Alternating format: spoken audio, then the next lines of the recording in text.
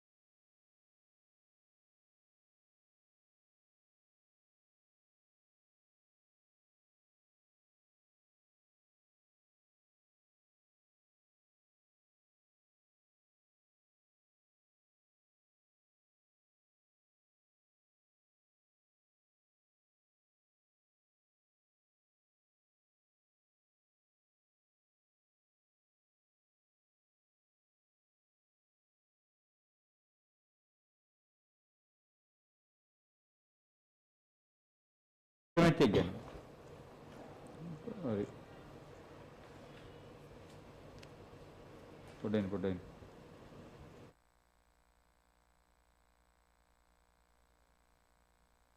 මේ පවතිනෝනේ Deccan Gladiators සහ අබු ධාබි කණ්ඩායම එක තරගයේ මේ ඉතාමත් හොඳ තරගයක් බවට පත් වෙයි චරිත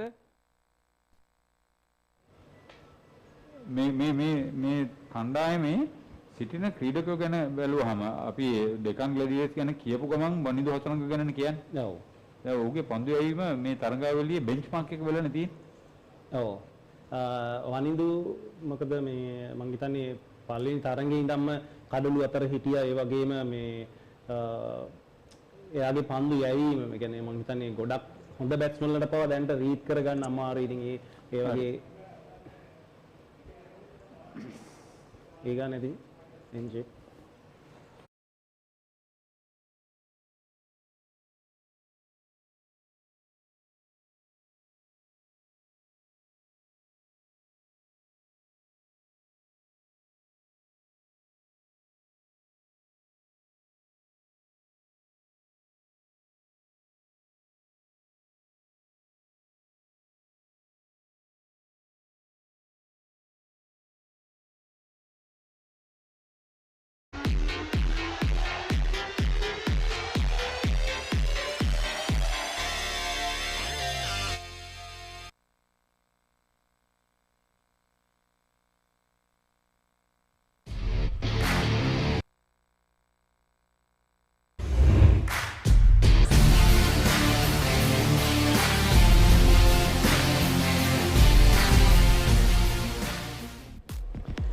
අයිබෝවන් වාසනාවන් සුබ දිනයක් ක්‍රීඩා ලොලිය ඔබ සැමටම ඔබ මේ රැඳී සිටිනේ sporty.lk සමග අපව සබ්ස්ක්‍රයිබ් කරන්න අපත් සමග දිගටම රැඳී සිටින්න සජීවී ක්‍රීඩා තොරතුරු ඔබ වෙත ලං කිරීමට අපේ කණ්ඩායම නිතරම සූදානමින් සිටිනවා. අද කතාබහ පස්වන අබු ධාබි T10 තරඟාවලිය 2021 වෙනුවෙන් 11 වන දිනේ තරඟ දෙක පිළිබඳව 25 වන සහ 26 වන තරඟ අද පැවැත්වීමට නියමිතයි. මේ වන විට තරඟාවලිය ඉතාමත් උණුසුම් මට්ටමට ඇවිල්ලා කණ්ඩායම් 6න් කණ්ඩායම් 2ක් අඩු තක්සේරුවකට ලක් වෙමින් කණ්ඩායම් 4ක් අවසන් වටේ අවසන් දින දෙකේ තරඟ වෙනුවෙන් සුදුසුකම් ලබා ගැනීමේ ප්‍රවණතාවයකට ඉතාමත් හොඳින් ලං වෙලා තියෙනවා. ඊයේ සති අන්තය තරඟ 3ක් පැවතුණා. ඒ ගැන අපි සැකෙවින් ඔබට මතක් කරන්න කැමතියි. ඊයේ 10 වන දිනේ මුල්ම තරඟයේ 22 වන තරඟයේ තරඟාවලියේ අබු ධාබි කණ්ඩායම චෙන්නයි බ්‍රේව්ස් කණ්ඩායම පරාජය කර කඩුළු 7කින් පන්දු ඕවර 7කින් ඒ ජයග්‍රහණය වාර්තා කරගත්තා. චෙන්නයි බ්‍රේව්ස් මුලින් ලකුණු රැස් කිරීමට ආරාධනා ලැබුණා. 107යි කඩුළු 6යි පන්දු ඕවර 10දී. පිළිතුරු ඉන්නම අබු ධාබි කණ්ඩායම 111යි කඩුළු 3යි පන්දු ඕවර 7ක් අවසන් වෙද්දී ඒ අනුව චෙන්නයි බ්‍රේව්ස් මේ වන විට එකම ජයග්‍රහණයක් හෝ ලබා නොගත් කණ්ඩායම බවට පත් වෙලා ඉන්නවා. ඉන් අනතුරුව ඊයේ දිනේ දෙවන තරඟය 23 වන තරඟය Deccan Gladiators සහ Northern Warriors අතර Northern Warriors ලකුණු 19කින් පරාජය වුණා. පසුගිය වර ශූරතාවයේ දිනගත් Northern Warriors Deccan Gladiators හොඳින් තරඟ වදිනවා මේ වන විට.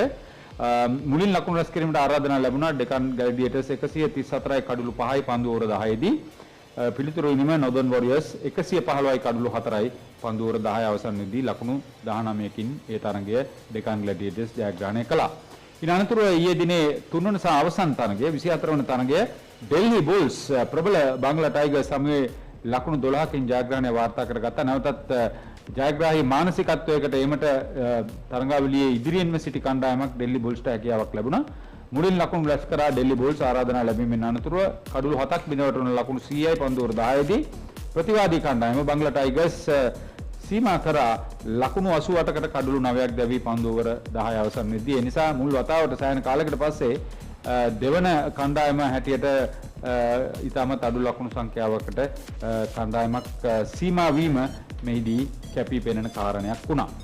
හොඳයි අපි දැන් ඔබට යම් ප්‍රමාණයක හඳුන්වා දීමක් කරා ඊයේ තරඟ පිළිබඳව මේ තවත් හැඳින්වීමක් පිළිබඳවයි. ඔහු උපන්නේ බෞද්ධ පුනර්ජීවන නගරය හැටියට සුප්‍රසිද්ධ පානදුරා වාදය පැවති පානදුරා නගරේ. ඔහු ගියේ පානදුරේ සාන්ත ජෝන් ජාතික පාසලට. සාන්ත ජෝන් කිව්වාම දෙමටගොඩ නුගේගොඩ සහ යාපනයේ සාන්ත ජෝන් තියෙනවා. මොහු ගියේ පානදුර සාන්ත ජෝන්. ඔහු ටෙස්ට් තරඟ 9කට සහභාගී වෙලා ඔහුගේ 88 වෙනි ටෙස්ට් ක්‍රිකට් ක්‍රීඩකයා ලංකාවේ. ඒ වගේම එක්දින ජාත්‍යන්තර තරඟ 17කට සහභාගී වෙලා ඔහුගේ අංකය එක්දින ජාත්‍යන්තර තරඟවලදී ශ්‍රී ලංකා කණ්ඩායම වෙනුවෙන් 108. කවුරු ගැනද මේ කතා කරන්නේ? තුන්වෙනි ක්‍රීඩකෙක් තුඩල්ලගේ චරිත බුද්ධික ප්‍රනාන්දු. අයිබෝන්. අයිබෝන්. ඈ? නවී දිගක් නෑ නේද? නෑ. මොනවද මේ දවස්වල කරන්නේ? ක්‍රිකට් වලට සම්බන්ධද? නෑ දැන් අන්තිම ටික කාලේ නම් ක්‍රිකට් වලට සම්බන්ධ වුනේ නැහැ. ඒකයි දැනට සම්පත් බැංකුවේ රැකියාව කරනවා. දැනට ක්‍රිකට් බලනවනේ. ක්‍රිකට් බලනවා. බලන්න අවශ්‍යයි. ඒ හින්දා තමයි අපි මේ ගැන කතා කරන්නේ. ඊයේ පැවති එක් තරගයක ඉතාමත් හොඳින් පන්දු යැවීමක් පිළිබඳ වාර්තා වුණා. ලියාම් ලිවින්ස්ටන් තමයි මේ දස්කම දැක්ුවේ. බලන්නකෝ ඒ පිළිබඳව ඔබගේ අවධානය යොමු කරන්න අපි සූදානම්.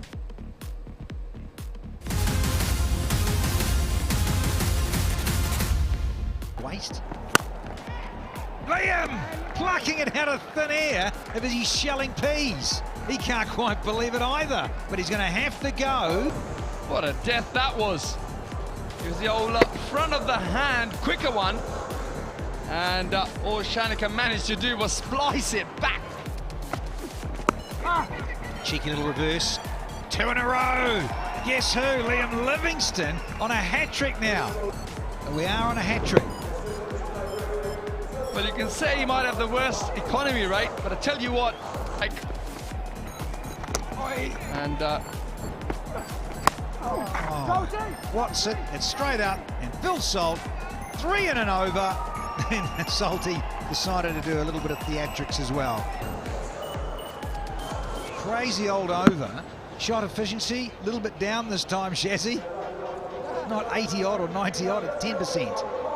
And that is why. තමත් හොඳින් පන්දු යවුවා. මේ අබුදාබි කණ්ඩායමේ නායකයා ලියාම් ලිවිස්ටන් එංගලන්ත ජාතික කණ්ඩායමත් නියෝජනය කරලා තියෙනවා.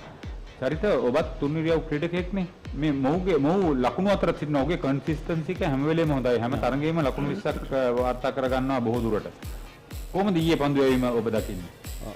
හතයි ලිවින්ස්ටන් ගැන කතාවද? ඒ කියන්නේ අන්තිම ටික කාලේ කෙටි කාලයක් ඇතුළත ගොඩාක් ලොකු ඉම්ප්‍රූව්මන්ට් එකක් තිබ්බ ක්‍රීඩකයෙක්.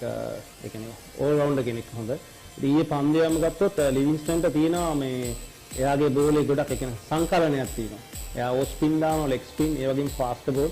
ඒත් එක්කම එයා බෝලේ ස්පීඩ් එක වෙනස් කර අපි දැක්කා ඒකේ පළවෙනි විකට් එක ගත්තේ එයා ස්පීඩ් එක වැඩි කළා ඒ බෝලේ. ඒ වගේ මික්ස් කරනවා. එයා ඉතින් මම හිතන්නේ එයා ගොඩක් අර හොඳ එක්ස්පීරියන්ස් මත එයාගේ අත්දැකීම් භාවිතා කරලා හරි අපි කියනවා අර කපටිකම පන්දු යවනවා කියන එක. ඉතින් මික්ස් කර මොකක්ද T20 වගේ අර පොඩි කාලයක මේකදී මම හිතන්නේ අපි පන්දු එකම විදිහට යවුවොත් අපිට හරි chance එකක් අඩුයි කියන්නේ හොඳින් පන්දු යවන්න.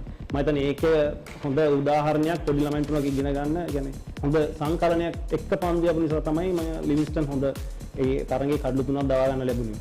ඔබ ගෙනාවේ හොඳ කාරණයක්. දැන් ලියාම් ලිවින්ස්ටන් තරුණ ක්‍රීඩකයෙක්. ඔහුට මේ කණ්ඩායමේ නායකත්වය දෙනවා. ඔහු අංක 3 පිටිකරුවා හැටියට එනවා. බොහෝ විට 4 වන පන්දු යවන්නා හැටියට පන්දු යැවීමටත් ඔහු උත්සාහ ගන්නවා. බොහෝ දුරට ඔහු ඒ 4 වෙන පන්දුව යැවීමට ඔහු ඉදිරිපත් වෙනවා. පන්දු යවනවා ලකුණු රැස් කරනවට අමතරව ඉතාමත් හොඳින් පන්දු රැකීමත් කරනවා. දැන් මේ පීඩනය ඔහු දරා ගන්න ආකාරය ඔබ දකින්නේ කොහොමද? මං හිතන්නේ දැන් දැනට ජාතික කණ්ඩායම එංගලන්ත ජාතික කණ්ඩායම ඒ වගේම T20 ලීග්ස් වල එයා ගොඩක් සෙල්ලම් කරනවා. ඒ මත ඒ හම්බ වෙලා තියෙන එයාගේ එක්ස්පීරියන්ස් ඒ හොඳ ප්ලේයර්ස්වත් එක්ක එයා සෙල්ලම් කරන හම්බෙච්ච ඒ ගත්ත එක්ස්පීරියන්ස් මං හිතන්නේ මේ වගේ තැනකදී නායකත්වයට ගොඩාක් එයාට මං හිතන්නේ ඉවහල් වුණා මේ තරඟවල. ඒ වගේම තමයි ඊයේ හොඳ පිටිකරණයක් දැක්කා අපි ෆිල් සෝල්ට් වෙතින්. ඔහුට යම් ආබාධයක් තිබිලා ඉන් පස්සේ ඇවිල්ලා මේ බලන්න ඔහු තරඟ කළ ආකාරය.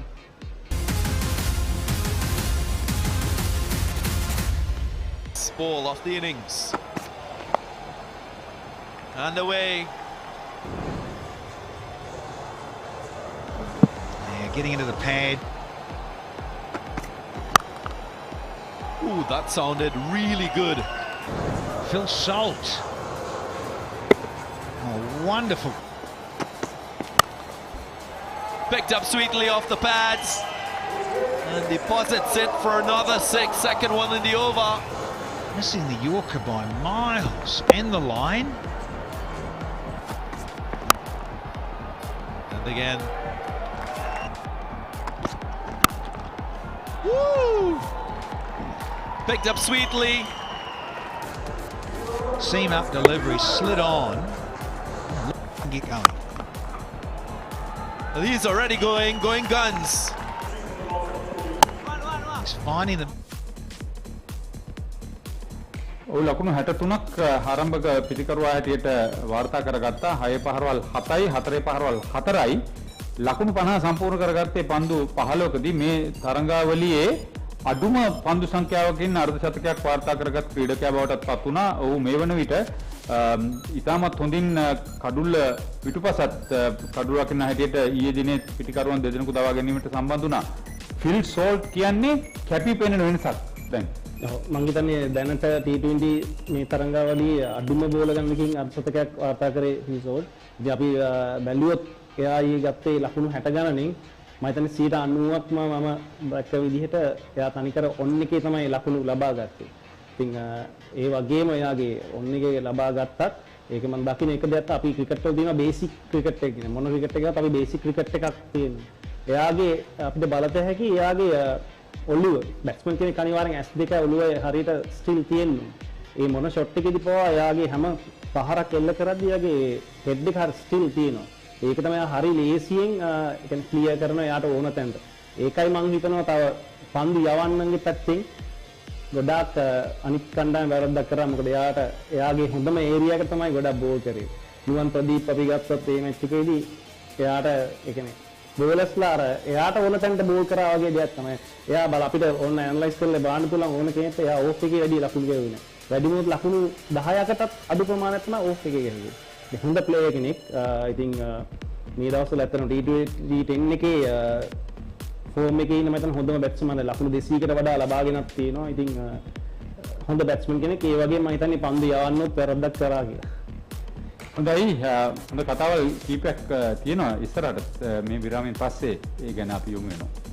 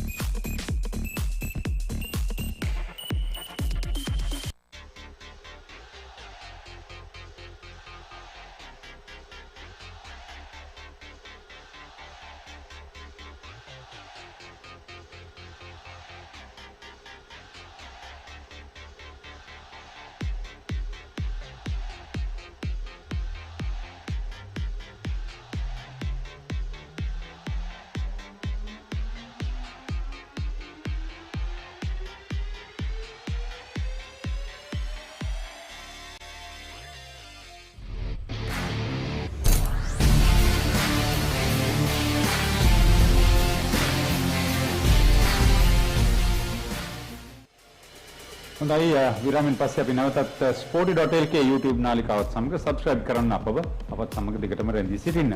ඊයේ දිනේ දෙවන තරඟය Deccan Gladiators Northern Warriors සමුවේ ලකුණු 19කින් ජයග්‍රහණය වාර්තා කළා. 134යි කඩලු 5යි Deccan Gladiators පන්දු ඕවර 10ක් අවසන් වෙද්දී Tom Moores 39යි, Andre Russell 22යි, Odion Smith නොදවි 32යි. ඔහු 6 පාරවල් 2ක් සහ 4 පාරවල් 4ක් පන්දු 11කදී ඔහුගේ ලකුණු ලබා ගැනීම අවසන් පන්දු ඕවර දෙකේදී ලකුණු 41යි එක කඩුල්ලකට හොඳ සම්බන්ධතාවයන් දෙකක් Tom Moores සම්බන්ධ වුණ අවස්ථා දෙකේදීම ලකුණු 39ක් දෙවන කඩුල්ලට ලකුණු 36ක් තුන්වන කඩුල්ලට පන්දු යැවීමේදී ඉම්රාන් තහිර් සහ ජොෂ් ලිටල් එක කඩුල්ල බැගින් නමුත් ඔෂේන් තොමස් ලකුණු 19කට කඩලු 3යි ඔහු ඊට පෙර තරඟයේදී ලකුණු 50ක් ලබා දුන්නා පන්දු ඕවර දෙකේදී. Northern Warriors 115යි කඩලු 4යි පිළිතුරු වෙනම පන්දු ඕවර 10දී කෙනා ලුයිස් 22යි, මොයින් අලි 22යි, රොබ්මන් පවල් නායකයා 25යි, රොස් විට්ලි නොදවි 26යි. ලුයිස් සහ අලි ලකුණු 31ක් මුල් කඩුල්ලට රොබ්මන් පවල් සහ රොස් විට්ලි ලකුණු 39ක් තුන්වන කඩුලට මදි. පන්දු යැවීමේදී වහබ් රියාස්, ඔඩියන් ස්මිත් සහ ආන්ඩ්‍රේ රසල් එක කඩුල බැගින් දවා ගත්තා. මෙහිදී වහබ් රියාස් තරගයේ වීරයා බවට පත් වුණා. කැපී පෙනෙන වෙනසක් සිදු කරමින් විශේෂයෙන් මුල් පන්දු ඕවර දෙක ඉතා හොඳින් යවුවා. ඊට පස්සේ තරගයේදී අවසන් තරගය ඩෙල්ලි බුල්ස් කණ්ඩායම බංගලා ටයිගර්ස් සමග ලකුණු 12කින් ජයග්‍රහණය වාර්තා කරා. ඩෙල්ලි බුල්ස් මුලින් ලකුණු රැස් කළා ලකුණු 100යි කඩලු 7යි පන්දු ඕවර 10දී. එවන් මෝගන් ලකුණු 35යි අවසන් පන්දු ඕවර කීපයේදී ඔහු තමයි ලකුණු රැස් කරේ.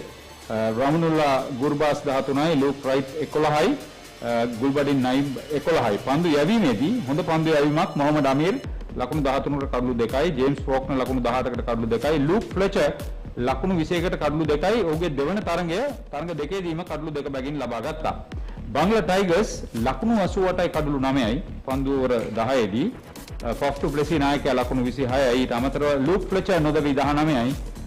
විෂ්ණු සුකුමාරන් 10යි පසුපෙළ පිතිකරුවන් දෙදෙනෙක් ලූක් රයිට් සහ ෂර්ෆෙන් රදෆර්ඩ් උදපන්දු 2 බැගින් ලස් කරගත්තා. උන්ගේ මුල් කඩලු 4 ලකුණු 25කට දෙවි ගියා. අවසන් කඩලු 5 දෙවි ගියේ ලකුණු 19කට. ඩොමිනික් ඩ්‍රේක්ස් ලකුණු 9කට කඩලු 4යි. ඊට අමතරව අඩි රචිඩ් සහ ඩුවෙන් බ්‍රාවෝ කඩලු 2 බැගින් වාර්තා කළා. දැන් අපි ඉක්මනට විස්තරේ කිව්වනේ මේ චරිත. අපි මේ ඩෙකන් ග්ලැඩියේටර්ස් තරගයට එමු. මේ තරගයේ විශේෂයෙන් නොදර්න් වොරියර්ස් කණ්ඩායමට එරෙහිව ඉතාමත් හොඳ සැලැස්මකට උන් ලකුණු රැස් කරලා මේ ලකුණු 134 වාර්තා කරගත්තා. හිතන්නකෝ අවසන් පන්දු ඕවර දෙකේදී ලකුණු 41 එක කඩුල්ලකට. ඔව් එතෙන්දී අර ඔඩියන් ස්මිත්ගේ පිතිකරණය. ඔඩියන් ස්මිත් මම හිතන්නේ මේ හොඳ ජවයේ තියෙන ක්‍රීඩකයෙක්. ඉතින් ඒ වෙලාවේ මම හිතන්නේ කණ්ඩායමට අවශ්‍යම වෙලාවේ ස්මිත් මම හිතන්නේ හොඳම ඒ වගේ ලකුණු ප්‍රමාණයක් ගත්ත හන්ද තමයි එංගලන්තේ ඒ වගේ හොඳ සීමාවකට එන්නම මම හිතන්නේ ඒ ස්මිත් ගැන අපි කිව්වොත් මම හිතන්නේ හොඳ ඕල්රවුන්ඩර් කෙනෙක්. මේ කියන්නේ පන්දුට හොඳට මේ පහර දෙන්න පුළුවන් ක්‍රීඩකයෙක්. දැන් මෙහිදී අර ඔෂෙන් තොමස් ගැන කතා කරන්න ඕනේ. මේ ඔහුට පන්දු ඕවර දෙකේදී ලකුණු 50ක් ලබා දුන්නන් පස්සෙත් පුහුණුකරු සහ කළමනාකරු ඔහුගේ හැකියාව පිළිබඳ තිබ්බ විශ්වාසය මේ තරගයේදී ලකුණු 19කට කඩලු 3යි පසුපෙළ පන්දු යවන්නෙක් හැටියට පැමිණිලා. ඔව් එතෙන්දී හතයි මම කියන්නේ ඒක තමයි මම හිතන්නේ ගොඩක් දක්ෂ ක්‍රීඩකයන්ගේ වෙනස. වැරදුනොත් තග්ගලේ වැරද්ද හදාගන්න පුළුවන් වෙන්න ඕනේ මේ වගේ තැනකදී. ඉතින් එතෙන්දී පෙන්නවා වෙයිට් ඉස්සලා ලකුණු 50ක් දීලා මේ මැච් එකට වල කෙලින්ම කඩලු 3ක් අරගෙන කියන්නේ තමන්ගේ වැරද්ද මම හිතන්නේ පොඩි කාලයක් ඇතුළත ඒ වැරද්ද අඳුනගෙන කඩලු 3ක් අරගෙන කියන්නේ තමා කියන්නේ මේ වගේ T10 එකකදී පන්දු යවන්නට හරි ආවාද කියන්නේ තනිකර පිටිකරුවන්ගේ තරංගයක් මේක එන්ටර්ටේන්මන්ට් ගේම් එකක් මේක. ඉතින් ඒ වගේ එකදී පන්දු යවන්නට ඔය වගේ අවස්ථාවල් එනවා. මම හිතන්නේ ඔෂෙන් ටේමස් ඒක පෙන්නවා එයා වැරදි හදාගෙන ආය ආවා කියලා කියන්නේ. ඔය ඩෙකන් ග්ලැඩියේටර්ස්ගේ 6 වන ජයග්‍රහණය නිසා දැන් ඔවුන් ලකුණු සටහනේ ඉදිරියෙන් සිටිනවා. ඒ වගේම තමයි අනිත් තරගයේ පිළිබඳව කතා කරන්න ඕනේ චරිත. ඩෙල්ලි බුල්ස් පරාජයන් දෙකකට පස්සේ බංගලා ටයිගර්ස් ජයග්‍රහණ දෙකකට පස්සේ ඉතාමත් හොඳ තරගයක් ඊයේ අවසන් තරගයේ තුන්වන තරගය ලකුණු 12කින් ඩෙල්ලි බුල්ස් ජයග්‍රහණය කරගන්නවා. ඩුවෙන් බ්‍රාවෝ පන්දු යවන්නෙක් හැටියට ලකුණු නොදී පන්දු යැවීමත් වැදගත්. එයන් මෝගන්ගේ ඉනිම ගැන කතා කරන්න ඕනේ ඩෙල්ලි බුල්ස්ගේ. ඔහුගේ අත්දැකීම උපයෝගී කරගෙන අවසන් පන්දු ඕවර කීපයේදී ලකුණු ලබා ගැනීම කැපී පෙනුණා මේදී. ඔව් එතෙන්දී අපි ගත්තොත් ඒ ක්‍රීඩක දෙන්නම ඇවිල්ලා මේ දැන්ට තියෙන ක්‍රිකට් වල ඉන්න එක්ස්පීරියන්ස් ප්ලේයර්ස්ලා දෙන්නේ. බ්‍රාවෝ කියන්නේ පොඩි ඔය වගේ T20 T10 වගේ ගේම් වල ගොඩක් පුඩින් එන පන්දු යවද්දි පිටිකරණෙදි. මෝගන් කියන්නේ ඒ වගේම මම හිතන්නේ මෝගන්ගේ දක්ෂතාවය දඟ පන්දුද වේග පන්දුද කියන එක ඒ දෙකටම හොඳින් ක්‍රීඩා කරන ක්‍රීඩකෙක්. ඉතින් මම හිතනවා ඒක හන්ද තමයි ගොඩක් ඒ දෙන්නගේ ඒ දක්ෂතාවය ගොඩක් ඉවහල් වුණා කණ්ඩායමට. ඔය බංගලා ටයිගර්ස් කණ්ඩායමේ මොහමඩ් අමීර් සහ ජේම්ස් ෆෝක්නර් කඩලු 2 බැගින් ඒ වගේම ලූක් ෆ්ලෙචර් නවක ක්‍රීඩකයෙක් තුන්වෙනි පිටිකරුවෙක් සහ පන්දු යවන්නෙක් දක්ෂ ක්‍රීඩකයෙක් කඩලු 2ක් මේ විශේෂයෙන් දැන් ෆෝක්නර් හැම තරගයකදීම කඩලු ලබා ගන්නවා පමණක් නෙවෙයි මීට පෙර තරගයකදී මුල් පන්දු දෙකේ කඩලු 2ක් දවාගෙන තරගයේ වීරය වුණා. ඔව් ජේම්ස් ෆෝක්නර්ත් මම හිතන්නේ වසර ගණනාවක් ඔස්ට්‍රේලියානු කණ්ඩායම ක්‍රීඩා කරපු මම හිතන්නේ සූර්යව ක්‍රීඩකයෙක්. ඔව්. ඉතින් එයාගේ වෙනස තියෙන්නේ මම කියවගේ හොඳ පන්දු සංකලනයක දඟ කියන්නේ හෙමින් පන්දු යවනවා. එයාට අවශ්‍ය තැනට පන්දු යවන්න පුළුවන්. ඒ වගේම තමයි අයිකෝ වගේ කියන්නේ සාදේ මොහමඩ් අමීර් ලක්ෂම පන්දු වමත් පන්දු යවන්න එක පාකිස්තානෙන් බිහිවෙච්ච. ඉතින් ඒ තියෙන ඔහුගේ රිද්මේ ආපහු එනවනේ.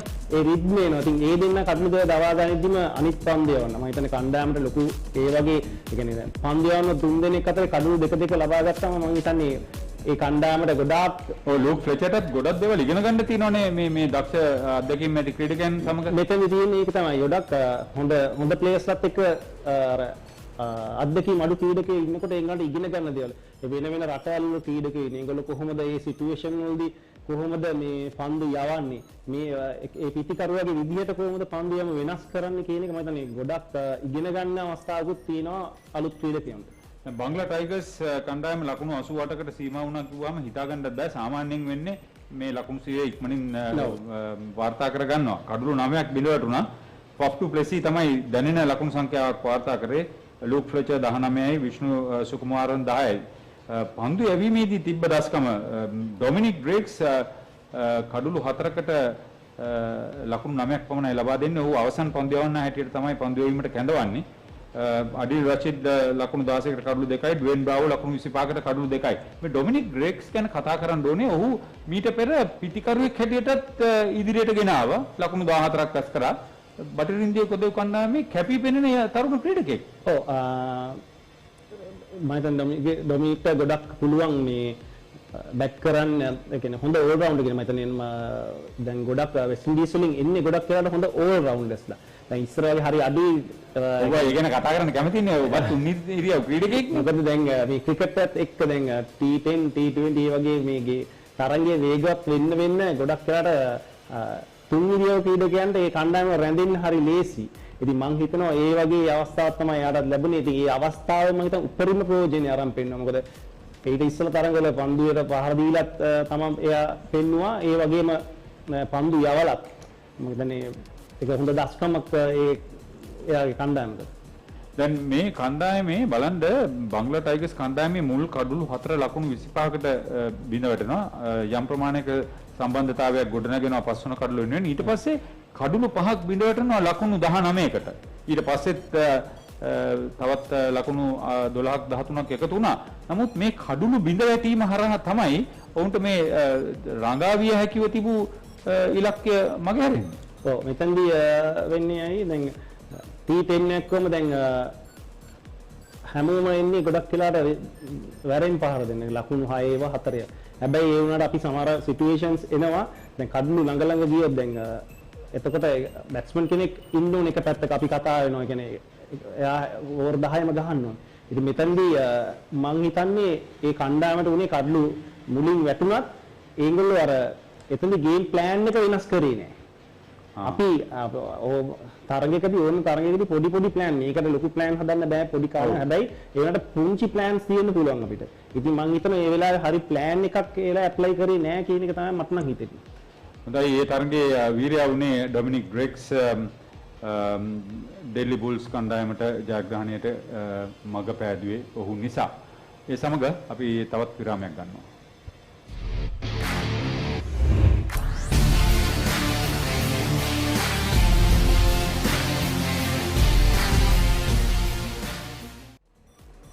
විරාමයට පස්සේ අපි නැවතත් sporty.lk සමග මේ YouTube නාලිකාව subscribe කරලා අපත් සමග දිගටම රැඳී සිටින්න.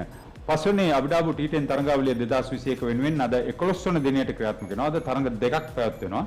ඒ තරඟ දෙක ගැන කතා කරන්න අපි දැන් සූදානම් වන්නේ. ඊටමත් හොඳ තරඟ දෙකක් හැටියට සලකන්න පුළුවන්. ඇයිම මෙහෙම කියන්නේ? මුල්ම තරඟයට සහභාගී වෙන්නේ Deccan Gladiators සහ අබුඩාබි කණ්ඩායම. දැන් ලකුණු සටහනේ ඉදිරියෙන්ම සිටින කණ්ඩායම් දෙක තරඟ 6ක් බැගින් ජයග්‍රහණය කළා. චරිත මේ කණ්ඩායම් දෙක දිහා බැලුවම කණ්ඩායම් සංයුතිය බැලුවාම වහබ් රියාස්ගේ නායකත්වයේ යටතේ ආන්ඩ්‍රේ රසල්, ටයිමල් මිල්ස්, එතකොට වනිදු හසරංග, ටොම් වර්ස්, Tom Kohler Cadmore, Tom Banton, David Wiese, Odean Smith වැනි ක්‍රීඩකින් Deccan Gladiators වෙනුවෙන් ක්‍රීඩා කරනවා. ඒ වගේම තමයි අබුඩාබි කණ්ඩායම වෙනුවෙන් Liam Livingstone, Fidel Edwards, Danny Briggs, Phil Salt, Colin Ingram Marchant de Lange දෙවන වැඩිම කඩලුලාභී ක්‍රීඩකයෙක් හැටියට සලකන්න පුළුවන්. Chris Gayle, Paul Stirling, Jamie Overton, Naveen ul Haq. දැන් මේ නම් ටික කියපු ගමන් ඔබට මොකද හිතෙන්නේ මේ තරගයේ කවුරු දිනයිද? ඇත්තටම මම හිතන්නේ මේ කාරට කර තරගයක මොකද පොයින්ට්ස් ටේබල් එකේ උඩින් ඉන්න කණ්ඩායම් දෙක. මෙතන මම හිතන්නේ දෙගොල්ලන්ගම try කරන්නේ number 1 වෙන්න. ඉතින් කණ්ඩායම් දෙකම ගත්තොත් හොඳ සමබර කණ්ඩායම් දෙයක් ඉන්නේ. මේ වෙලාවේ ක්‍රීඩා කරන විලාසය අතින් ගත්තත් ඒ කියන්නේ දෙගොල්ලම ජයග්‍රහයි මාවතක ඉන්නේ. මම හිතන්නේ මේක ෆයිනල් මැච් එකක් වගේ හොඳ මැච් එකක් වෙයි කියලා හිතනවා. ඔව් දැන් මේක ගැන වැඩි අවධානයක් යොමු කරන්න මේ තරගය ගැන අපිට හේතු කාරණා වෙනවා. ෆිල් සෝල්ට් දෙවන වැඩිම ලකුණුලාභී ක්‍රීඩකයා. ඒ වගේම ඉතාමත් හොඳින් තරඟ වැදිලා තියෙනවා ලියාම් ලිවින්ස්ටන් ලකුණු 200ක් ඉක්මවා සිටින පස්වන ක්‍රීඩකයා හැටියට සලකන්න පුළුවන්. පන්දු යැවීමේදීත් මේ තරගයේදී සහභාගී වන ක්‍රීඩකයින් දිහා හැරිලා බැලුවාම වනිදු හසරංග ඉන්නවා වැඩිම කඩළු දවාගත් ක්‍රීඩකයෙක්. ඒ වගේම මර්චන්ට් ළඟ ඉන්නවා. ඉතාමත් හොඳින් ඔහුගේ කාර්යභාරය ඉටු කරලා තියෙනවා මේ තරගයේදී. එවැනි ක්‍රීඩකයන් සිටින කණ්ඩායම් දෙකක් හැටියට සලකනකොට ඩැනි බ්‍රිග්ස් සහ ජේමි ඕවර්ටන් අවසන් පන්දුවේ 6 පහරවල් එල්ල කළා කණ්ඩායම ජයග්‍රහණය කරගත් ක්‍රීඩකයන්. අනිවාර්යෙන් මොකද මේ කණ්ඩායමේ මම හිතන්නේ දෙකේම ඉන්න පන්දු යවන්නත් පවා සමහරව ඉන්නවා පිටෙන් දස්කම් දක්වන්න පුළුවන් අය. ඒක නිසා මේ තරඟේ මම හිතන්නේ අන්තිම පන්දුව වෙනකන් අපිට කියන්න බැරි වෙයි ගොඩක් වෙලාවට මොන කණ්ඩායමද ජයග්‍රහණය කරන්නේ. ඊළඟ තරඟය අද දෙවන තරඟය හැටියට පැවැත්වෙන තරඟයේදී ලකුණු සටහනේ පහළින් ඉන්න කණ්ඩායම් දෙක තමයි තරඟ වදින්නේ. නොදර්න් වොරියර්ස් ජයග්‍රහණ දෙකක් වාර්තා කරගෙන තියෙනවා. මේ තරඟාවලියේ දෙවරක් ශූරතාවය දිනාගත් කණ්ඩායම පසුගිය වර ශූරයෝ නොදර්න් වොරියර්ස් කණ්ඩායමේ රෝමන් පවෙල් දැනට ලකුණු අතර ඉදිරියෙන්ම සිටින ක්‍රීඩකයා. ඒ වගේම ලියාම් ලිවිස්ටන් සමග වැඩිම 6 පාරවල් එල්ල කර ක්‍රීඩකයන් දෙදෙනාගෙන් කෙනෙක්. අනිත් කෙනා ලියාම් ලිවිස්ටන්. දැන් මේ කණ්ඩායමට රෙයා ඩෙම්රිට්, මොයින් අලි, ඉම්රාන් තහිර්, සමිත් පටේල්, කෙනා ලුයිස්, උමා අලි වගේ ක්‍රීඩකයන් සිටිනවා. පුදුමේ තමයි උපුල් තරංගෙ ඉන්නවා තාම තරගයක් නැහැ. මම හිතන්නේ මගේ පෞද්ගලික මම හිතනවා උපුල් තරංගට එක තරංගයක් හරි ලැබෙන්න තිබුණා. හැබැයි මෙතනදී තවත් කාරණාවක් වෙන්නේ ඒ කණ්ඩායමේ ආරම්භක පිටිකරුවෝ දෙන්න. මම හිතන්නේ දැන්ට මේ තරඟාවලියේ ඉන්න ආරම්භක පිටිකරුවෝන්ගෙන් අතරින් හොඳම කියලා කියන්නේ කෙනා ලුයිස් සහ මොයින් අලි ශතක සම්බන්ධතාවයන් දෙකයි මුල් කඩුල්ලට. ඒ වගේම ඕනෑම කඩුල්ලක් වෙනුවෙන් වැඩිම ලකුණු සංඛ්‍යාව 146. මොකද ඒ වගේ කේස දෙන්නෙක් එහෙම පර්ෆෝම් කරනවා. තව ආරම්භක පිටිකරුවෝ ගේන්න මම හිතන්නේ ඒගොල්ල කණ්ඩායමේ සංවිතය වෙනස් කරන්න පොඩි අමාරුවක් ඇති. නැත්නම් මොකද මේ දෙන්න ක්‍රීඩා කරන විදිහට මම හිතන්නේ ආරම්භක පිටිකරුවෙක් ගේන්න අමාරුයි හිතෙන්ද. ඔව් ඒ වගේම චෙන්නයි බ්‍රේව්ස් මේ ගැන තමයි ටිකක් වැඩිපුර කතා කරන්න ඕනේ. දසුන් ශානක නායකයා වැඩිම ශ්‍රී ලංකා ක්‍රීඩකයන් ක්‍රීඩා කරන කණ්ඩායම. දැන් බානුක රාජපක්ෂ ලකුණු අතර සිටිනවා 200ට තවත් ලකුණු 6යි. ඉනිම පුරා ලකුණු ලස්කර ක්‍රීඩකයෙක් තරගයකදී ධනංජය ලක්ෂාන්ට වැඩි දස්කමක් දැක්වීමට හැකියාවක් ලැබිලා නැහැ. ඇන්ජලෝ පෙරේරා යම් තරමක දක්ෂතාවයක් පිටිකරුවෙකු හැටියට පන්දු යවන්නෙක් හැටියට විශේෂයෙන් පන්දු රකින්නෙක් හැටියට දස්කම් දක්වා තිබෙනවා.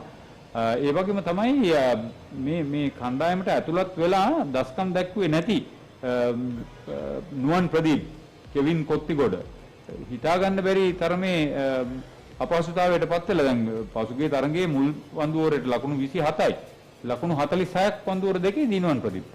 අන්න ඒක තමයි මම කියන්නේ අර අපි තෝමස් ගැන කතා කරද්දි මම කිව්වේ ඒ කියන්නේ අපි වැරදි මේ T10 තරඟවලදී පන්දු යවන්නට ගොඩක් වරදින්න පුළුවන්. හැබැයි ඒක ලොකු කාලයක් ගන්න බෑ අපි හදන්න.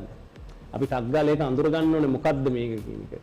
ඉතින් නුවන් ප්‍රදීප් ගත්තොත් එදා මැච් එක මම දැක්කා එයාට පළවෙනි පන්දුවරට ලකුණු 20කට වැඩි ප්‍රමාණයක්. 27යි. ඒ ලකුණු 27ම එයාට ලබා ගත්තේ ලෙග් සයිඩ් එකේ.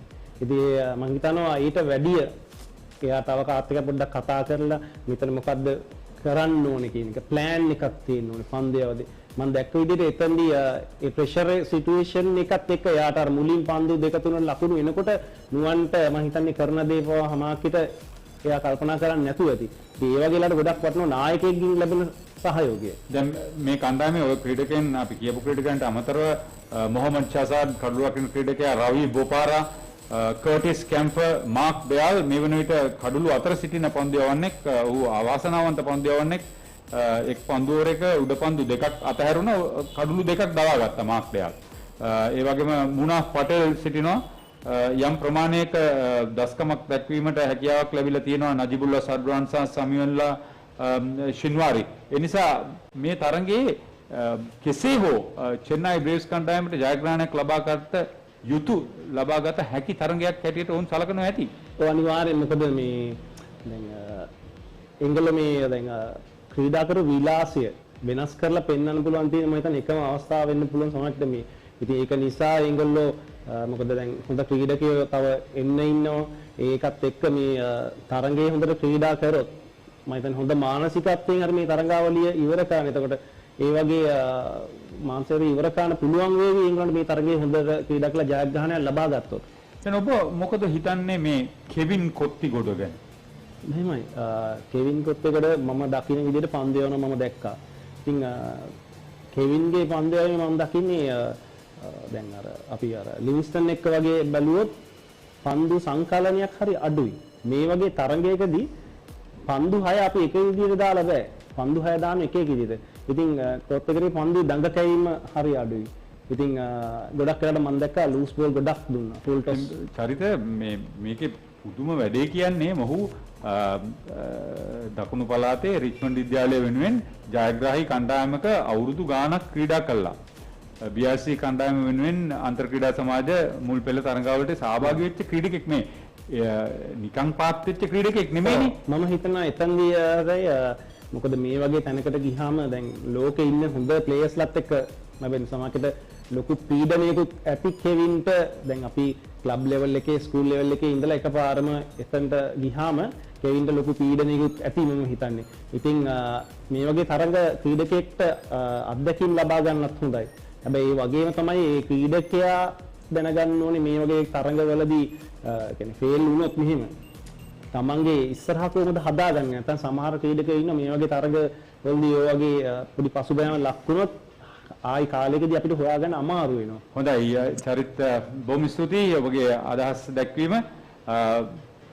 T10 තරගාවලිය අබුඩාබිහිදී 5 වන දිගහැරුම අද 11 වන දිනේ ප්‍රබල තරගයක් මුලින්ම පැවැත්වීමට නියමිතව තිබෙනවා.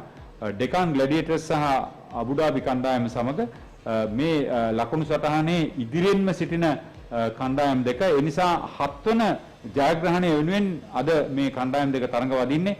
ඉතාමත් හොඳ තරගයක් හැටියට නම් කරන්න ප්‍රධාන හේතුවක් තියෙන්නේ මෙහි පිටිකරුවන් සහ පන්දු යවන්නන් තරගාවලියේ ඉහළම මට්ටමේ දස්කම් දක්වූ ක්‍රීඩකයන් බවට පත් වෙලා තියෙනවා. ඊට අමතරව මේ තරගාවලියේ සිටින ඉතාමත් දක්ෂ පන්දු රකින්නන් මේ කණ්ඩායම් දෙකේ ක්‍රීඩා කරනවා. ඒ නිසා කොයි අවස්ථාවක හෝ අතපසු වීමක් නොවන තරමට මේ තරගයේ ඉතාමත් උණුසුම් ආකාරයට දැකබලා ගැනීමට ඔබට sporty.lk හරහා හැකියාව ලැබී තිබෙනවා. ඒ නිසා subscribe කරලා අපත් සමග දිගටම රැඳී සිටින්න. අබුඩාබි T10 තරගාවලියේ ඉදිරි කණ්ඩායම් 4ට සුදුසුකම් ලබා ඇති කණ්ඩායම් දෙකක් අතරින් ප්‍රබලම කණ්ඩායම් දෙකක් තරඟ වදිනවා. මුල්ම තරගය වෙනුවෙන් අපි තරගයත් සමග එකතු වෙනවා.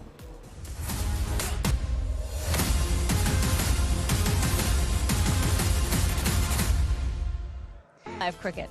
Sensational because all teams playing, they were high on energy. There was something in matches for them to achieve. Teams qualifying, as you mentioned earlier, 4 qualifying teams already decided. There are 2 teams who would have disappointed a lot of persons because much more was expected of them. That's the Chennai Braves and the Northern Warriors. Yeah, we did see all of our teams in action, which means we now actually know who our 4 teams are who have qualified for the playoffs. Up the top there, it's the Deccan Gladiators and Team Abu Dhabi. And they've impressed. To be quite honest, they've played the better cricket out of all the teams. You look at these 2 teams and man for man, they're evenly matched. Good spinners, good all-round fast bowlers, and they're batting explosive. So all departments of the game being on song for those 2 teams, Bangla Tigers and the Delhi Bulls. They as well, they've had spurts of success, and I'm sure that you would see them take it up a notch as we go into the playoff round. So speaking of the playoffs, just how are they going to work? Well, this is what we've got for you. Qualifier 1, first v second. And this first game is so crucial for both Team Abu Dhabi and Deccan Gladiators, because if you get into that 1-2 position, look at that, you get a chance, if you lose that first qualifier, to play in the second qualifier. So you have 2 attempts to get into that all-important final. You don't want to be 3 and 4, because if you lose that game, you're already out. So there's a lot to still play for, and today might just seal the deal for one team confirming position in that top 2. Well, it certainly may, because Deccan Gladiators and Team Abu Dhabi are, of course, sitting on top of our tables at the moment. So it is a must-win game for them, really, if they want to make sure that they cement themselves in those top 2. Very much so. They're on equal points, so net run rate again being that deciding factor for the Gladiators above Team Abu Dhabi. Today, a win will take one ahead of the other. So I think going into a final game in a league stage, that is the position you want to be in, so that you can kind of get that chance and 2 options to get to the final. And one of the secrets of their success has surely got to be their captain, Liam Livingston. He was just sensational again yesterday, but with the ball rather than with the bat. He took 3 wickets in 1 over, Darren.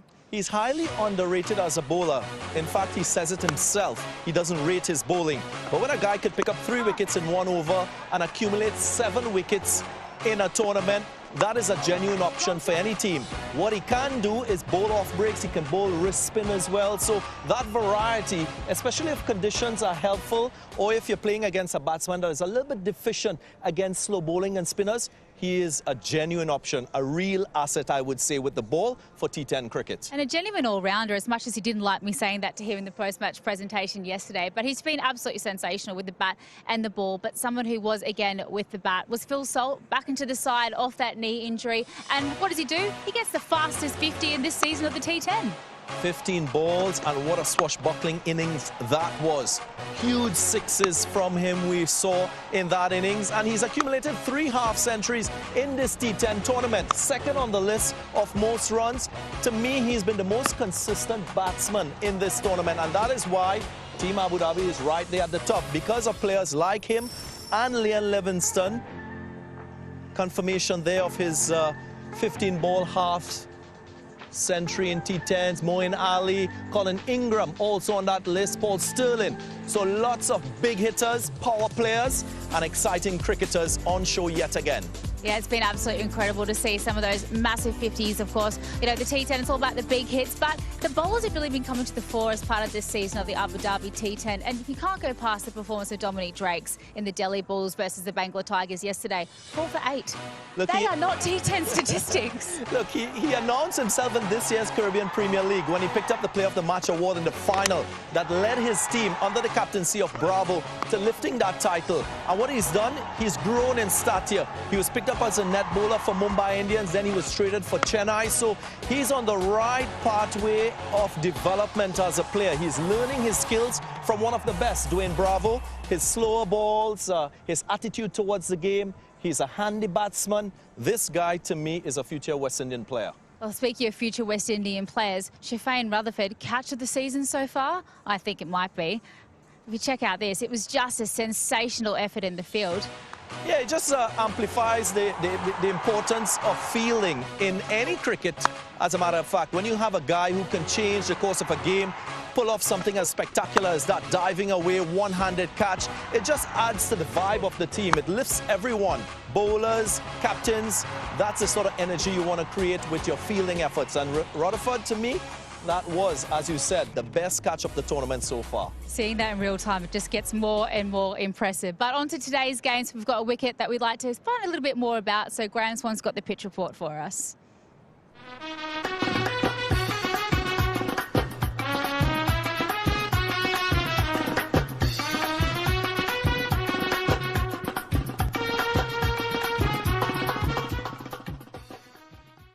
The other pitches have and be very, very flat. Interestingly, the first innings score, still the average, is 114. So look for a score over 100 to be a winning score. And the team batting first has won just 7 of the games played so far, compared to 17 compared to the team batting second. So a team will win the toss and they will have a bowl, I'm sure, and they should look to score heavily because it looks like an absolute belter. Well, we've got a couple of big hitters that we'd like to check in with, because obviously this is a top of the table clash between, our top two sides. So let's see who Sagarika's got for us today. Well, I've got two gentlemen alongside me who met a few weeks ago in this side of the world when Namibia got the better of Ireland. Now, David Visa and Paul Sterling alongside me. A bit of needle between the two after that match, even now, Paul? Thanks for bringing that up. No, absolutely not. We know how good a side Namibia were in the tournament, and they had a great time for a few weeks, and they did the job on us, that's for sure. Right, David, we know how destructive Paul can be when he comes onto the pitch. What's your game plan going to be to take him on today? Hopefully not to bolt him. I feel other people get the job done before I have to come on. So no, we all again know how Sterlo is a destructive batter up in the power play there. Hopefully we can get him out before he causes too much damage against us. Right. How much of a pressure is it to be an opener in the T10 format? I think it's good fun. You get to go out there and really take the game on, and it seems to be a bit hit and miss at the minute, as I said before, and hopefully again tonight that it's a better day than it has been before. Yeah, you both have been in the playoffs now. How important is it to finish first or second? I think it just gives you that second chance. In case you have a bad day, you just get a second bite at the cherry. So it's a big advantage finishing in the top two. Hopefully we can get 1 or 2 wins out in the next couple of games to secure that. Have a great game today. We're looking for some fireworks from both of you. Thank you. Thank you. Fantastic to get a few words with some of those big hitters of the tournament. But the first box to check as a captain is to try and win the toss. Danny Morrison had the captains a little earlier. We're ready again here at Zidane, Season 5, Match 25. Can't wait to get underway with the usual suspects alongside. The ICC's Chris Broad is joining us once again for every match. Good to see you, sir. And Mr. Haircut is here 100. It's Liam Livingston and Wahab Riaz. You have got the coin, haven't you? Yes. Who's calling? But you? I'll call for you. Heads. We won the toss. Oh. We won the toss. Tails never fails. That coin. And Wahab, I think you're going to bat first. In your dreams, Danny, we're going to bowl first. And on this looks great, but I've got to ask you about your side. Any changes? Yes, there are going to be 2 changes. Roman Rice misses out, Ty Mills comes in. Tom Benton misses out, Anwar Ali comes in. Good vibe within your side? You're feeling good about things? Yes, I think they have been doing a great job, and it's just the rotation policy that we are keeping and giving them chances so we can get to know what are the best 11 for the upcoming games. And more teeth. Show me, smile, because you've qualified. You must be, eh? Right. Yes, we did. But we also take this game very importantly, because if we win today, so it can put us on the first 2 positions as well. Good luck. Thank you. All the best. Liam Livingston is having a great time here, smashing it. OK, you've got to set a total again. But, hey, listen, you've done it a couple of times in terms of having to set a total and win. So positivity around? Yeah, like I've said a few times, I don't think the conditions change that much, especially at this time of day. The floodlight's already taken effect. So, yeah, hopefully we'll set a target and defend it later on. Well, I've mentioned they're still important. I know you both qualified, but of course you want to get back into winning ways and dominating like that. Have you made any changes? Yeah, we've made one. Marchant comes in for Fidel. So we've just made one change. I've remembered it this time, eh? Well done, Liam. Thank you. Good luck. Cheers, mate. Thank you. News from the centre is Wahab Riaz of the Deccan Gladiators has won, and funnily enough, going to go up front and bowl. Yeah, all to play for. Well, let's have a little look at the teams that will be playing for us today. A couple of changes, Darren. Not surprised that Team Abu Dhabi has gone for Marchant de Lange instead of Fidel Edwards. He's their leading wicket taker, so they're playing their A team, so to speak, for the Gladiators. I'm surprised that Tom Banton was left out for Anwar Ali, but again, like for like, this is a performing team, and Tamal Mills is also there, so a bit of rotation, which is good to keep players fresh, to keep that energy. These are 2 of the best teams in the tournament, and the last time they played, we got an absolute cliffhanger. The result was decided on the final ball of the match. Can we see the same today? I suspect so. I think we can. It's very, very exciting. Obviously, that rotation policy means we see our players and come and go, but we just love what we see as part of the Abu Dhabi T10. And I think we better get to our game. Our commentators upstairs.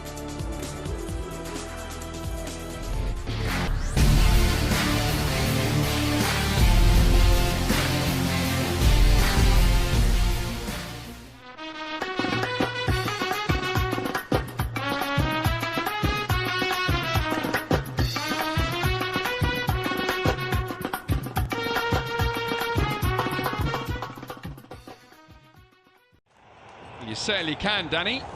And it's a perfect opportunity for Team Abu Dhabi to do exactly that with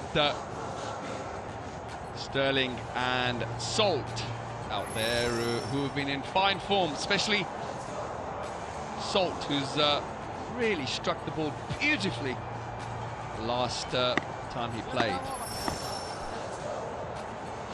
Umpires standing in the centre. Nigel Long tonight with Alex Wolf in the centre.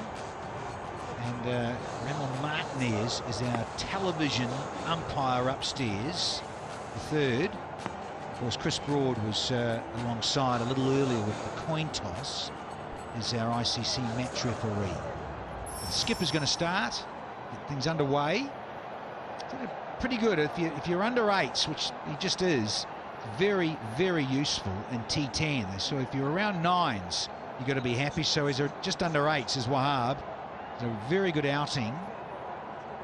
Great dot ball percentage. And there you are, confirmation. He's at the top of the tree with the most dot balls in season 5. Luke Wood, Nasaranga the Magician, along with another leggy, Imran Tahir, and of course James Fulton with all his experience with his left-handedness. So we're all in readiness. And we're going to get things underway here for match 25, just 2 matches this evening. Rightio. Let's have a flashing blade over the top. 4 straight away. But it doesn't matter how they come, as long as they keep coming. Well, Phil Salt might not have meant to hit it there, but it's 4 more nonetheless.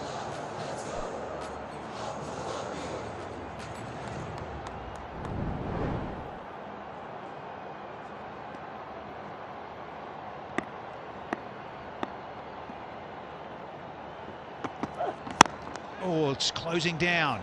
But I tell you what a great stroke, and he's in such red-hot form, Philip Salt.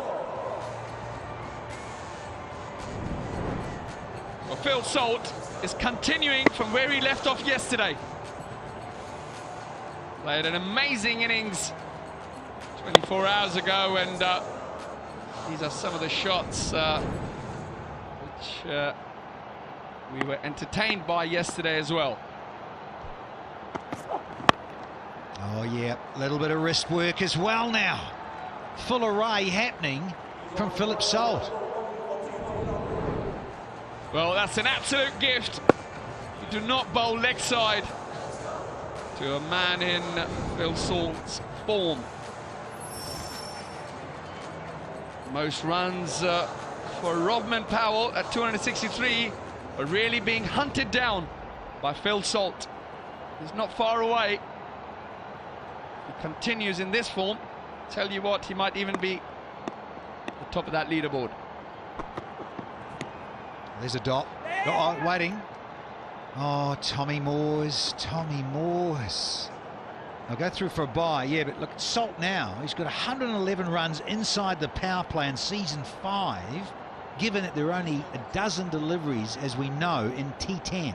2 overs, that's your power play. He's now got 111 so far, so he's dined out and got those in yellow off to solid starts most occasions. Time for the Irishman.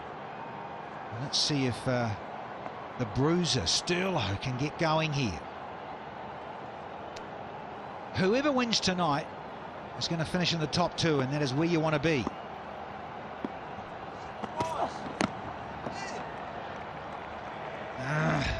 Possibly, with a question mark.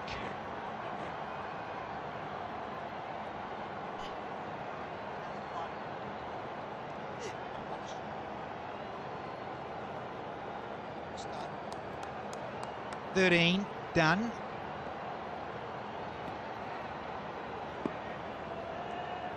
Sterling. Oh, Dre Russ, take your time. He got this in. What are you doing? TKC. That possibly could be a Dream 11 game changer with that sort of snare. I'm not sure what happened out there. It looked like it was straight down Russell's throat. In the end, he had to rush and dive forward and complete the catch. I think he's having a word with Cadmore. Anyway, that's the end of Sterling as he departs for naught. Team Abu Dhabi, 13 for 1.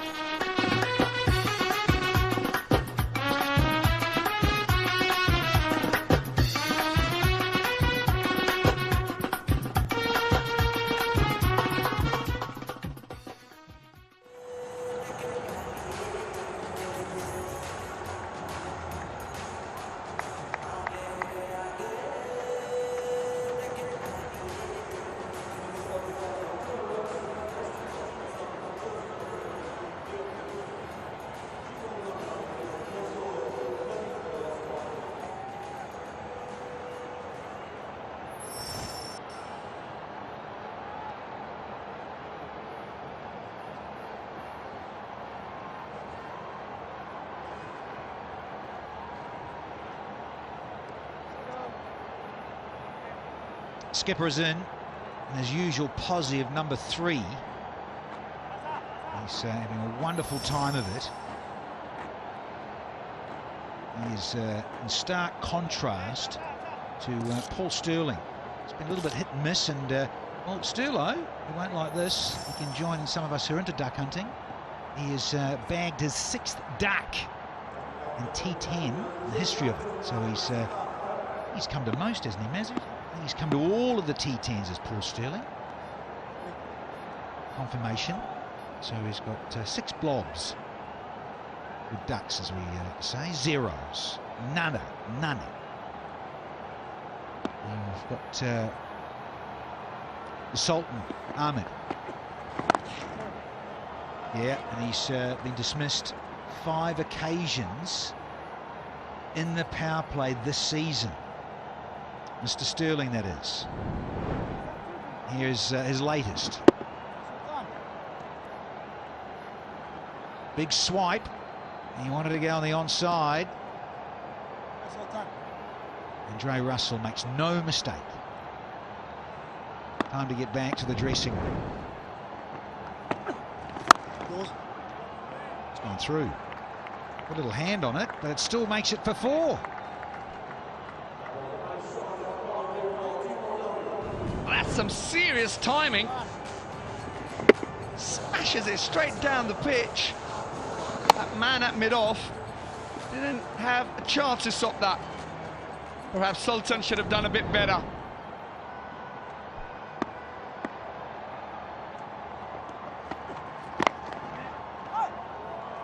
Oh, and as easy as you like. Philip Salt.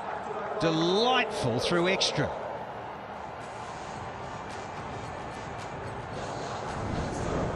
Well, when you're hot, you're hot. Every time Phil Salt's hitting the ball, he's finding the gap. Look at that beautiful bit of footwork. And the blade does the rest. Sultan under a little bit pressure.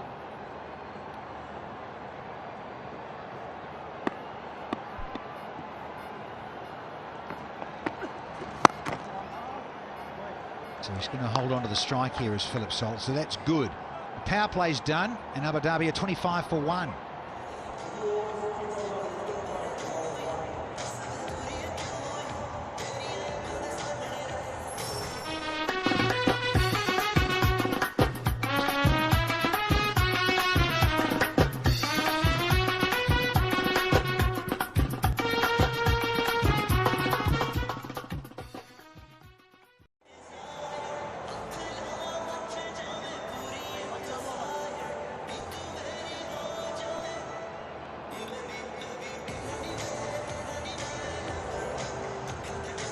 These two sides who have qualified at the top of the tree, both with 12 points, but look at that net run rate to the right. Dominant are the Gladiators. That's why I was surmising and maybe getting ahead of myself, but getting excited as well, because of this T10, is that Deccan win this, then they should stay in the top 2 with that net run rate. It's powerful. Obscene, in fact. Of course it is, and the winner of this game has a very good chance, Danny, of finishing in the top 2. Oh, knocked over! Odin Smith, there's a change of pace straight away. He's been normally red hot, pace on from the outset. Starts with a bit of variety. Brilliant. Well, Odin Smith makes it look very easy. Looks like a fast off spinner. And he's beaten Salt all ends up. Pleased for this young West Indian. Really nice character. And he's got rid of the dangerous Phil Salt for 22. And Team Abu Dhabi at 25 for 2.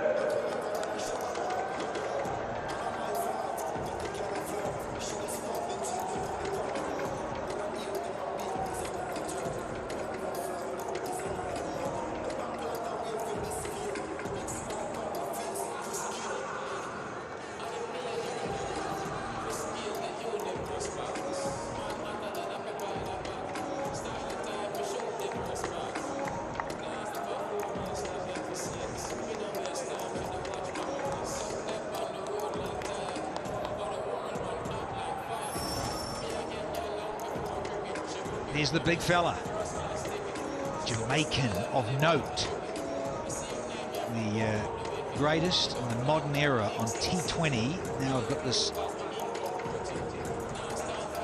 format of T10. He's got the highest batting average of what, 77.5 here in season 5, given that he's also got an aggregate of 177 runs, striking at 196.2. That's okay. Let's see if he can get going here for Team Abu Dhabi.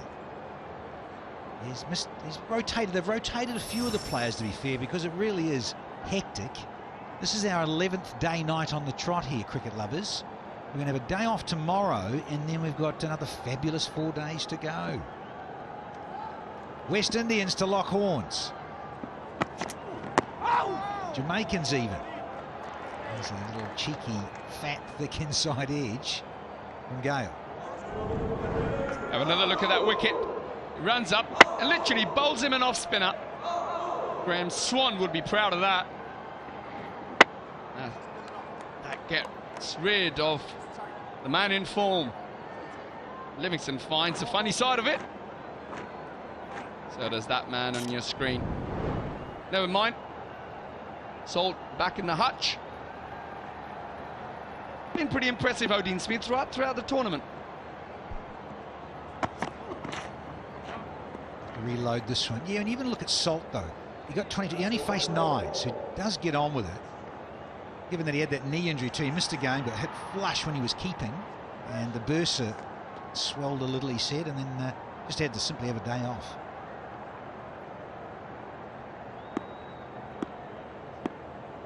So the skipper, he's not quite ready, he's just pulled out.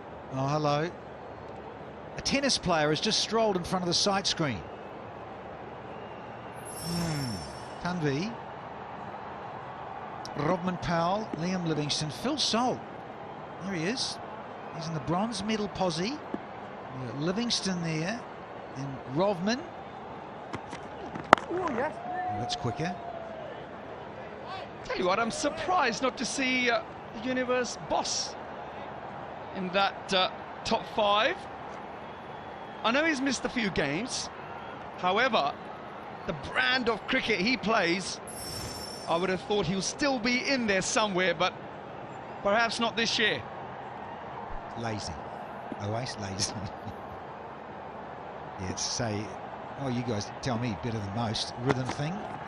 He's missed 3 games, so you do. You just get into a groove, don't you? And you look at the way Phil Salt has, and Liam Livingston, plus our stats guru to my left has made a very good point. He's not opening. So less opportunity. And of course, the power play makes a huge difference. I've been told he's got 13. Producer extraordinaire. All over it. 13 maximums for Christopher Henry Gale.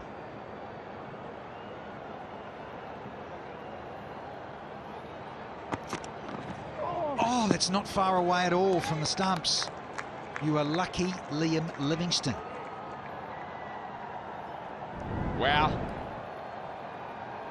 Tell you what, that, if he would have met that, that would have gone many a mile. Just sort of skidded a little bit. Just the ball dying as it reaches wicketkeeper Moores. Oh, yeah. Normal procedure resumes. Leading sixes now. 3 done, 35 for 2.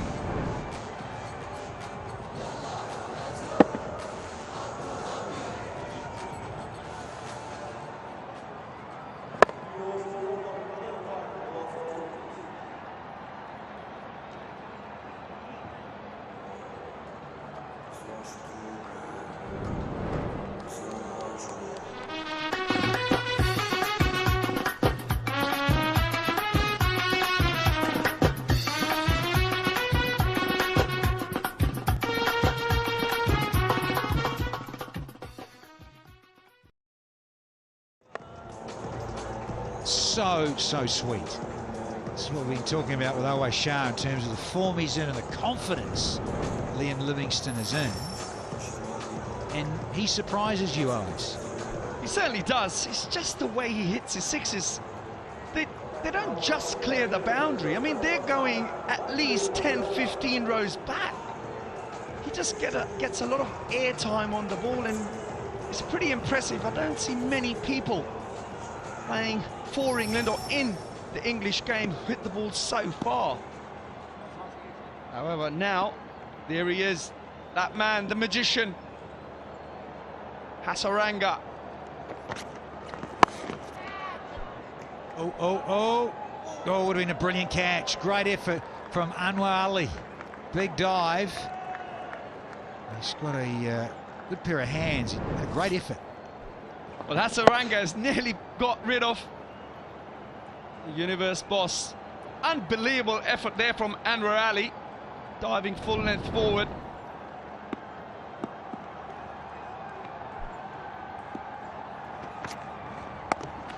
Beautifully bowled. Yeah, a lot slower through the air. Got another great stat here. 33 sixes in one season at T10. Nicky P. Pooran, 2018. And the most wickets on the other side of the coin, Hasaranga this season.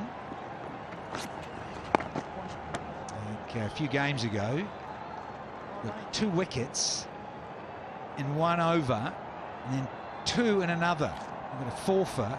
It does change the state of the game, this fellow.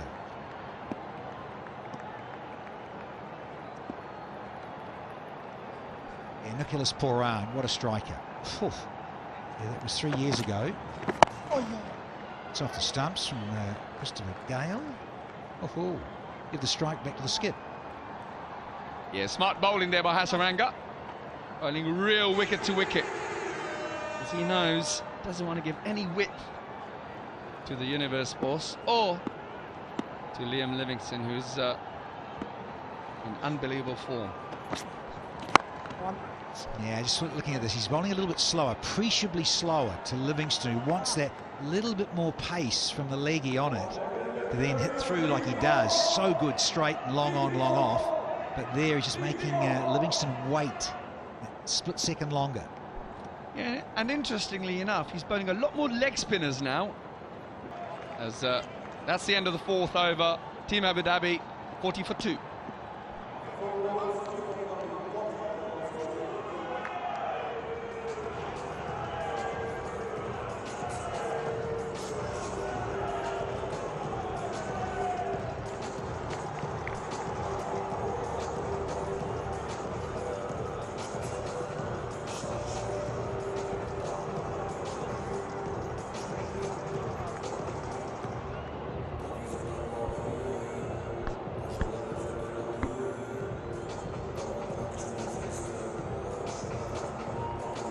For 2 after 4, bang on 10s. Have a bit more of Odin's.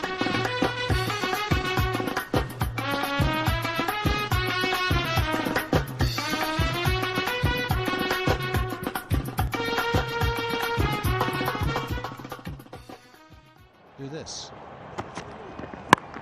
And he'll do this to you. Has he got enough? No! Oh!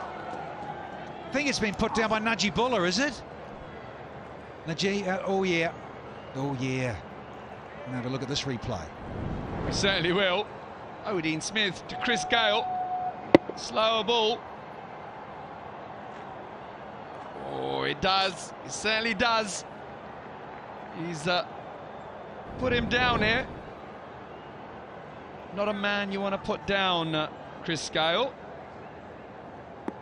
However, I've been actually pretty impressed with the way the Gladiators have bowled here. They've kept Team Abu Dhabi relatively quiet. And as you mentioned, with perhaps Hasaranga with chatting with Mushtaq Ahmed, I think in a way here, Odean Smith's been chatting with his bowling staff as well, and lots more slower balls, taking pace off rather than being a little bit more out and out pacey, sliding on, is what batters want. That one's a bit quicker though this time. Yeah, I guess that's just smart, right? Because as the tournament's progressing, the wickets will start to get a little bit more tired. There's a lot less grass, on this wicket. So one would suggest the ball should hold, and the cutters really do become very important weapon of the bowlers.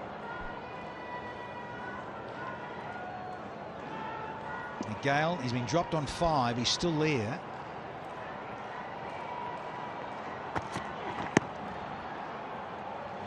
Changes of pace, and seen a couple with heat on. Yeah, it looked like they've really done their homework on Chris Gayle. So this is the last time these two teams met. It was a low-scoring affair. Danny Briggs, the hero, managed to flick the ball over fine leg for a 6, where Andre Russell tried his best to do an impression of Superman and try and keep the ball in play, but was unfortunately wasn't able to do that. Oh, splice, and 6. Livingston. Oh yeah. Well, that's a gutsy move. You go round the wicket and bowl a bouncer to the man in form, who does not hold back when it comes to hitting 6s. It's just fractionally too low. Needed to be sort of about that badge, or about his eye level, or the badge of the helmet. It was sort of more the sternum, top of the sternum. Yeah, you gotta get it right. Yeah, but for me, it just doesn't make any sense. With the 45 man up, you're gonna bounce someone. I can't have that. Love it. I can't have that, son. Double bluff at the roulette wheel. Oh, he's bluffed his way under the middle. This is more than 15 rows back. It's a monster. Holy heck, it brings up the 50 for Team Abu Dhabi, who are now 55 for 2 here. Oh, it sounded so good. It's a bit like Odean Smith's the other night here. Hashtag kaboom and some.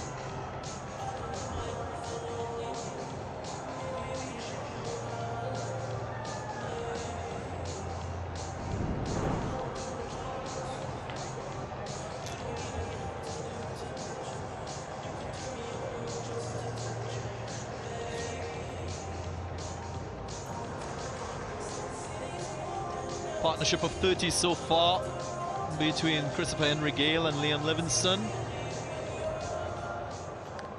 Hello everyone. Fascinating contest in store for you. 2 of the better teams in this tournament squaring off against each other. Already seen some fireworks. Phil Salt in his stay at the crease was quite destructive.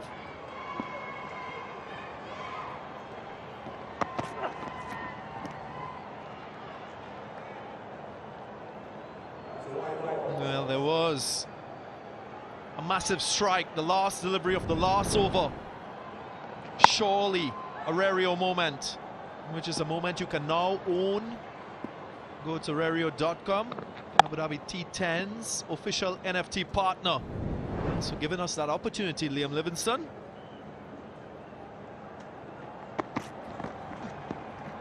Alongside me, Bazid Khan. Bazid, this might not be a 97-run chase as we saw in the first time. when these two teams met.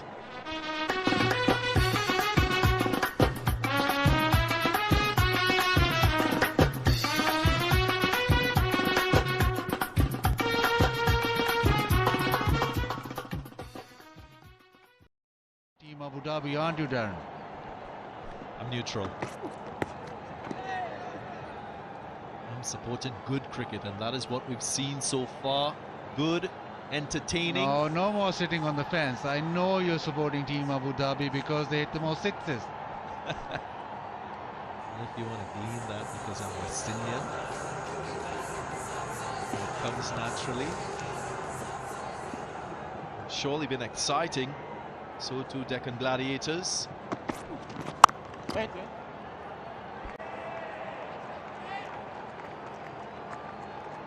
Not a dot delivery from Wabriaz. This is what we all looking for again as a last ball finish.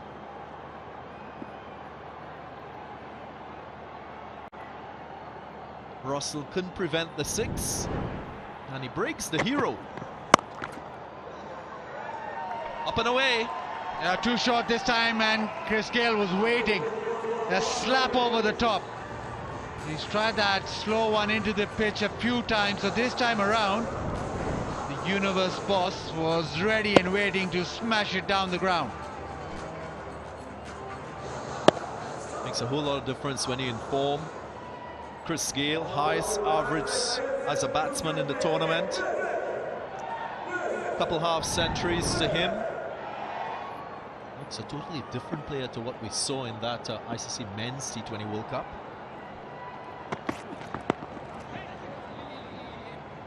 Yeah, remind him a bit, Wabriaz, that you've still got some pace in you.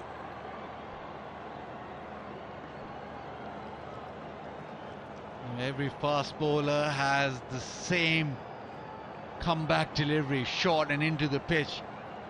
He had enough with the slower bouncer. He's gone with a genuine bouncer, and he's struck him on the thumb.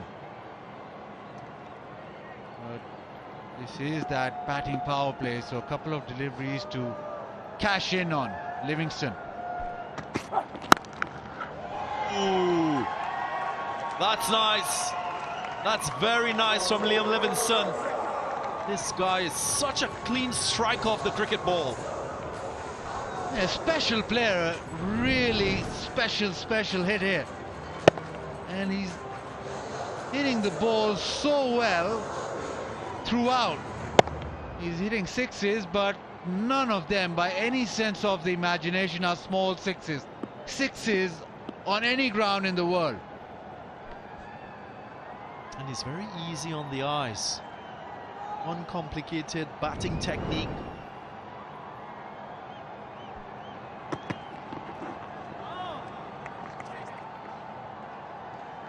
Wide signal.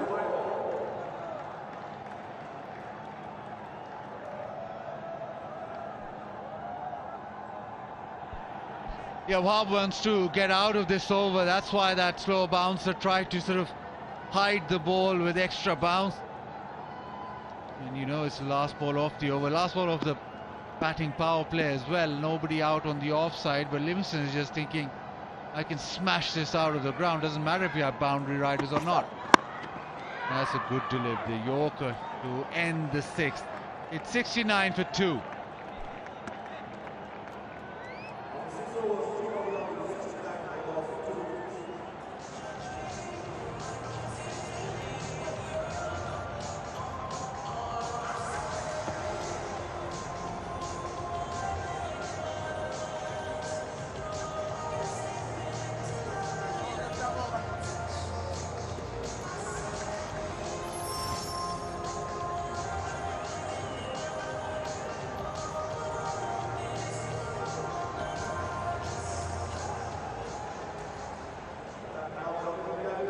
Two of the very best ball strikers. Chris Gale, Liam Livingston at the crease. Rarely find that type of power together, playing alongside each other. And here is Tamal Mills. Leading edge. Flies high. Will it be taken? Yes! Catch taken. And it's the massive wicket of Chris Gayle. Timar Mills back in the side in the first delivery.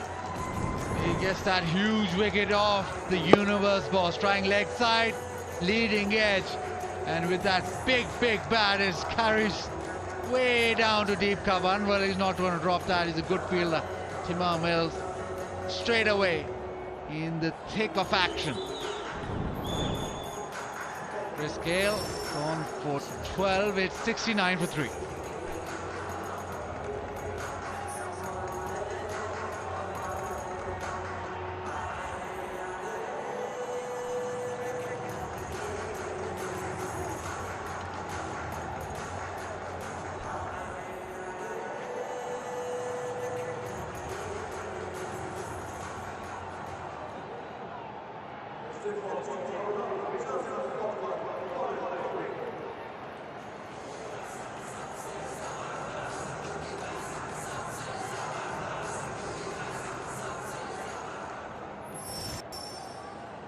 Colin Ingram, off late, finding form.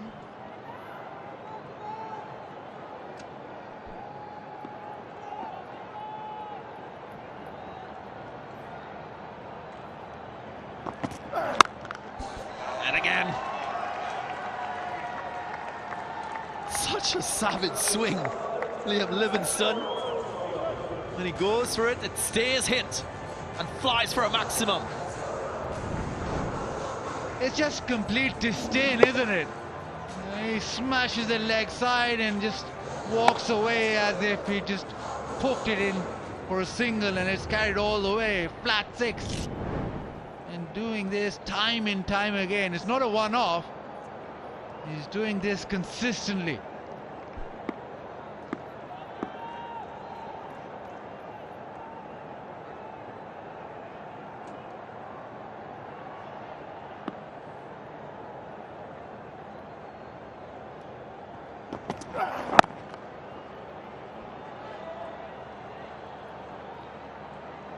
Intended to take a single, turn the strike over.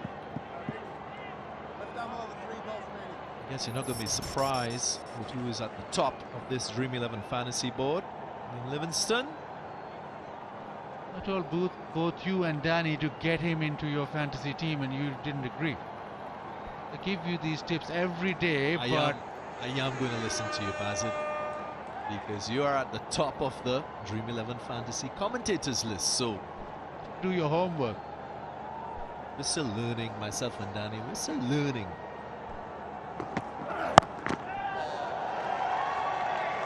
That was sweetly picked up. First delivery phase, and it goes flying over square leg. Yeah, smashed away. Short ball being pulled away. He's in decent form as well, is Ingram. Last time around, he got a slowish 50 off just 17 balls. And then it was improved on by Moeen Ali of 16, and then by Phil Salt, 15. So maybe this is time he wants to go at what? At a 14 ball 50. He wants to break the record. 12 balls, take it from Chris Gayle. Mohammad Shahzad as well shares that record.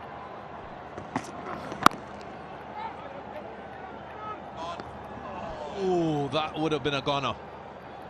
All he had to do was hit the stumps. Hasaranga is a gun fielder. And again, that's the reason why, Bazit Khan, I said, whatever you say goes. And I try and tell Danny Morrison, Darren Ganga what to do, but they have none of it. I'm trying to help you guys out, but you're lost.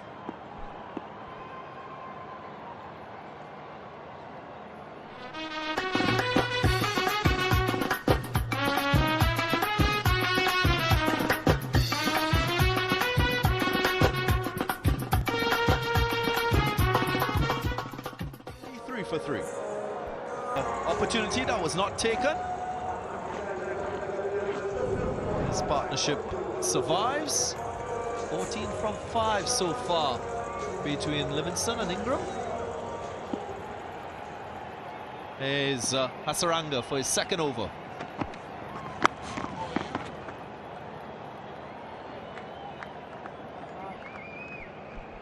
Now this should be a battle. Livingston, who just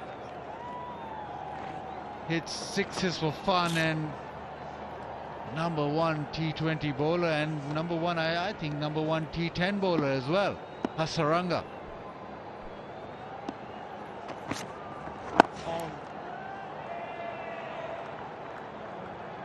A little more respect being shown to Hasaranga. You agree with this approach, Mazid Khan? Not at all. It's just boring. You don't want singles, you want to launch him. And last time around he got 4 wickets, remember? So that's why, maybe. Nice diving stop. Dean Smith with a smile on his face. It's actually so difficult to get after him because he bowls that short of a length and the ball doesn't really bounce up too much, and then you can't really launch him. He doesn't give you anything off the front foot. And he bowls it pretty quickly, so you actually can't get down the track either. You can try like that and then get an edge.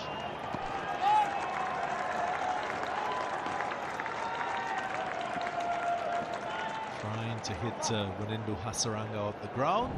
Livingston. Fielding from the Gladiators. Above average, very good so far. Swept away. This time he will concede a 6. Not often we see this with a bowler in form, especially one like Hasaranga. Yeah, for once, just angle it down the leg side. Well, he's got onto that off stump to make that possible. This is good hitting.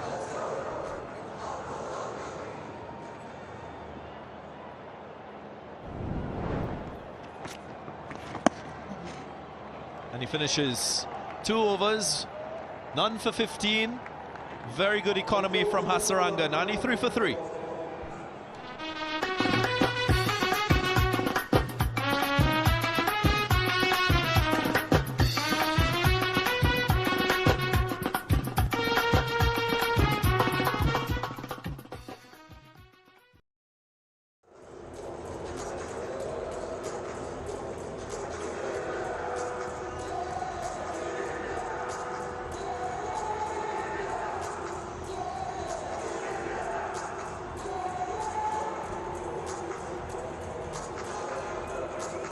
Just 3 wickets to fall. First at 13, second at 25, then 69.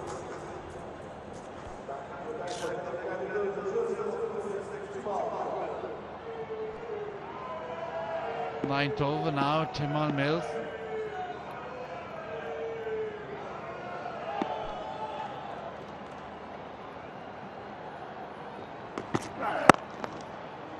Oh, that's another powerful strike.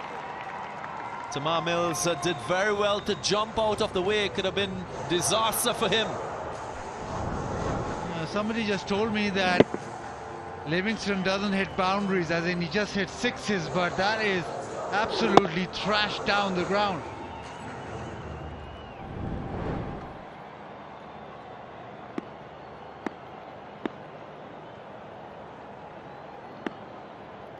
He just hit 7 boundaries, has 7 fours and 26 sixes. So he's got a problem that he can't keep the ball on the ground. He just keeps hitting it in the air and out of the ground. Big problem. And that's a good problem to have. If you're playing T10 cricket, every batsman wants that problem. Length to leg. Pamels it in front of square for a 6. Wow.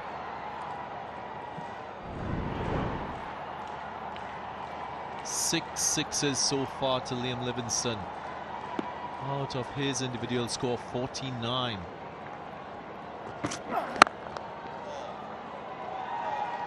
And that's his 50. Mazid Khan won't be happy because that race along the ground. Well, that is extreme power though. Even in that sort of drive through the offside, it's whistled away. And absolutely smashed it through the offside. Doesn't have second thoughts of actually hitting that cricket ball. This is extraordinary. Seems to be angry with the ball. Goes after it with such aggression. He is the Dream 11 game changer, surely.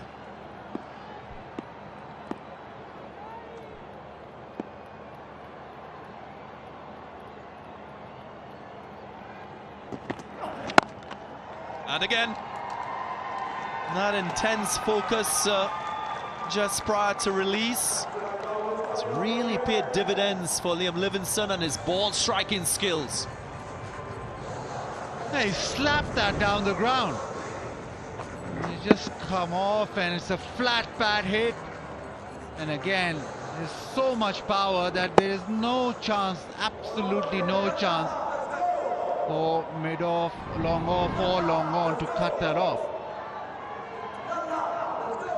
And we know that he's in great form. We know that he's, since the T20 World Cup, he's just been laughing away because of the great form that he had. But I did make him frown. I said in the World Cup, I asked him if I could nick his bat. And suddenly this frown came over. He said, no, no, no, no, no, you're not going near my bat. Well, you added to the anger that we're seeing from him, that aggression. 4-6, 4-4. We want to walk with this pitch anywhere he goes. Absolute belter. Just short. For a moment you felt it was going to go all the way.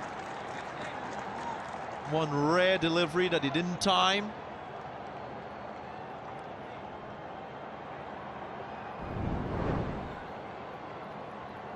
Yeah, short of a length, it was there to be hit.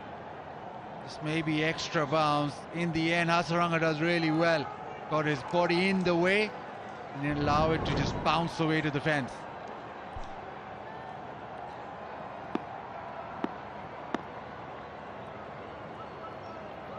Unlucky for Tamar Mills. It's Livingstone again. He will need to bowl at. And this is the last delivery of the over. Catch him is the cry. Catch him is the cry. Catch taken. Well, Tamar Mills finally prevails. This might just change the tempo to this innings. Livingstone in the end, it's a fantastic innings. This one just for once not being able to hit it right in the middle. Paulo Cadmo did well, but it has been some impressive hitting. 59 of just 24, 6 sixes, 113 for 4.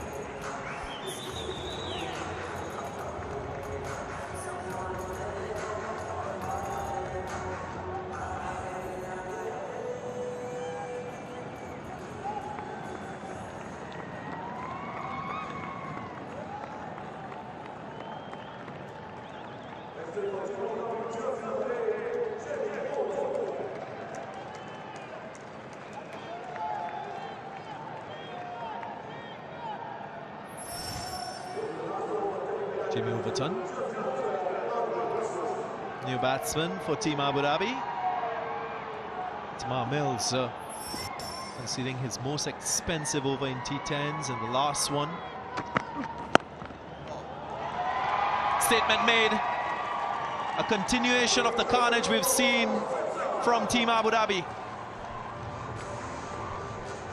Yeah, leg stump, full toss and just a drop kick over the fence. Well, Ingram, well, he's not striking it half bad either.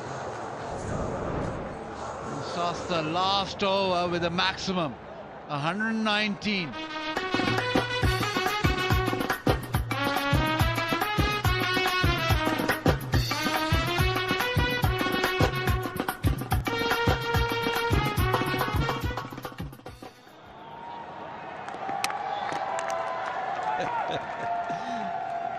Good reaction from Andre Russell. Made a throw to the stumps, but by that time, Overton was back into his crease.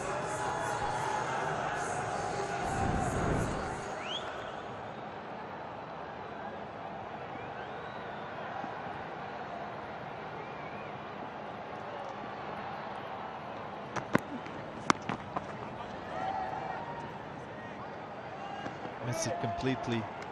Too early into the swing. No bat. Team Abu Dhabi, Livingston and Phil Salt, 259 each. Rothman Powell just holding on to that lead, but the Team Abu Dhabi with their batting strength, it's because these two guys, Livingston and Salt, smash it a long way and do it consistently. As in, they make runs and big runs. And they will have playoff matches to add. Rothman Powell wouldn't have that privilege. Northern Warriors and the Chennai Braves not qualifying for the playoffs. Now, if you missed it, you missed a real treat with the bat from Livingston. It was a masterclass in striking the ball, staying quite still at the crease, and then having the clarity of thought. Show some clinical striking.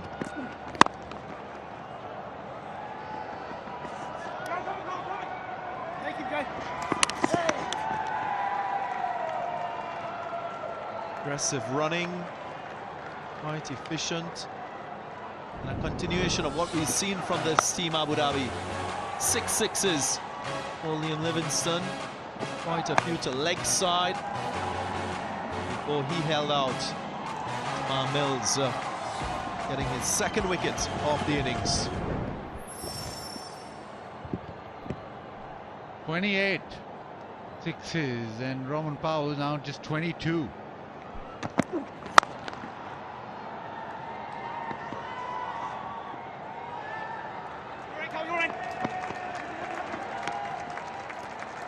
Second couple of runs in the over. 12 runs coming from it, 125 for 4.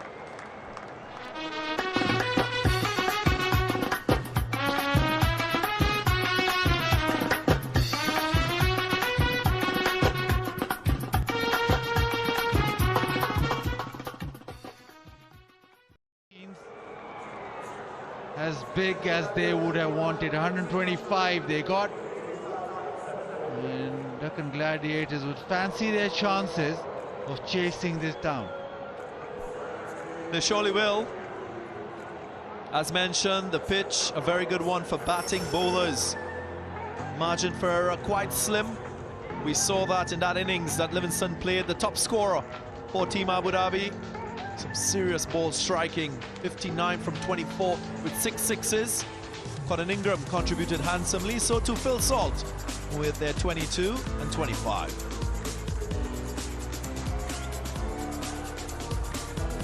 Yeah, 1 for Wahab, 1 for Smith, but 2 for Tamar Mills, 2 for 34. And overall, it was pretty decent from the Deccan Gladiators.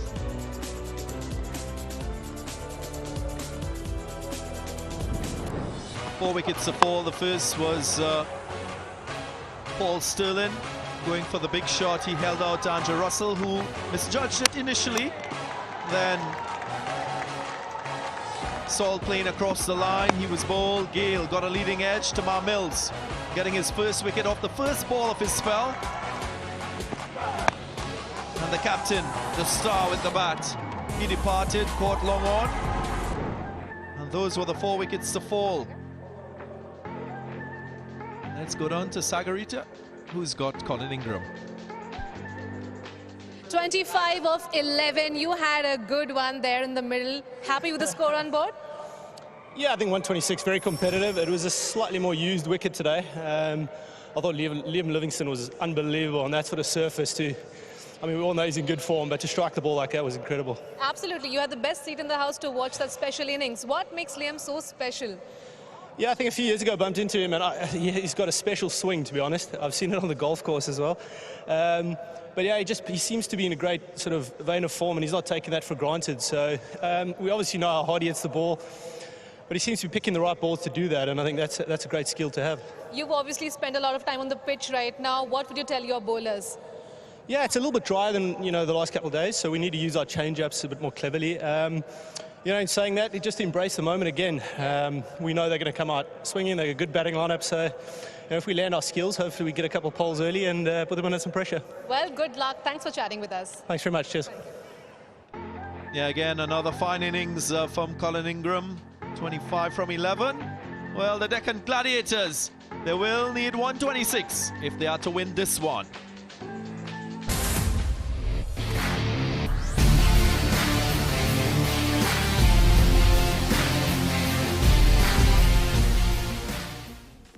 ඔබ නැවතත් sporty.lk YouTube නාලිකාව සමග අප subscribe කරලා දිගටම රැඳී සිටින්න. අප මීට පෙර එක් අවස්ථාවක මුදලින් තෑගි ලබා දීමේ තරගයක් පැවැත්වුණා. අපි තවත් තරගයක් පවත්වන්නත් අදහස් කරගෙන ඉන්නවා. අද පස්වෙනි අබුදාබි T10 තරගාවලියේ 11 වෙනි දිනය අද මුල්ම තරගය හැටියට පැවැත්වෙච්ච තරගයේ කාසිය වාසිය Deccan Gladiators මුලින් ලකුණු ලබා ගැනීමේ අවස්ථාව අබුදාබි කණ්ඩායමට ලබා දුන්නා. පන්දුවර 10 අවසන් 125යි කඩලු 4යි ෆිල් සෝල්ට් 22යි ක්‍රිස් ගේල් 12යි ලියාම් ලිවිස්ටන් 59යි 6 පහරවල් 6යි 4 පහරවල් 3යි පන්දු 24යි කොලින් ඉන්ග්‍රම් නොදවි 25යි මේදී සෑහෙන පීඩනයකට ලකුණා පන්දු යවන්නන් වහබ් රියාස් එක කඩුල්ලයි ඔහු වයිඩ් පන්දු 3යි නිරකුණු පන්දු 3යි සුල්තාන් අහමඩ් එක පන්දු ඕරයක් යවුවා ලකුණු 12යි ඔඩියන් ස්මිත් ලකුණු 25කට එක කඩුල්ලයි අවසන් පන්දු දෙකේදී 6 පාරවල් වනිදු හසලංග ලකුණු 15කට ඔහුගේ පන්දු ඕවර දෙක යවුවා අවසන් පන්දු ඕවරේදී ලකුණු 10ක් පමණයි ලබා දුන්නේ ලිවිංස්ටන් සහ ඉන්ග්‍රම් කඩුළු අතරේ ලකුණු රැස් කරමින් සිටියේදී ටයිමල් මිල්ස් ඉතාමත් වේගවත් ප්‍රහාරයකට මුහුණ දුන්නා දෙවන පන්දු ඕවරේ ආන්ඩ්‍රේ රසල් අවසන් පන්දු ඕවරේ යවුවා ලකුණු 11යි ලිවිංස්ටන් සහ ගේල් ලකුණු 50ක සම්බන්ධතාවයක් ලිවිංස්ටන් සහ ඉන්ග්‍රම් ලකුණු 38ක සම්බන්ධතාවයක් තුන්වන සහ හතරවන කඩළු වෙනුවෙන් චරිත ලකුණු සංඛ්‍යාව 130ට නම් අඩුයි.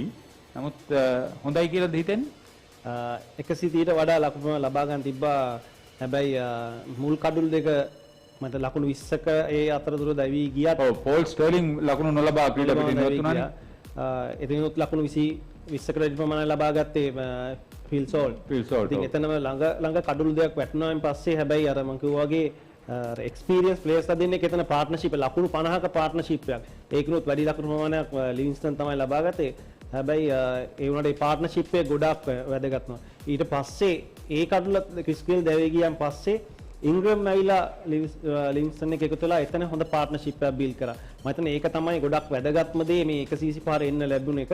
හැබැයි ඒකෙදි මතක් කරන්න ඕනේ මේ 125 අපි ඉංග්‍රම් සීමා කරන්න පුළුවන් වනිදු ලකුණු 15යි ලබා දුන්නේ.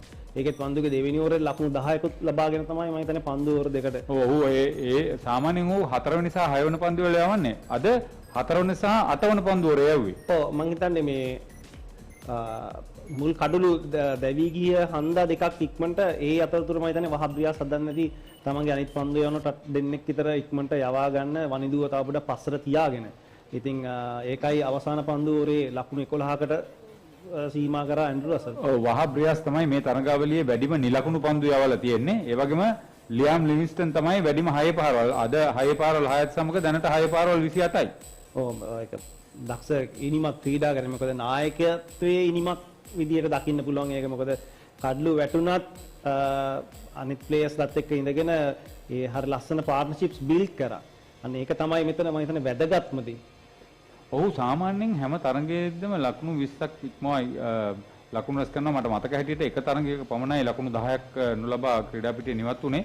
ඒ නිසා ඔහු මේ ලබා දෙන්න පන්නරේ දැන් පසුගිය තරගයේ ඔහු කඩළු 3යි ලකුණු 17කට මේ තරගයේ ලකුණු 59යි වැඩිම ලකුණු සංඛ්‍යාව කණ්ඩායමට ලබා දෙන මේ නායකත්වයේ විශ්වාසය සහ බලාපොරොත්තු අනිවාර්යයෙන් මොකද මේ එතන ඒ කණ්ඩායමේ දැන් ලිවින්ස්ටන් තමයි මම හිතන්නේ ඒ කියන්නේ අපි කියන්නේ ප්‍රධාන ඒ කියන්නේ පුරුක අනිත් ක්‍රීඩකයෝ ලිවින්ස්ටන් වටා තමයි මෙතන දැන් තරග ක්‍රීඩා. ලින්ච් එක එයා තමයි. එයා තමයි ලින්ච් එක අන්න. ඉතින් මේකද අනිත් අය එයාගේ වටේ සෙල්ලම් කරනකොට අපි දැන් දැක්කා කඩලු දැවුනට හරි ලේසියෙන් ලකුණු 125 ලබා ගත්තා. සමහර කණ්ඩායම් ඔය වගේ වෙලාවක කඩලු දෙයක් ගියා නම් සමහරකට ලකුණු 90ට 100කට සීමා වෙන අවස්ථා තියෙනවා. නමුත් ඒ ලිවින්ස්ටන්ගේ සහ අත්දැකීම් එකතු කරගෙන ඒ කණ්ඩායම එකතු කරගෙන මම හිතන්නේ හොඳ නායකත්වයේ ඉනිමක් ක්‍රීඩා කරා මේ ලිවින්ස්ටන්. දැන් ටයිමල් මිල්ස් මුල් පන්දු ඕවරේ ලකුණු 14යි නිලකුණු පන්දු 2යි 6 පාරවල් 2යි දෙවන පන්දු ඕවරේ යවුවාම 4 පාරවල් 4යි 1 6 පාරයි. ඉතින් දැන් එවැනි පිටිකරණයක් වෙනුවෙන් ක්‍රියාත්මක වෙන්න ටයිමල් මිල්ස් වගේ පන්දියවන්න කමුවේ අතරම ලොකු විශ්වාසයක් තියෙන්නත් ඕනේ. අනිවාර්යෙන් මොකද මිල්ස්ට වැඩිපුරම ලකුණු ගත්තේ ලිවින්ස්ටන්. මම හිතන්නේ එකම කණ්ඩායමේ ක්‍රීඩකයෝ දෙන්න. සමහරකට ලිවින්ස්ටන් දන්නව ඇති මිල්ස් මොන වගේ පන්දු යවනවද කියන එක. ඉතින් අනිත් ක්‍රීඩකයෝ වැඩිය මේ මිල්ස්ට මේ පන්දු යන කියන්නේ ලොකු පහරවල් එල්ල කරේ නැහැ. ලිවින්ස්ටන් තමයි වැඩිම මේ හානිය සිද්ධ කරේ. ඔව් චරිත. අපි දැන් යමු ක්‍රීඩාංගණයට ලකුණු 125 ලබා ගනිවිද ඩෙකන් ග්ලැඩියේටර්ස්ට අබුඩාබි කණ්ඩායම පරාජය කරමින් ඉදිරියට යාමට හැකියාවක් ලැබෙයිද?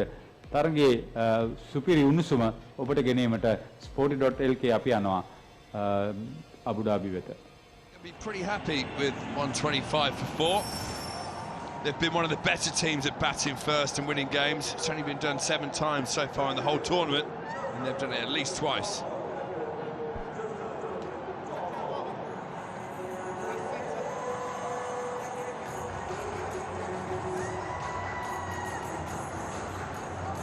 Chris Gale is off the field.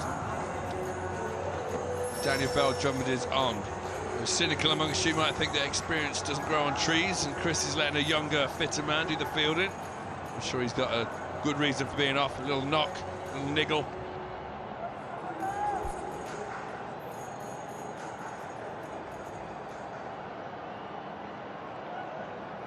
He certainly is one of the men.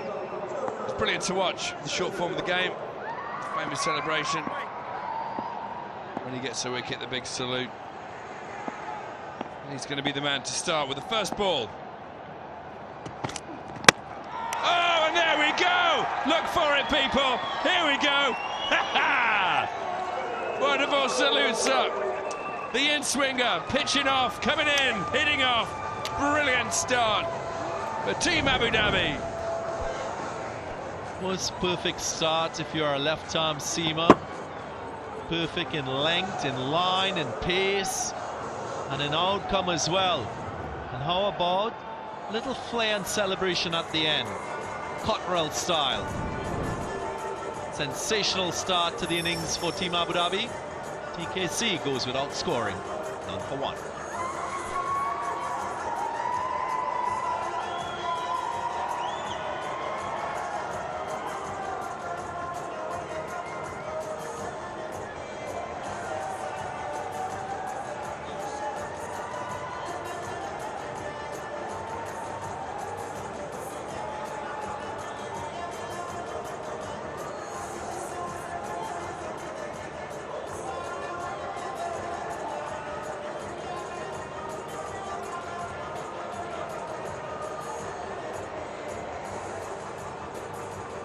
Well, the new opening partnership of Moores and Kohler Cadmore has lasted 1 ball. Not Moores' fault, he still stood there. TKC cleaned up first pill. Banton not playing in this game. So instead, number 3, Anwar Ali strides to the crease, possibly slightly earlier than he was expecting. He was there because Sergeant Sheldon Cottrell of the Jamaican Defence Force has got Team Abu Dhabi off to the perfect start. Gave the marching orders to TKC. Will certainly be standing to attention now. Good swing.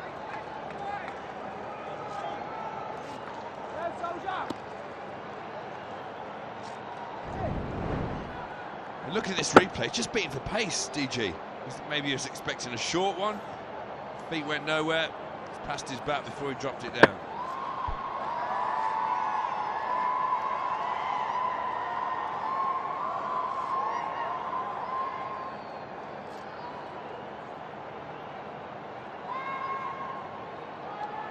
You know, I recognise the first part of the salute. The second part, a little bit more Caribbean flair than Her Majesty's Army.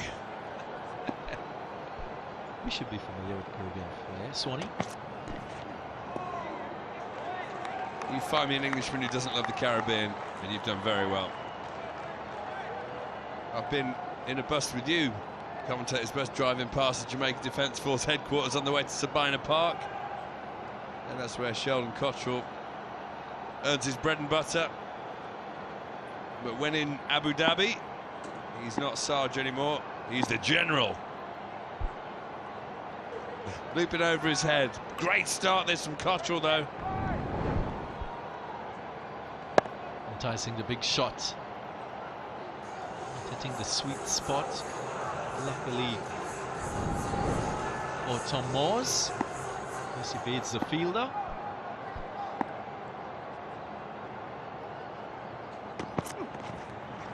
Well, this one will be a wide. Good carry through to Phil Salt. But the radar was just a bit awry for that one.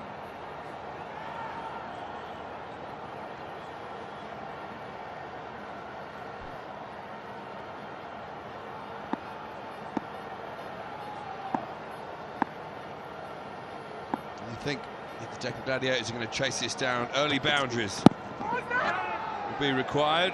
So far, the bowler in command.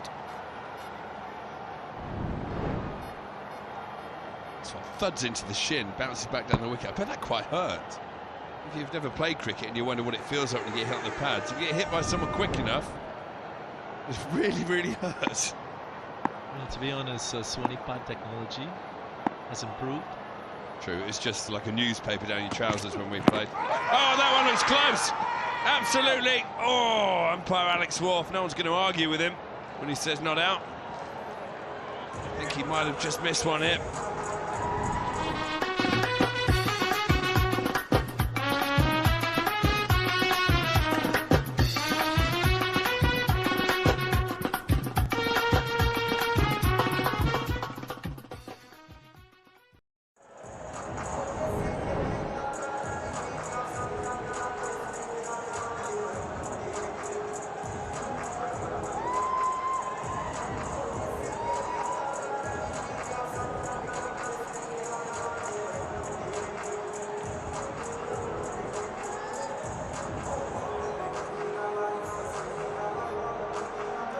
Great start. Team Abu Dhabi taking that wicket. Let's have a look at that last ball. I think this is close because I'm a bowler. DG's next to me, thinks it's going down. Spot the batsman. Anwar Ali's the batsman at the minute. He's had a good hoik at this one. Brilliant fielding, brilliant teamwork on the boundary. They're up for this, Team Abu Dhabi. Standard of all cricket we've seen in this match. Brilliant so far. Players diving around, putting their body on the line.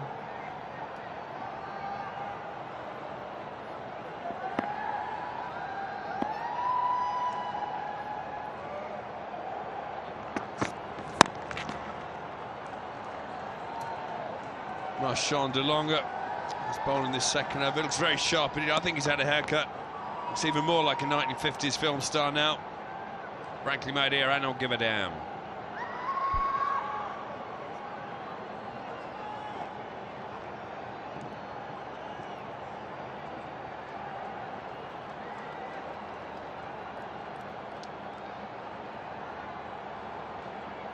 Yeah, he's certainly rocking that Tash Brill Cream combo. Why not? Ah, smashed over the onside. Tommy Moores. This has gone all the way. The first maximum of the innings.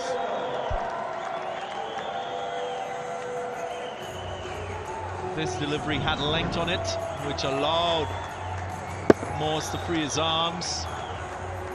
It was very straight and close to him. With the mid on up within the 30-yard circle, that's a free hit, so to speak. Nod of appreciation for that one. Might need another nod for this as well, because it's blown away for 4. Valiant effort on the boundary by Ingram. Applauded by DeLonga. Couldn't quite cut it off. 4 more.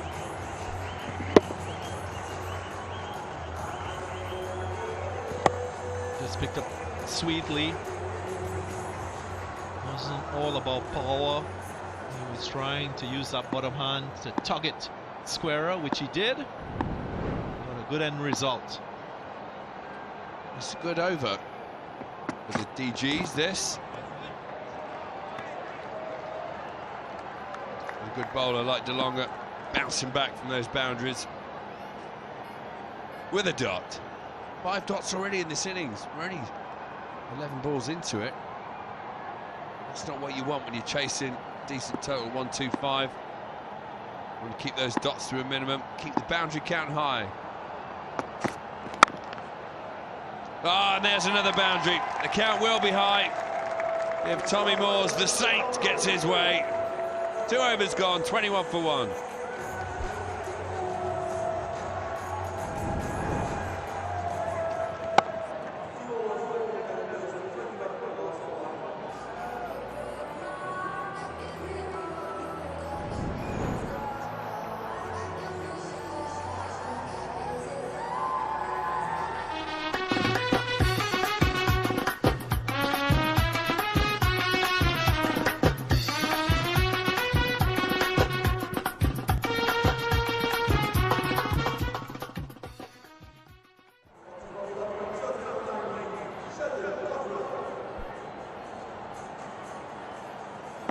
Two overs gone, 21 for 1. The Northern Warriors are in the house. Oh, this one's gone a long way. Could be caught on the line. Oh, no! Overton down there, is it? Didn't get this one judged well at all. Didn't get off the ground. Just needed a little jump. Take the catch. Just tipped it over the line, over the bar. 6 runs. Well, he had a casual outlook when attempting that catch. Not exactly the effort. One thing that I would like to say about that effort, both Jimmy Overton and Luke Wood, only 2 players in this tournament to have taken 5 catches, so you would feel pretty confident if a catch is going in his direction that he will complete it safely. Next game up tonight, Northern Warriors against the Chennai Braves. Can't qualify either team, but my word, there's pride on the line. Saw the 2 of them in the hotel outside the stadium, growling at each other. They want this one. It's going to be a good game, so don't you go anywhere after this. The top 4 teams jockey for position. The bottom 2, well, they owe it to their owners, they owe it to their fans to provide an absolute beauty, and they will. There are the standings. The Q next to the names means they've qualified. Don't need rocket science on your side to know that. Deccan, Team Abu Dhabi, Bangla Tigers, Delhi Bulls. Abu Dhabi desperate to get up to 14 points and go top of the tree again tonight. This one's upon the offside. It's going to be caught. This time the catch gets taken. Dream 11 game changer. Sergeant Sheldon Cottrell takes another. The salute says it all. Finally a smile once again on the face of Sheldon Cottrell. He looked quite frustrated when Overton put the previous chance down. Let's enjoy this celebration. Yeah, another one for Team Abu Dhabi. Moores goes for 16. It's 30 for 2.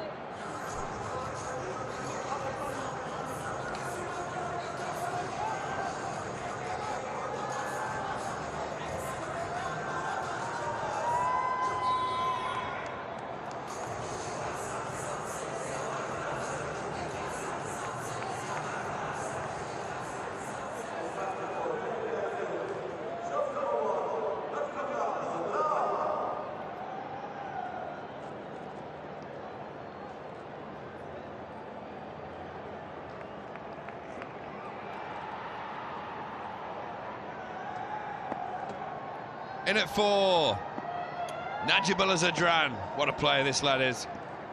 better known as Najib. He's not on strike though, because this has gone all the way. Anwar Ali opens the leg out, hits through the line, smashes it for 6. Very different in style to Liam Livingston.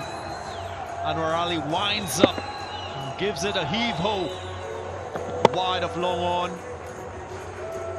flies all the way. He gave that a fearful crunch, didn't he? Beautiful shot through the line. That's a bit of a misjudgment. He's left it, hoping to get a wide. You're kidding me, Ali. No chance. 3 gone. 36 for 2.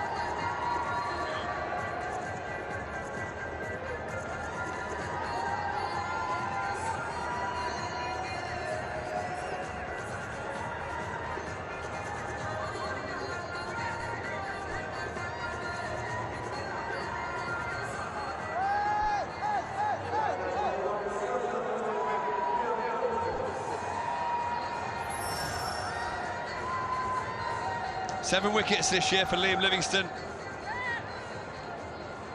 True superstar of world cricket. Spins it away to the lefties with his off spin. And then when the right hand is on strike, bowls the leggies and spins it away again. A disappointing bit of fielding by Ingram. There's 2 runs. Right attacking Jack there. That's high-class skill you talk about there. Graham Swan to have the accuracy and control to spin the ball both ways. It's gone in the air, this should be caught. Ah, brilliant effort. Daniel Bell-Drummond on the boundary, diving forward. He's on the field. There's a substitute. The universe boss. He'll manage to grab a hold of this. What an effort. I just feel there was an opportunity for him to judge it a little bit better. Might have been able to get there earlier. Reacted quite late. Bell-Drummond.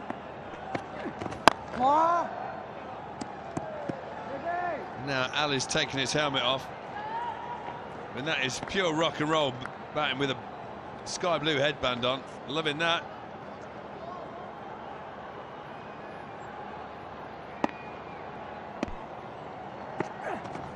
Catch! Straight down the ground, just chipped. So it'll only be a single. 85 from 38 required. It's a big chase. What we've seen, there's a floating power play over to come. And 8 more wickets, so not as steep as you might think. Oh, that's a brilliant effort on the boundary. Superb stuff this time by Overton, but he can't claw it in because it's gone all the way for another maximum. Just want to see if he timed his jump properly. Jamie Overton. Yeah, on the way down, ball making contact with the hands, so not easy but difficult. Oh, this one's up in the air. Is this one going to be out this time? No, it's going to go all the way again. So superb over for the Deccan Gladiators, brings up the 50. 4 gone now, 53 for 2.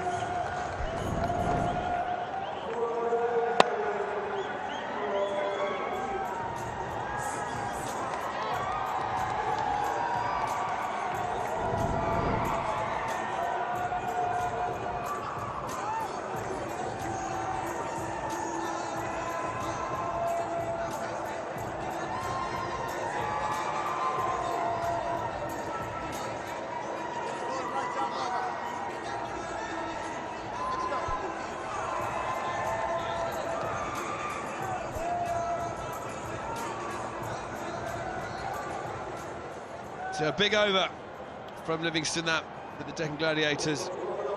Anwar Ali 31 from 11 now. Couple of maximums finish the over. Ball's following Jamie Overton around, couple of drop catches on the boundary. One a very good effort, one a pretty average effort. He'll be hoping he gets the chance to make amends. Najib on strike. Oh, has this one gone straight up? Is it going to go far enough? No, it's not. Taken well by Sergeant Sheldon. Can't keep him out of the game. What brilliance. Running around Cottrell. You wouldn't see the salute because it doesn't go in his account as a wicket. But there is some celebration for this effort from the big man. A Dream 11 game-changing moment. Najibullah Zadran has to depart for 4. It's 53 for 3.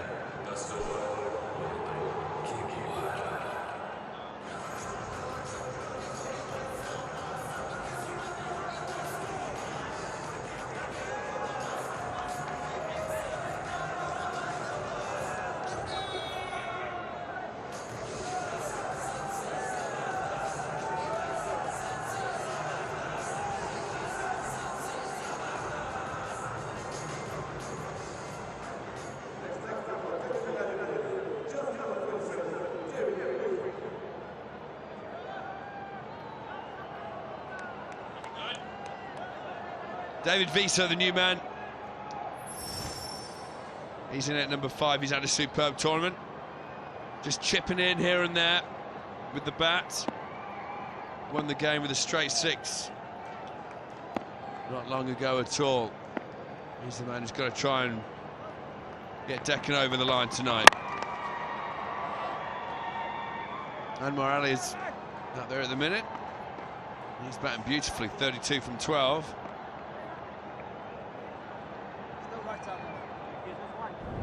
It's a good catch by Sheldon in the deep. Indeed, he had to judge it coming out of the night sky. There was a teammate close by, so sometimes in your peripheral view it can be distracting with someone close by.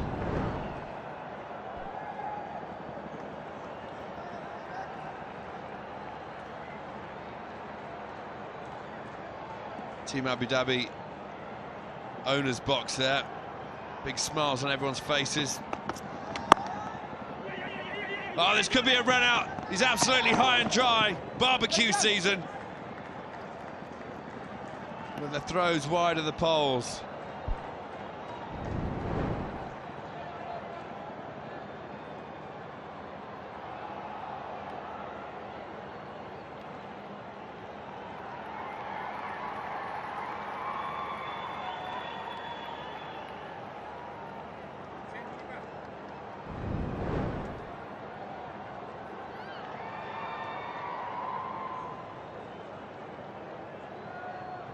.71 from 33 is the required rate, 12.91. It's currently about 12.2, so they're going well. More or less on track. I think the little delay at the moment is a new bat required by Anwar Ali. 12th as runs on, 3 new sticks. Which one is he going to go for? Left, right or middle? Oh, straight away for a little blue grip. Anyone will do. I used to dream of the day that I could call for 3 spare bats to be brought out and I'd choose which one to use. Never batted long enough to do it.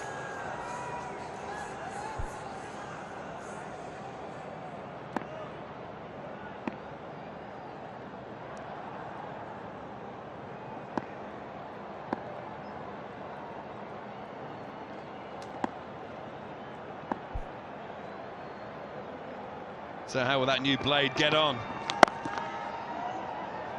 He's hit it okay. I think he picked the wrong one. I think the one with the white grip would have sent this over the line. Just warming up, possibly. It's a chunky bat. These days bats are so light. They pack a good punch. Universe boss, he's been packing a punch.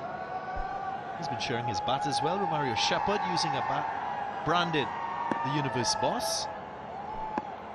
Surprised anyone else can pick it up, to be honest. That heavy. Oh, full toss. Well taken by Salt. It's lower than waist height. Of course, they lost Fidel Edwards, who we just saw. Sat next to Chris Gale. Lost him from the attack yesterday. Bowling 2 deliveries above waist height, even though only one of them was. Chris Gale's off the field. He got a little knock on the hand earlier, batting. Got a good quick ball from Wahab Riaz. Smashed him on the glove.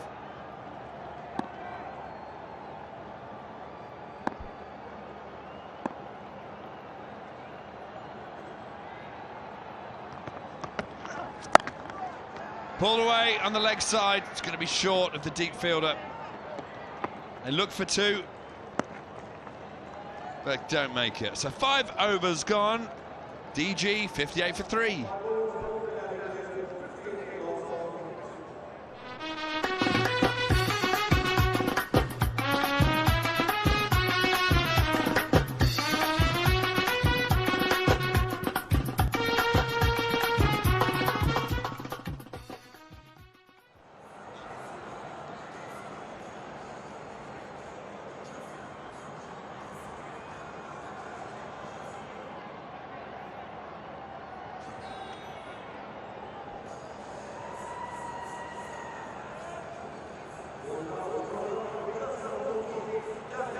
We've seen thousands of fans stream through the gates to watch the Abu Dhabi T10, but one regular fixture that's been supporting Team Abu Dhabi is assistant coach Oscar Nauhaus. His little man, he's been screaming his congratulations for the team up there. Do you like bringing your family along in the bubble? Yeah, it's really good. He thoroughly enjoys it. He loves the players. It's a big As hit. that one goes for 6 off Ali. He loves the team. He just enjoys cricket, to be honest. He loves the atmosphere at games when he can cheer and shout and get involved. And it's just great to see little ones enjoying the game, to be honest.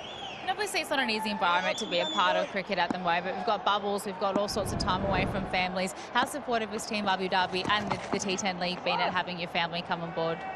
Amazing. It makes a world of difference. I don't think people always understand how tough it can be, and we were lucky this tournament's fairly short probably compared to IPL, World Cup, that sort of thing. So those things really can brighten up your day and just kind of take your mind off cricket, which is important. Speaking of the challenges of this format, obviously T10, it's fast and it's furious, it's crazy, there's so many games. How does your role as an assistant coach change in this format? As that one disappears as well. There we go. To be honest, it's more just keeping players clear with their thoughts and just keeping messages really simple and just making sure everyone knows what they want to do. We're all in a good space and kind of just communicating the same things all the time. Obviously staying really positive because it can be easy to let things go when you're under the pump. So that's pretty much it really. Just keep it clear, keep it simple, let players trust what they've been practicing years to do. As that one disappeared for 6, that one off David Visa in particular, how do you see the match situation at the moment and can you defend these runs? To be honest, I think it changes so quickly.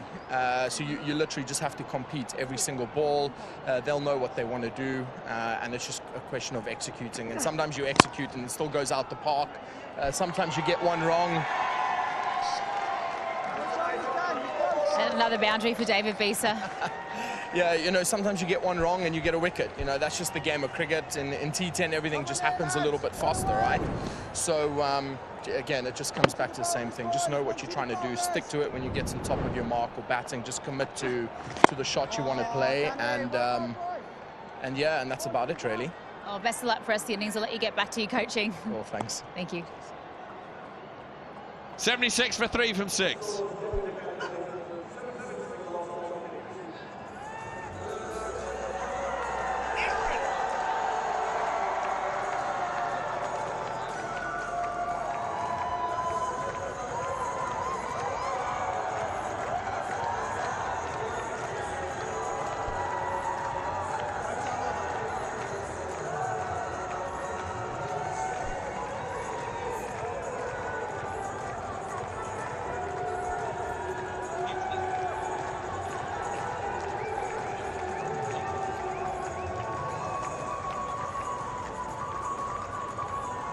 Four overs to go, 24 deliveries, 50 runs required. Jamie Overton coming into the attack. He's had a good little tournament. He's had a bit of a harrowing night in the field, though. 2 drop catches on the line. Oh, and now he's had a harrowing start with the ball. Here's David Visa. We're seeing the best of you, son. Shazad! Has he dropped this as well? I shouldn't. Wonderful pair of hands from the Afghan keeper extraordinaire, but this, change of pace, and he's got out the 3-wood. Visa! Decent power, 1100 watts. Be lighting up their floodlights here. Chennai Braves, their tournament goes from bad to worse. They can't even catch it off the field now. They're ready for the next game. Blows a kiss to the crowd. Good on Shazad. Let's have a look. To be fair to him, I mean, as a keeper, you don't want to damage those precious pinkies before you go out to field, do you? So cleverly dived out the way, threw everyone else under the bus. Well, he has had his hamstring issues. I don't want him to get dodgy digits now. It's the quickest we've seen him move all tournament, to be fair. Talking a quick bumper from Overton.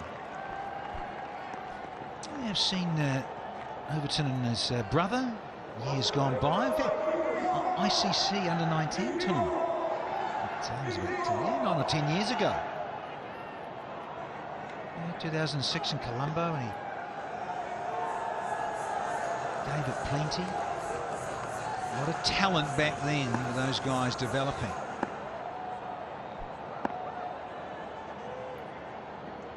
Yeah, the Overton brothers from down west in England. This is probably going to be safe. Yeah, from the west of England, Danny. They're a different breed down there. Cider country. Cider country indeed. Some beautiful beaches, lovely cheese. Love your cheese. Terrific traffic jams during the summer months. Everyone piles down there on holiday. It's like the Nelson of the UK. Glastonbury out that way as well, isn't it? Absolutely.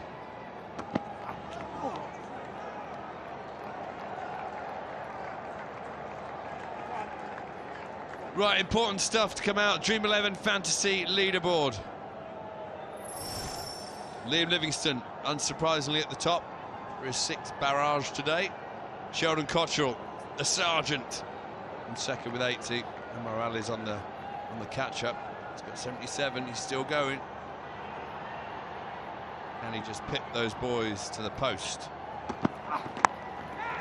Oh, this one's gone over the offside. Nowhere near where Visa was aiming, but he'll take it. Runs away for 4. 7 gone. 88 for 3.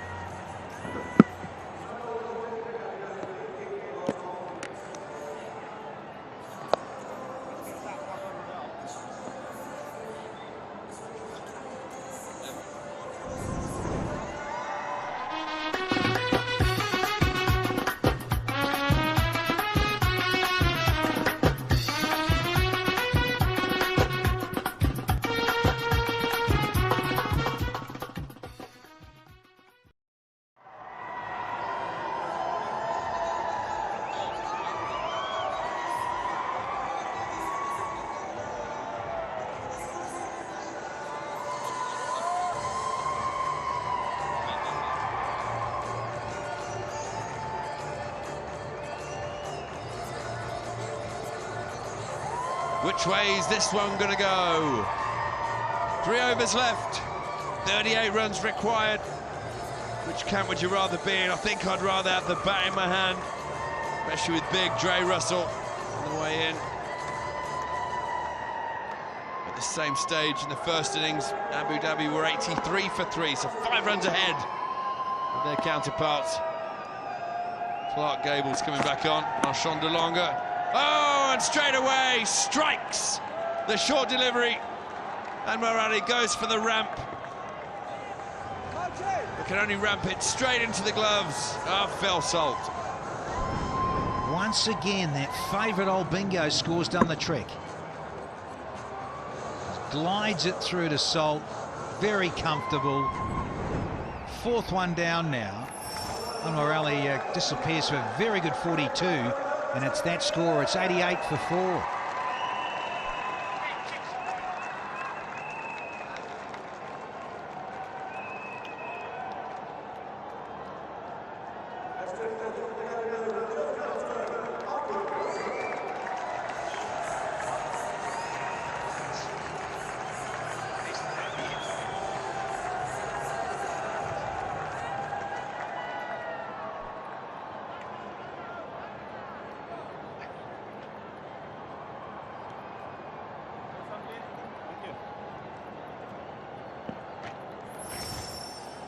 Andre the Muscle Russell in at 6. 17 balls left, 38 required. That'll be a walk in the park if this man stays in for a few balls, you would assume. Marchand de Longa will have something to say about that. Turned away. Should get back for 2, and... oh, no! Dear, oh, dear. Apologies if you heard a bit of fruity language on the screen. Disappointment from the bowler. Somehow the 2 fielders conspired to miss this. All ends up. Farouk. Oh, football skills. Except he's put it into his own net. There's 4 bits. Don't destroy the table, son. Not the table's fault, Franksy. He's not had the best of time in the field, Farouk. Oh dear, that's a good bumper. That's an angry bowler. Getting his own back, taking it out on the batsman. This is an absolute beaut. Snorter. Gets tangled up, thinks about pulling it, and then no. Good luck with that. My word, that's thudded into that bat. Thought for a moment it might have hit him on the helmet, but luckily hit him in the splice of the bat instead. Oh, and he's gone! Marchand de Longa with the brilliant 2-card trick, the short, fast delivery up at the badge. The next one skidding through to take off stump. And the kids are loving it. Look at this.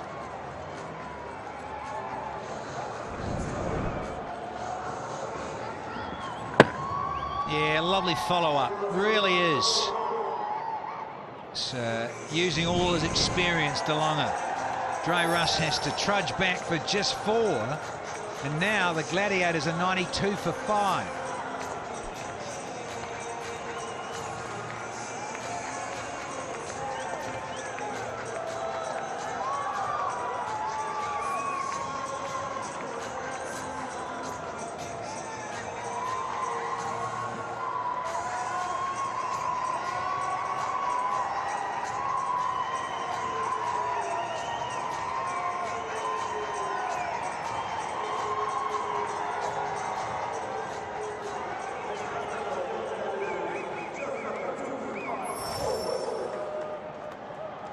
Odean Smith in at 7. He's hit some mighty balls in this tournament so far. Can he do it again tonight? Certainly going to give it a go from the off. Well, 2 wickets in the over so far for Marchand de Longa. It really is a good over so far. There's a misfield for 4 off his first ball. But then 2 wickets. First, caught behind and then clean bowled. And this one pulled away. This is going to go for 4. Well played, Vita. 8 overs gone. 97 for 5.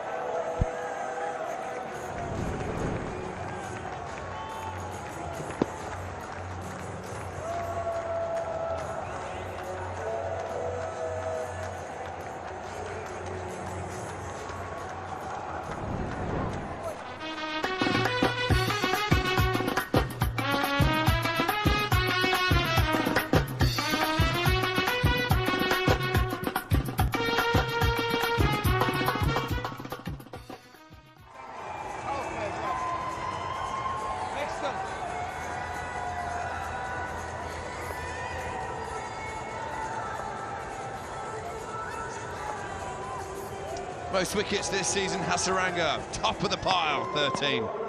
Marchand de Longa, 12. Just one behind now. Umpire Alex Wolf signals it's our floating power play. Well, it's a heck of a time to take. It's actually good. They're enforced to take it. They've got to. And they want 29 off a dozen. And you're up against Naveen, who's fairly tasty with a bag of tricks.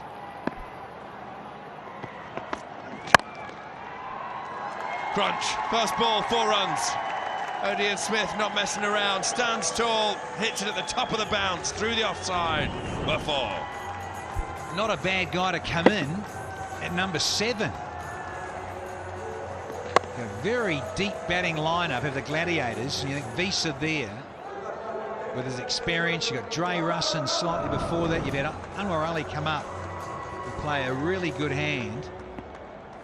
He hit 5 6s and no 4s, did Anwar Ali.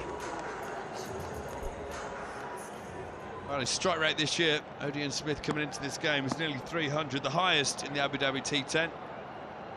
296.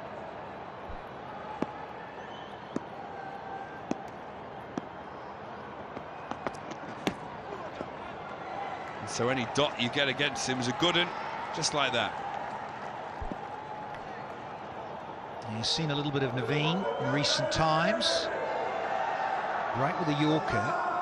It's also that lovely cutter that he gets to really jag back into right-handers across the lefties, and he shuts down angles. They're quite unique because of his interesting technique and his action and that sequence timing through the crease. So just bear in mind what batters have to look at and see where the ball's coming from on different parts of the bowling crease.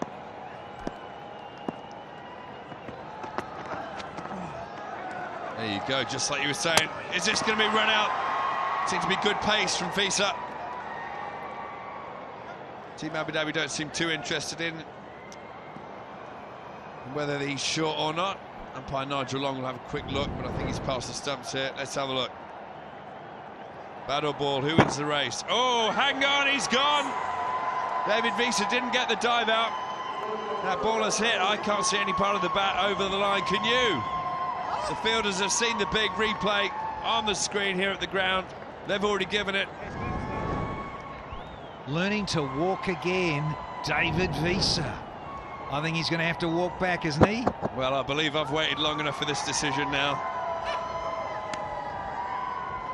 Oh, you're gone, son. Brilliant from the keeper, Phil Salt. Just a touch of class. Look, Ranmore Martinez wanting to make absolutely certain, but on that evidence, with the zinger up, so I think we're going to see OUT very short.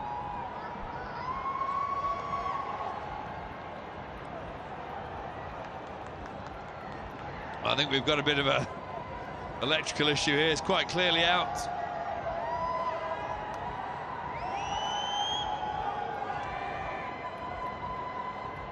So while we try and find the big green button for the umpire to press. When you're ready, Ranmore, let's have it. There you go, OUT out. Oh, readiness is Ranmore. He's there. Visa's not. He's been run out for 27, and it's now 101 for 6 here.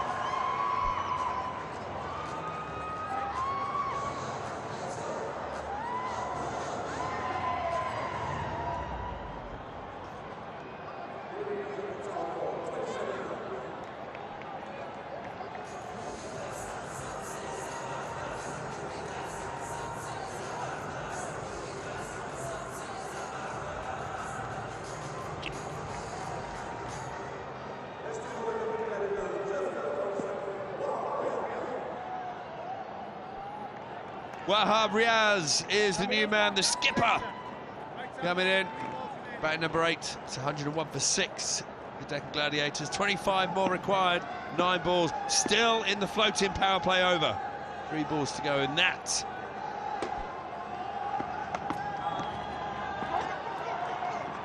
Oh, and Salt's hit the bullseye again. I think Naveen ul Haq, though, has collided with Odean Smith, and let me tell you, there's one winner in that battle. Oh, it does not look good. Physios are going to have to come out. Naveen has got clocked really badly here, which is just a horrible sight. Dear. Let's have a look, have a look, have a look. Another one gone. Another brilliant bit of work from Phil Salt. This is definitely going to be out. So 2 and 2 balls.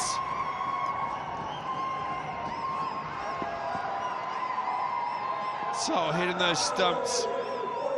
I think it was Wahab Riaz who collided with Naveen Ul-Haq. Probably a good job. If Adin hits you, that's it. So Adin's run out for 5. The Gladiators 101 for 7.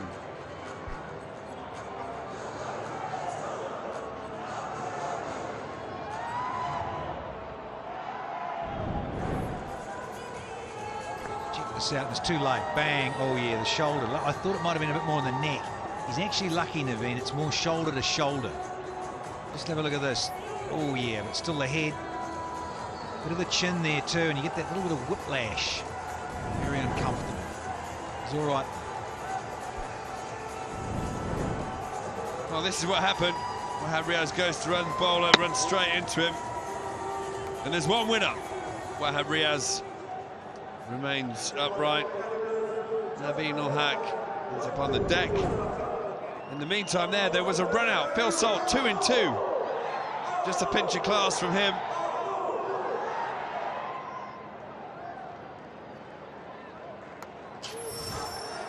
As he's hitting those uprights.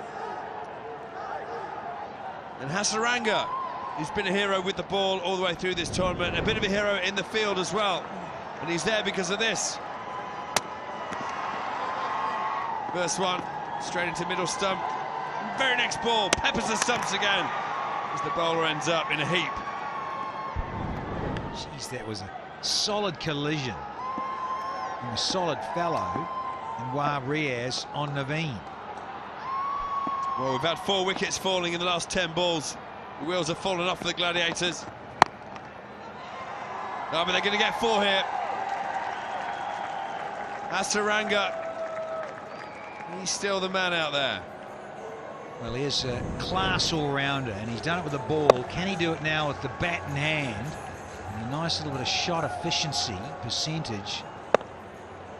And he's ended up on the turf again, the bowler. Naveen's spending more time on the deck than Danny Morrison on the beach. Hey, it's because you've been hiding on the golf course. I do know for sunbathing, though, like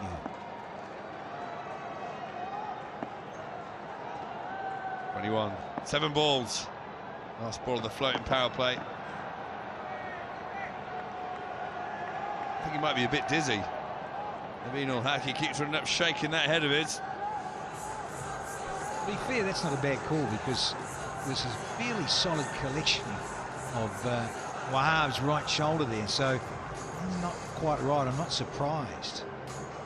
He's giving his head a bit of a shake, so he said he's all right, but he's certainly not going to be 100% after that collision. Yeah, there'll be no boxing tomorrow. Fearful whack on that jaw.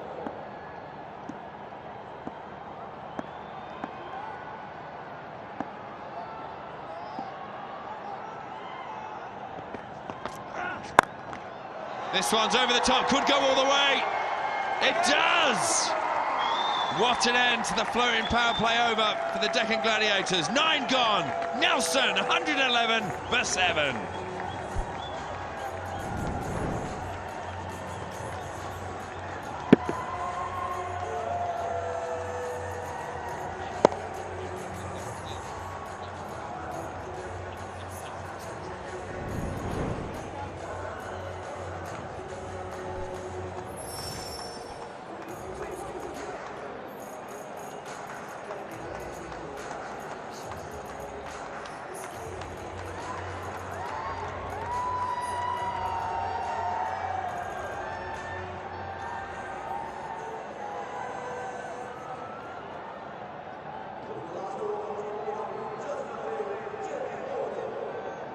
One for 7. That means 15 off the last over required. The Gladiators to overturn the men in yellow, Team Abu Dhabi.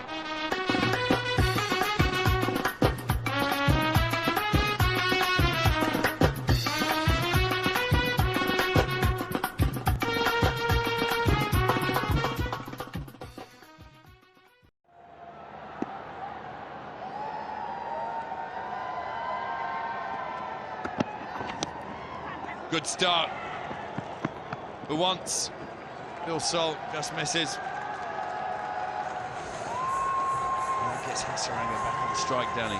That's what you wanted there in terms of Sri Lankan all-rounder. Let's see what he can do here, because well, Harp's no slouch either, but certainly Hasaranga is more key in terms of striking, and he's hits it in unique areas. Great to see the kids enjoying this Abu Dhabi T10 up in the box. And you can get kids involved in cricket. Greatest night out ever. Good delivery. Batsman looking for the wide. That's not going to be overturned. Just stayed inside that blue guideline.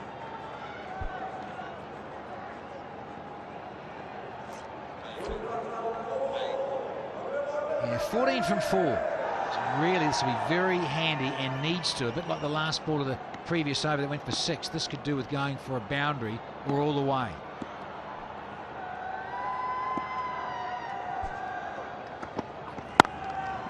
Smash to the offside. It's going to go for 4. Brilliant Hasaranga. That eases the pressure a bit. Blue square of the wicket on the offside into the Toblerone. Well, desperate times and a little desperate stroke. He went for Yorker and blew it with Overton. And these two are used to last ball finishes.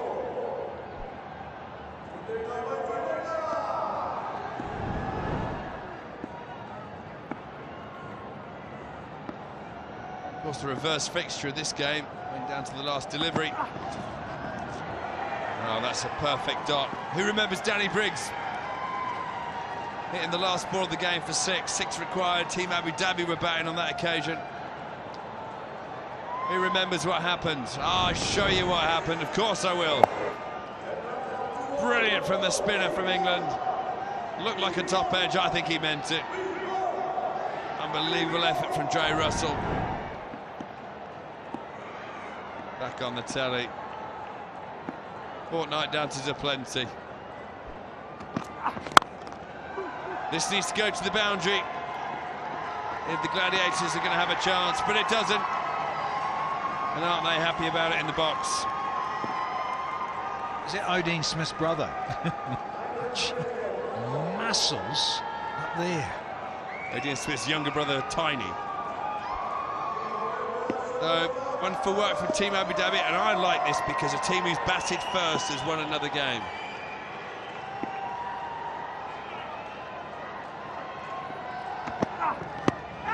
So there we go, this one's very close, it's going to be out, overturned, over the moon. As Team Abu Dhabi wrap things up, they've defeated the Deccan Gladiators for the 2nd time this year. First time with the bat at the end, this time with the ball. Liam Livingstone over the moon as his boys in yellow win this one by 2 wickets. Marvellous night for a moon dance for those in yellow. And they're loving it because they're thoroughly deserved winners by 9. In fact, let's make it 8. 8-run victory, and don't they love it up there in the Team Abu Dhabi box. Good night out for Liam Livingstone, who happened to be the Dream 11 most valuable player with that outstanding innings of 59 from 24, 3 fours and 6 maximums to enable those in yellow to get to 1, 2, 5 for 4 in their 10 overs, which in the end was good enough by 8. And it's time to celebrate, mate. One of these glorious, glorious maximums. Wow, this is the format for it. You've got to go after it early, and that was palmed by Overton. Should have done better. Such good striking, and you thought, hello, Gladiators really are in with an opportunity. Is that Overton again? And Anwar Ali was not mucking around. He didn't deal in 4s. He dealt with 5 maximums. Oh, David Visa. Do love it when he gets clean. Look at that. There's that last one there from Hasaranga. As easy as you like. Yeah, some pretty good maximums. They needed to hit quite a few. They were going to chase down the 125, but they couldn't quite get there. because in amongst those maximums, we have these wickets for the very first ball. Sergeant Sheldon picked up Tom Cole and Camwell, then Tom was caught in the deep. Some more good catching in the deep by Team Abu Dhabi. It's the Sergeant again. And then the Frenchman, Marchand de Longue. With a couple of belters in the same over. And then it was the Phil Salt show. Sprinkler class from him.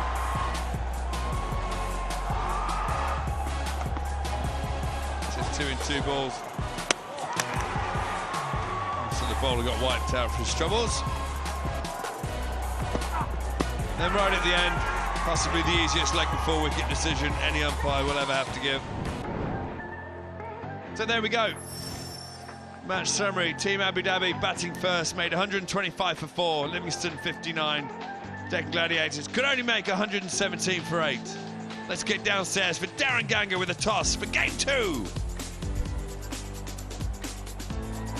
We'll do the toss for one more time today as we get set for match number 26. Chris Broad, the ever-present match referee, here to witness the toss. I've got Angelo Pereira of the Chennai Braves and Rovman Powell of the Northern Warriors. Rovman gives it a flick.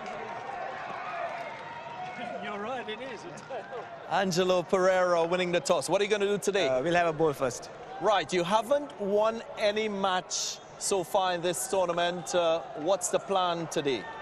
Hopefully winning the toss for a start. So we've talked a little bit and we've planned it out for the last 2 games. Hopefully things go well. Changes for your team? Just one change. Sorry. Don't worry about that. How do you as captain motivate your teammates to get themselves ready to play in a game, knowing fully well that you can't qualify for the playoffs? Yes, it's pretty tough because we've had a tough tournament, but still we're all professionals and we have to turn up and we have to give our best. And we're looking forward to stepping up and having 2 good games. Well, we're looking forward to a professional showing from you and your Thank team. you so all much. the very best. Cheers. Rovman Powell coming here. It's been a bittersweet sort of experience for you. Denied the opportunity to qualify in the playoffs. What are you saying to your team for today's fixture? I think there's a lot of pride at stake. You know, as defending champion, we can't make it to the semi-finals no more, but we have to represent the franchise and represent the franchise well. The sweet part of your experience in this edition of the Abu Dhabi T10 has been your batting. What's been different for you personally in terms of getting the sort of rewards that you've received with the bat? You know, for the last few months I've been home. You know, I watch the IPL, I watch the World Cup, you know, and I try to take things from that, you know, a little bit of hunger burning in my belly. So, you know, that also trying to push me to get the best out of myself. I can clearly see that focus. Are you making changes to your team for today? Yeah, 3 changes. You know, all the guys who haven't played, you know, we give them an opportunity to showcase their talents, you know. We have to look forward to next year now that we are out of the competition, so we'll see what they bring to the table. All the very best. Enjoy the experience. Thanks, son. Well, the news from the middle, Angelo Pereira, he's won the toss, and the Braves, they will bowl first. ඔබ නැවතත් sporty.lk YouTube නාලිකාව සමග මේ කතා බහ අපව subscribe කරන්න දිගටම අපත් සමග රැඳී සිටින්න ඔබට බොහෝ වාසි ලැබෙන්න පුළුවන්කම තියෙනවා සජීවී තරංග වලට අමතරව හොඳයි මීළඟ තරඟය පැවැත්වීමට නියමිතයි නමුත් ඊට පෙර අවසන් තරඟය පිළිබඳව කතා කරමු අද පස්වන අබු ඩාබි T10 තරඟාවලියේ 11 වෙනි දිනේ 25 වන තරඟයේදී Deccan Gladiators කණ්ඩායම පරාජය කරමින් ජයග්‍රහණය වාර්තා කරගත්තා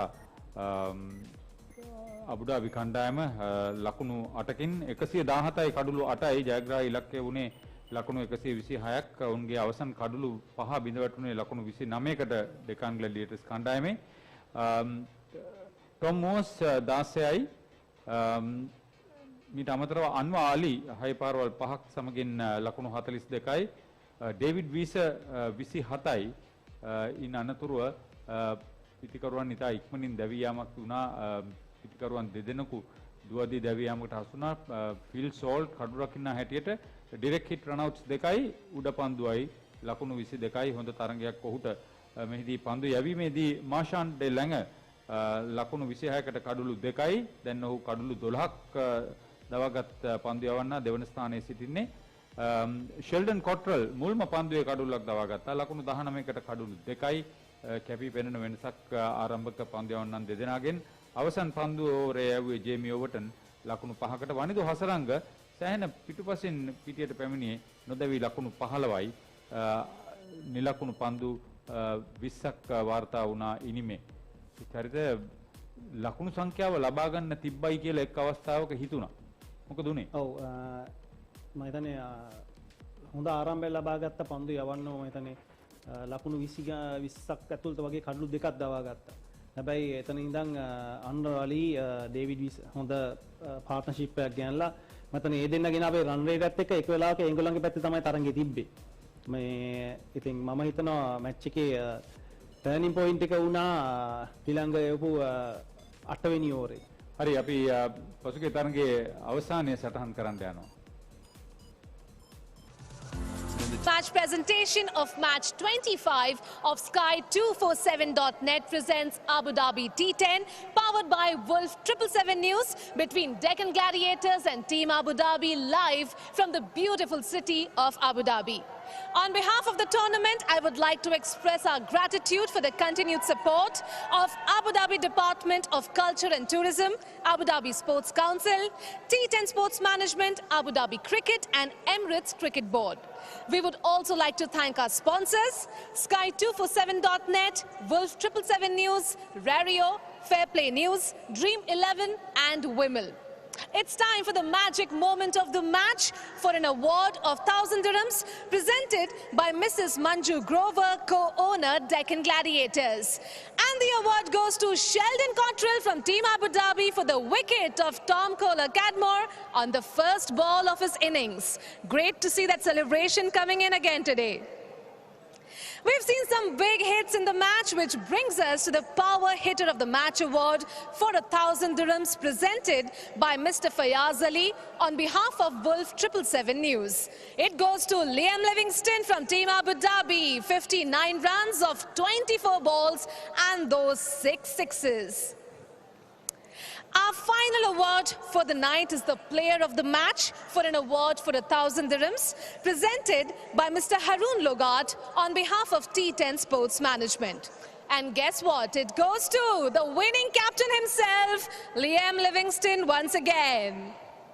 Now, Liam, you must be over the moon with that team performance, but let's focus on you first. How great a tournament are you having? Yeah, it's been good fun. It's more fun leading the lads. We've got a great group of blokes. We've got a great group of players, and it's been really fun to play T10 cricket for the first time. So, no, really enjoying the tournament, and we're playing some good cricket. Some sharp work from your boys out there in the field, getting those run-outs, getting early wickets on. What was the game plan today, going into the game? Salty was brilliant behind the stumps. His 10-bin bowling coming into work. So, no, we've been good. We keep saying we want to try and hit sixes with the bat and take wickets with the ball, and we're trying to keep it pretty simple. So things are working well at the moment, and hopefully we can continue right the way through the tournament. Right. Any areas of improvement you're looking into? Yeah, absolutely. We keep getting things wrong, but we're going to. Hopefully we're saving the best till last. Right. All right. You had a great one. Congratulations, and thank you for your time. Cheers. That concludes our post-match presentation, but stay tuned because we have another match coming up for you. Northern Warriors take on the Chennai Braves. You don't want to miss it.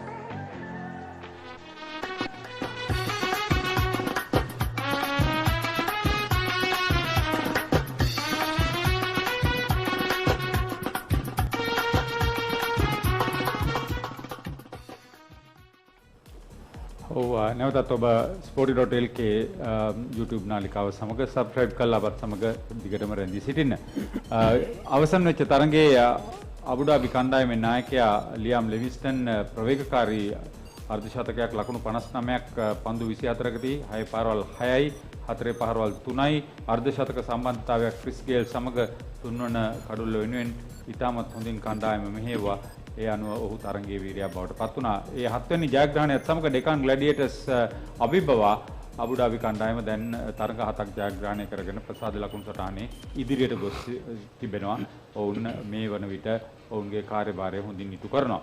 හොඳයි පස්වන Abu Dhabi T10 තරඟාවලියේ අද 11 වෙනි දිනේ 26 වෙනි තරඟයේ හැටියට අද දිනේ දෙවන තරඟයේ හැටියට පැවැත්වෙන තරඟයට ශ්‍රී ලංකිකයන් කීප දෙනෙකුම සහභාගී වෙනවා. මෙහිදී චෙන්නයි බ්‍රේව්ස් කණ්ඩායම වෙනුවෙන් කාසිය වාසිය දිනාගත් ඇන්ජලෝ පෙරේරා අද කණ්ඩායමේ නායකත්වය දරනවා. ඒ අනුව ඔහු මුලින්ම තීරණය කළා රොබර්ට් පවෙල්ට නොදන් වොරියර්ස්ට මුලින් ලකුණු රැස් කිරීමට අවස්ථාව ලබා දෙන්න කියලා. ඒ අනුව අපිට හිතා ගන්න පුළුවන් දසුන් චානක නායකයා අද තරගයට සහභාගී වෙන්නේ නැහැ කියලා. මේ දෙවන වතාවට ඇන්ජලෝ පෙරේරා කණ්ඩායමේ නායකත්වය දරන්නේ.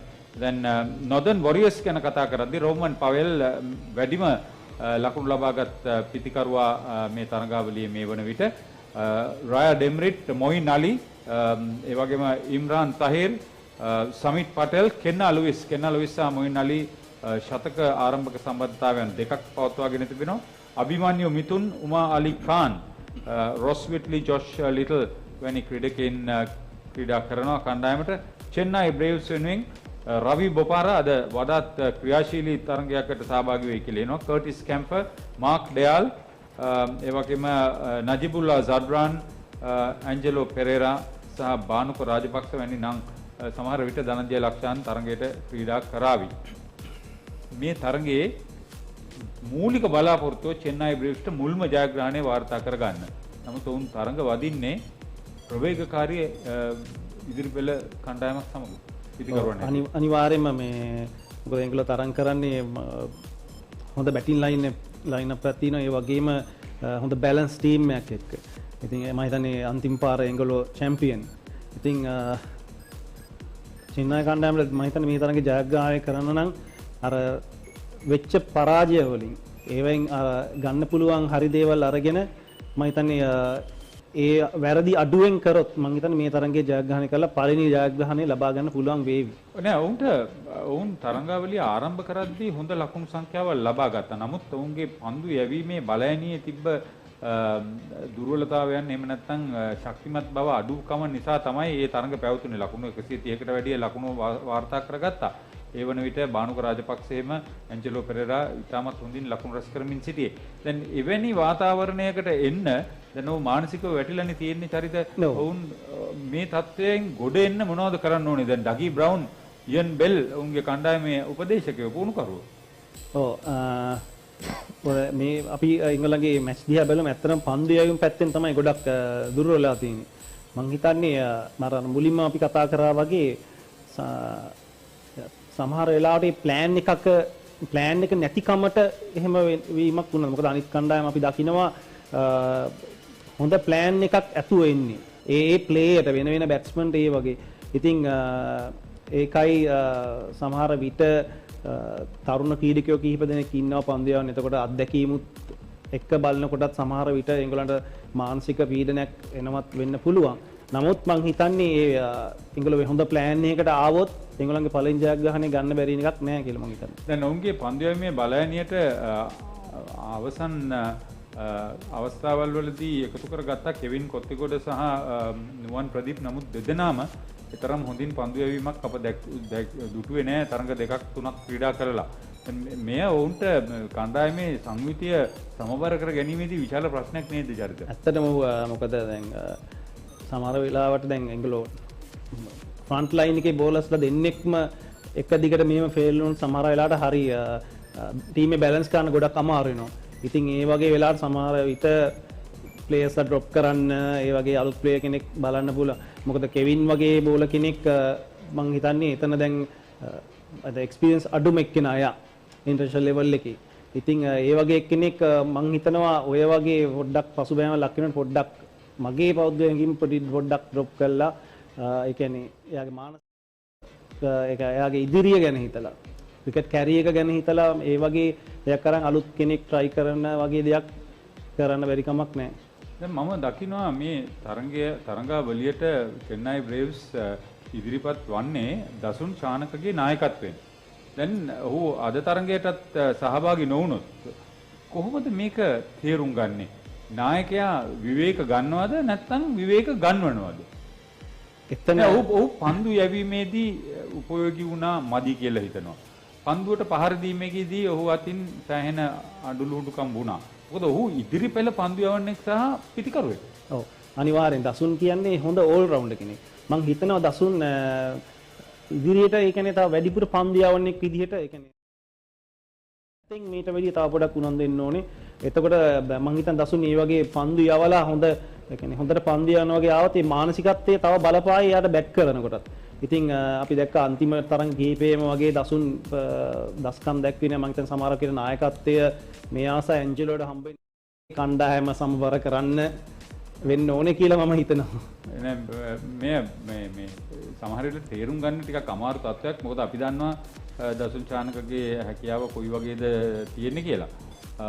බානුක රාජපක්ෂ ගැනත් වචනයක් කියන්නකෝ. බානුක අනිවාර්යෙන් මම හිතන්නේ හොඳටම පන්දුවට පහර දුන්නා. එක තරඟයක් මම හිතන්නේ බානුක ඒ කියන්නේ තනියෙන් ශ්‍රීලංකා රහ සමානයි මේ තම දක්ෂ ලෙස ක්‍රීඩා කරා. මොකද බානුකගේ මම හිතන්නේ ටෙක්නික් එක පවා ඇත්තටම ටෙක්නික් එක හොඳයි. බානුක ඒක නිසා මේ Tamanට අවශ්‍ය විදිහට පන්දුට පහර දෙන්න පුළුවන් මේ හොඳ දක්ෂතාවයක් තියෙන ක්‍රීඩකයෙක්. හරි බොහොම ස්තුතියි චරිත බුද්ධික පැමිණිලා අද ඔබගේ අනුදැනුම අපිට එකතු කරාට අපි ඔබට ස්තුතිවන්ත වෙනවා.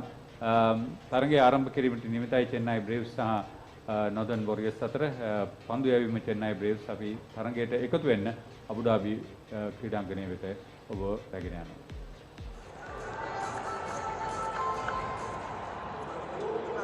It's actually Phil Salt who surpassed Moeen Ali. Moeen Ali surpassed Colin Ingram. There you go. Got away Shah alongside me. Good to see you back, Ace. What do you reckon? A good game to start us off today. This one playing for pride, but it should be a belter. Well, it certainly should be. You've got the dangerous Moeen Ali and Keenar Lewis at the crease. These two have been in serious form. I know you mentioned they don't have much to play for, however, there's always pride, and if you want to be involved in your franchise next year, you've got to show promise and talent. Granmore Martinez in charge out in the middle, along with Nigel Long. Curtis Camphor is going to bowl the first over for the Chennai Braves. Keenar Lewis is on strike. It's amazing to think that Keenar Lewis and Moeen Ali, when they were smashing Team Abu Dhabi everywhere just 2 days ago, would be playing in this game, and when neither team can progress, all 22 players will be looking to impress franchise owners, guys who pick the teams next year, put their name back on that piece of paper.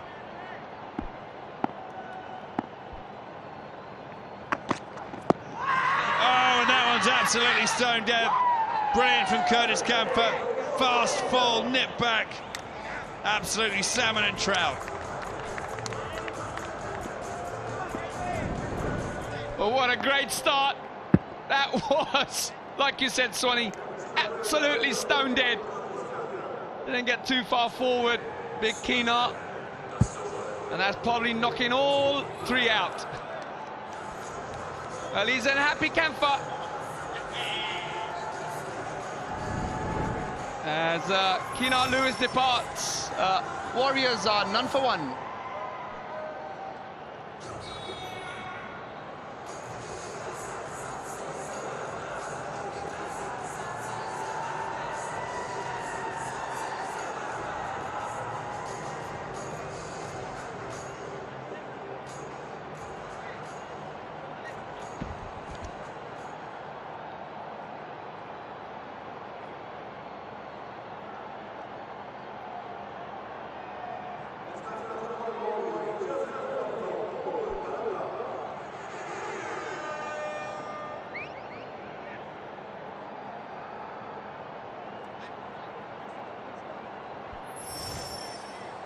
Gopal Tharanga, the new man at 3, seen this fella smash the ball everywhere in his time. I think this first ball to Keenar Lewis was as good a first pill as you're ever going to see. Fast, full, nip back a lot. Keenar Lewis probably expected a short one or a good length ball outside the off stump. Stuck on the crease. That's the last 2 innings today. We've seen a wicket fall with the first ball. Of course, Sheldon Cottrell did it for Team Abu Dhabi. This one's turned off his legs. Tharanga's going to get off the mark straight away. It's a good effort, but it'll be a boundary.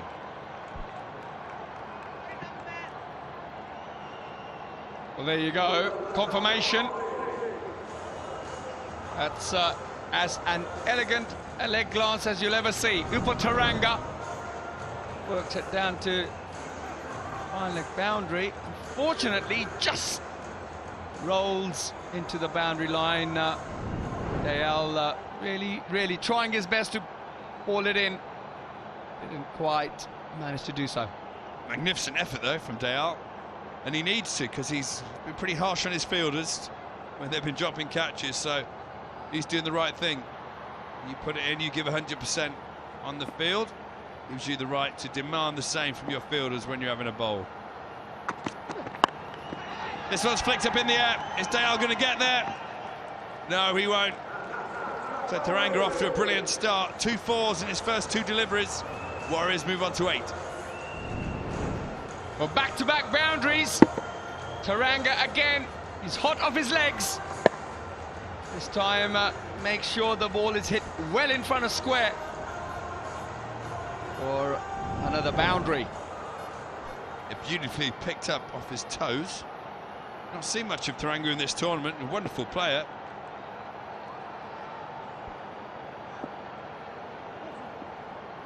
It's nice to see him in the Warriors colours. A bit late to do make much effect on their standings, of course. Like we say, playing for pride, playing for professionalism, playing for the franchise.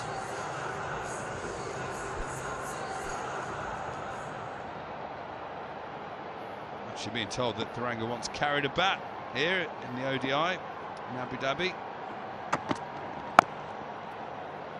As against Pakistan. So he enjoys batting here. What he doesn't enjoy is getting one on the back of the calf. I was going to say, I don't think he's going to enjoy that too much. Let's have a look where it gets him. Our man, the Roman Walker, with a throw.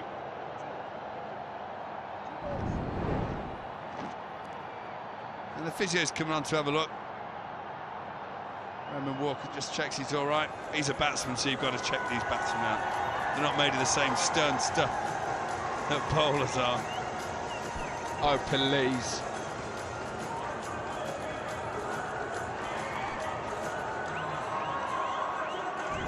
Whatever happened to just giving it a quick rub? So this is that first ball. Kenalu, look at this. Jack's back. Brutal delivery to get first up. Didn't quite move his feet. Big Kennar. He had to trudge off.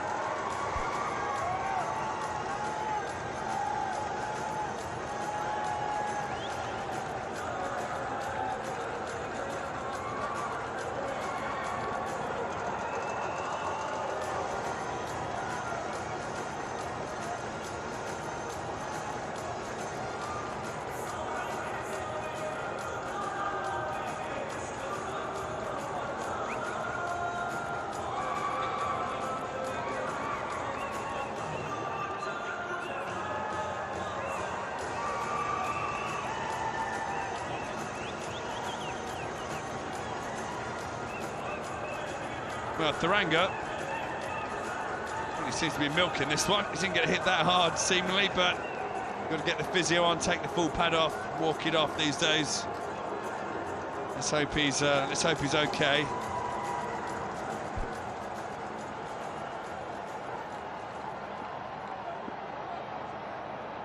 So Camphor, we carry on. Still in the first over here. Oh, that's got to be pretty close. Ronaldo getting right across in front of his stumps. That's been signalled as runs. Wow, I thought that looked really close. Wouldn't mind having another look at this.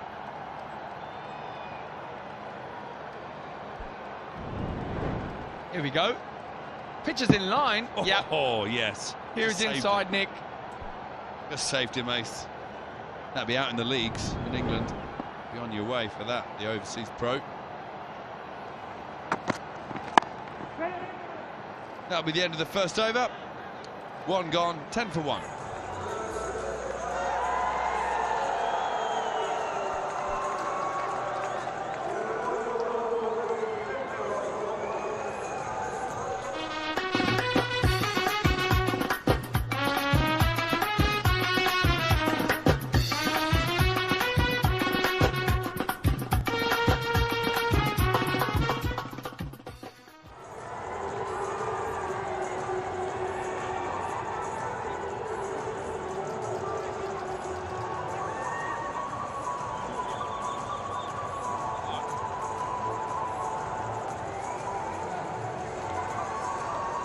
This game moving at snail's pace at the minute. We've been here for 10 minutes, just had the 1 over.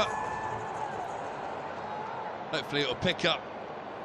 Fastest form of the game, 10 overs. Hopefully the umpires just give these Chennai Braves a bit of a nudge. Get a wriggle on, lads.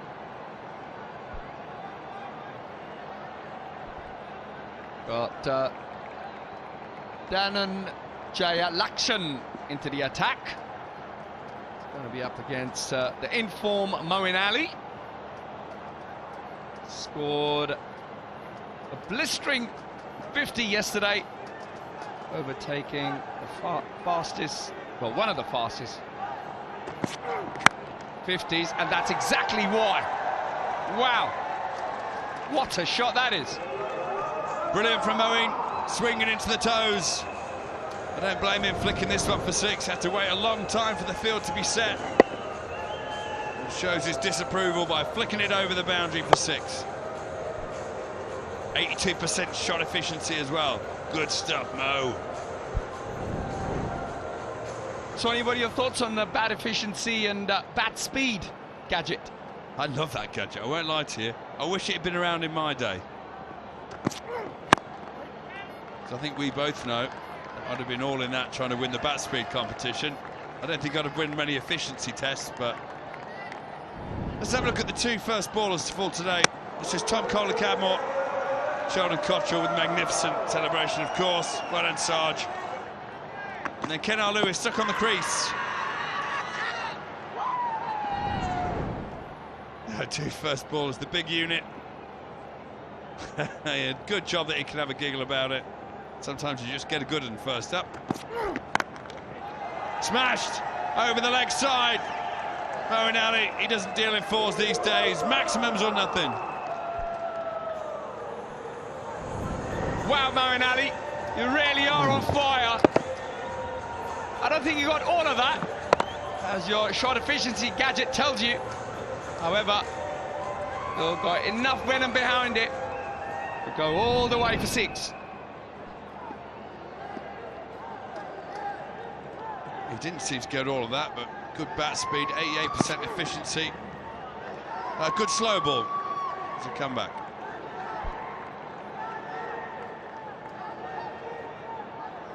Nod of approval from Moeen Ali. Smart bit of bowling there by Lakshan. You can see just at the top of the bat handle, that little gauge. Moeen Ali's bat tells you the shot efficiency and the bat speed. Just another pause as the Chennai Braves take their time yet again. Really have been incredibly slow in the field throughout this entire tournament, the Chennai Braves. Really do drag their heels.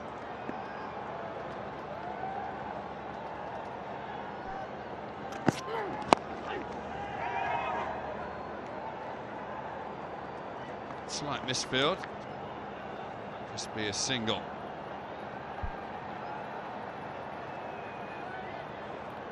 Moeen Ali just telling Taranga, his partner, that there's a little bit of swing out there. Or Lakshan.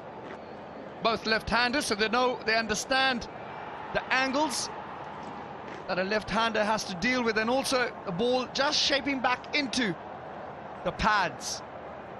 With the way the field is set. However, Lakshan probably will try and shape the ball back into the left-hander. Yeah, I think that'll feed Taranga's whip over the leg side, so he'll probably like that. No, cut through the offside instead. Slower ball dealt with. 4 runs. 2 overs gone, 27 for 1.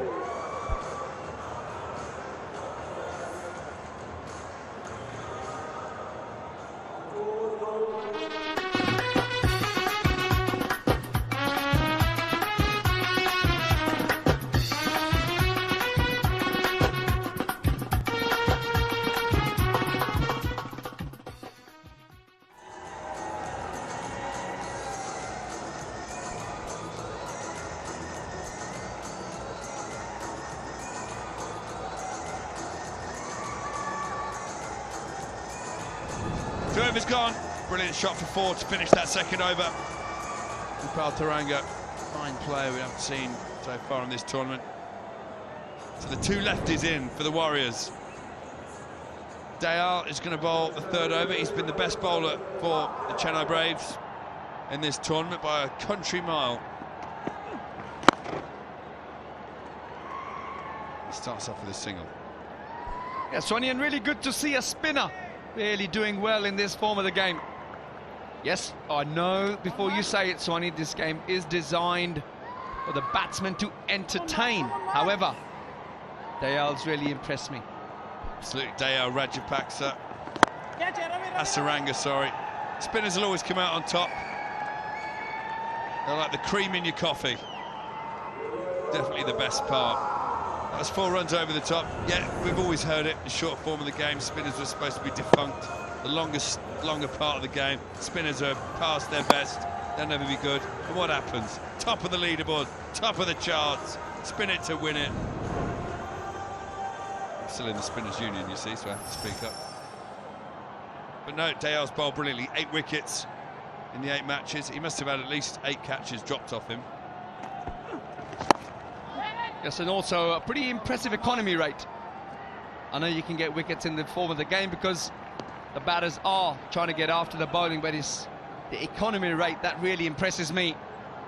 Trying to keep it under 10 is not easy against some of the big boys of world T10 cricket. Absolutely. This one's hit down the ground. Mid-on is very wide, so this will run away for 4. Fine stroke by Moeen Ali.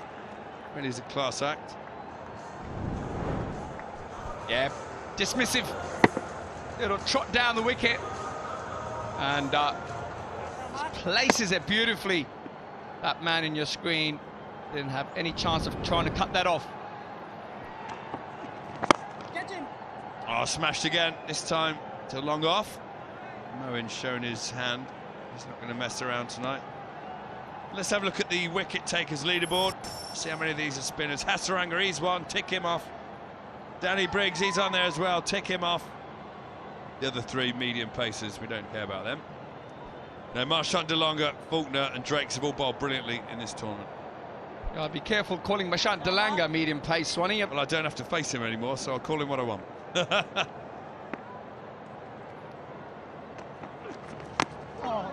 Oh, good ball to finish the over. And just a single. So 3 gone now. Northern Warriors 39 for 1.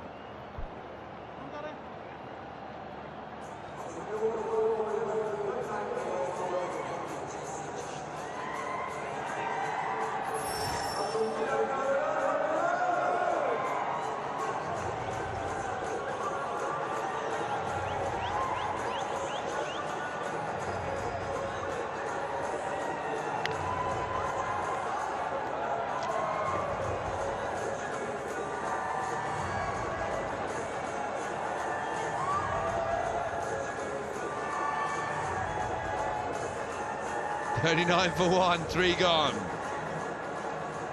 Northern Warriors looking to post. Big total. Can't go through. Can get a bit of pride back. Plymouth table. Get a couple of points on the board. Dasan Shanaka, the former captain of the...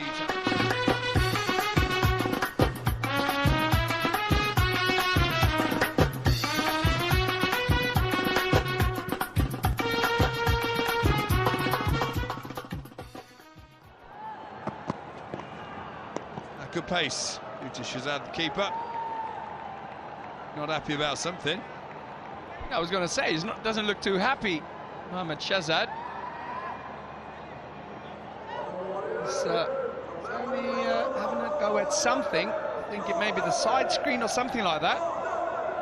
Well, I hope whatever it is, they fix it quickly, because the Chennai Braves seem to find any old reason to slow things down. It's that light on again, that pesky light. Who's not removed that bulb yet? I think next year at this tournament we should employ someone specifically pinch that light bulb at the start of every... Who keeps putting it back? Someone needs a bit of tape on the switch saying do not press. Ravi, come on, get on with it. that's the problem. There's been a lot of chat between the bowlers, but not much action.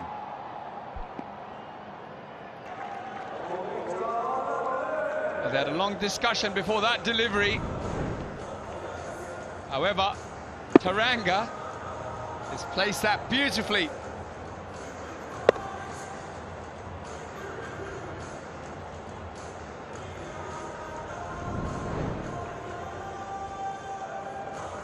Fine shot in anger by Upal Taranga.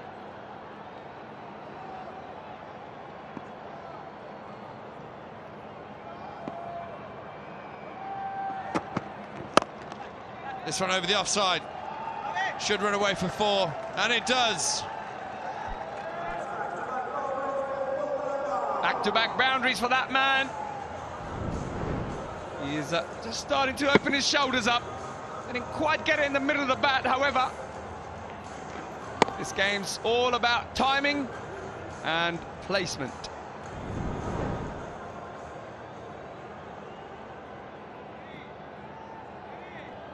The team's supposed to bowl their overs in 45 minutes. We've had about 20 so far. Only bowled 3.3 overs.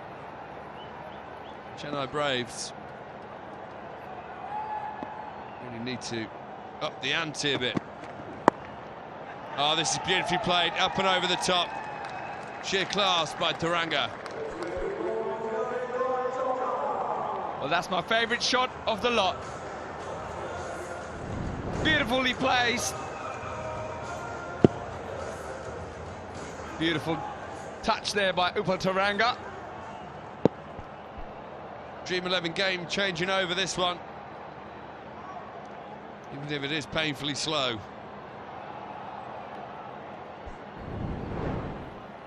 I tell you, my kids would enjoy this game though, because they always they're allowed to watch the cricket before they go to bed, and they always want to stay up late.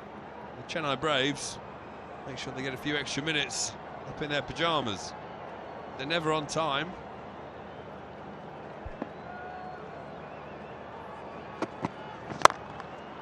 Oh, this is well played, square on the offside, but there is a man in the deep. Sent to throw in. Still not at the end of the 4th over yet. Oh, but Danny Morrison's out on his drone, and he's got some pictures here. The Zayed Sports Complex. Football pitches out in the back.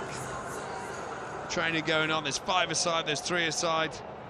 And the cricket ground in the background. What a facility this is. Absolutely amazing.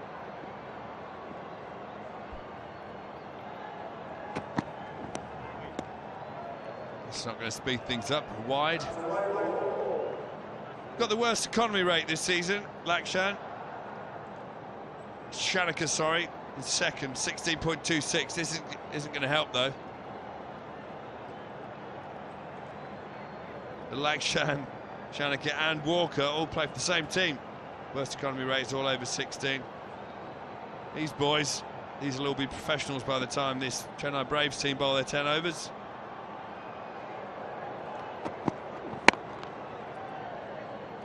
Well played by Moeen Ali, out on the offside. So 4 overs gone, 54 for 1.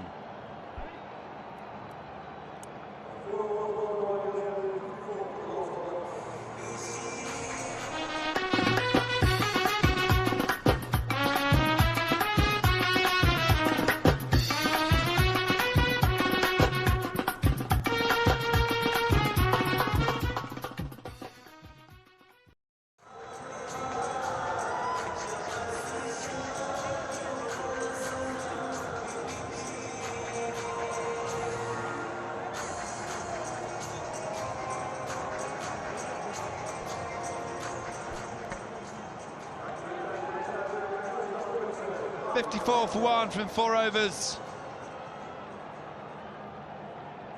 Chennai Braves wandering around again in the field. There's no urgency whatsoever. That game over there, though. A bit more urgency there. Now Dale's lost his mind. I think they're doing this on purpose just to wind me up. It's working.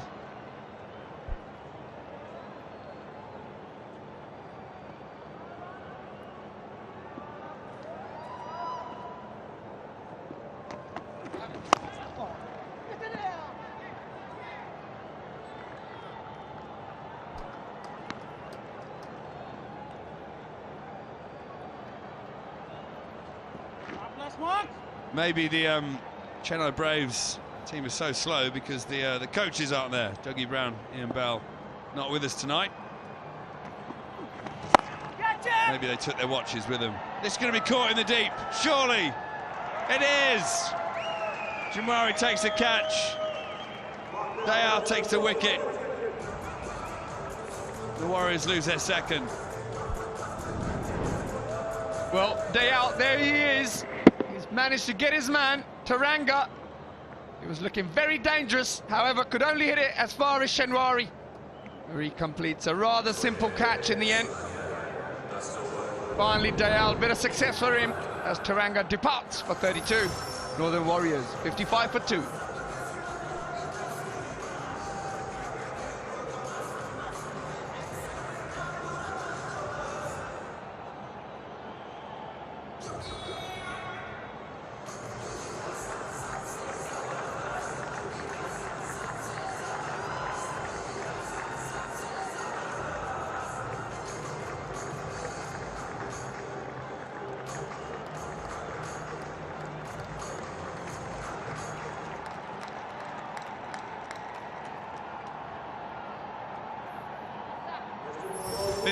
For 2. Rodman Powell, the new man at the crease, talked about playing for pride, playing for the franchise at the toss. He's been brilliant this year in the Abu Dhabi T10. As has Moeen Ali. Picked the gap nicely for a couple.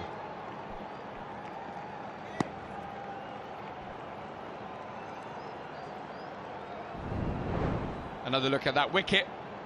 Taranga just a little bit off balance as he tries to make contact and try to hit it. I reckon he was trying to hit a 6 there.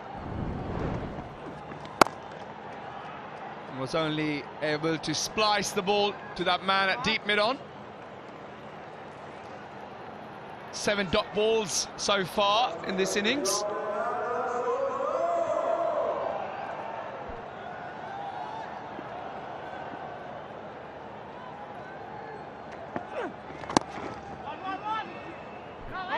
Nicely tucked away. They're going to come back for 2. They've decided against it. That's probably because I reckon Rodman Powell wants a piece of Dayal here.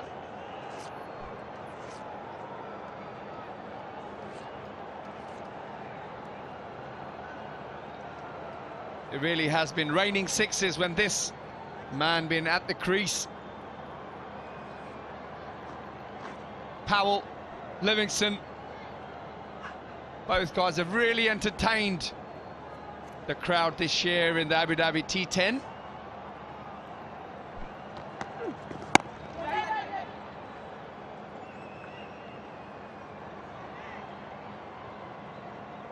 Five overs gone, 59 for 2.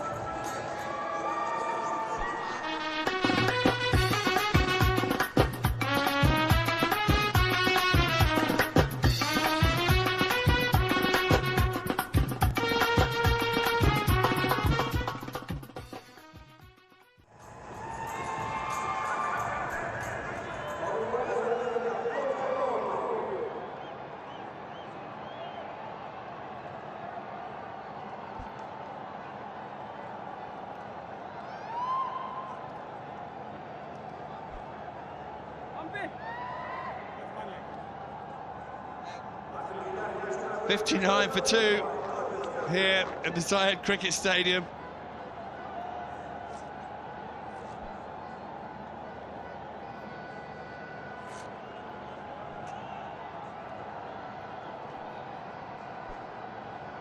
Yeah, it's been that sort of tournament for the Chennai Braves.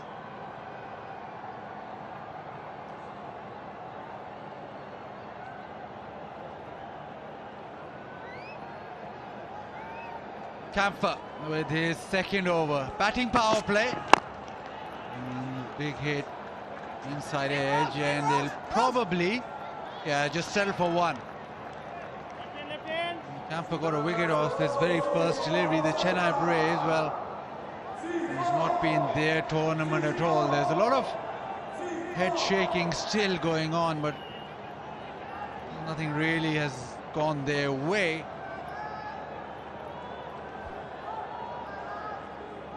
We think that somehow during the tournament something would have changed, but it hasn't so far. Now, deep discussions between Ravi Bopara and Camphor.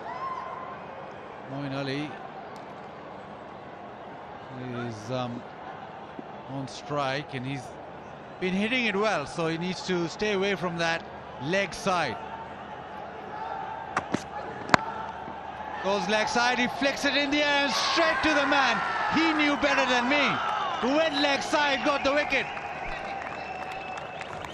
A Dream 11 game changer. Mazid, that's another person not listening to you. And well done. They did really well. Exactly what you want. Leg side, flicked in the air. Camphor knew that Moeen Ali was going to do this, and he stayed on his leg stump and dismissed him. Moeen Ali, he's gone for 25, it's 60 for 3.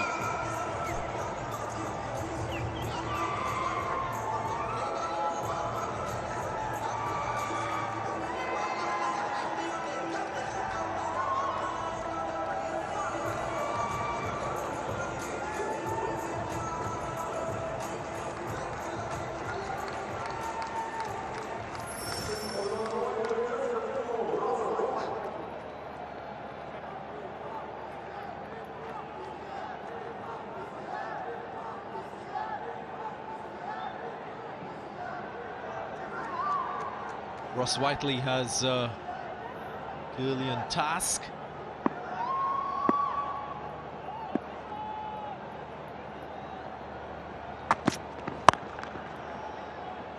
Off the mark.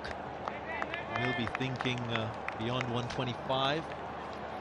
Or even closer to your target, Bazid Khan. 130, you get that. You give yourself a good chance of winning. Moeen Ali was searching for a 6. He's picked out the feeler. Hasan Sharnika completing the catch. Something to share about. Ravi Bopara, very vocal today. He's been talking to the bowlers. He's really into the game. Shot ball in the air. Oh! Shanwari circled around that. Never looked comfortable in it, but almost pulled it off. The challenge of catching at night, especially if you're running back. You got to try and judge the ball as early as possible and get that shoulder open so you can have good sighting. He didn't have that initially. Missed it completely in the end.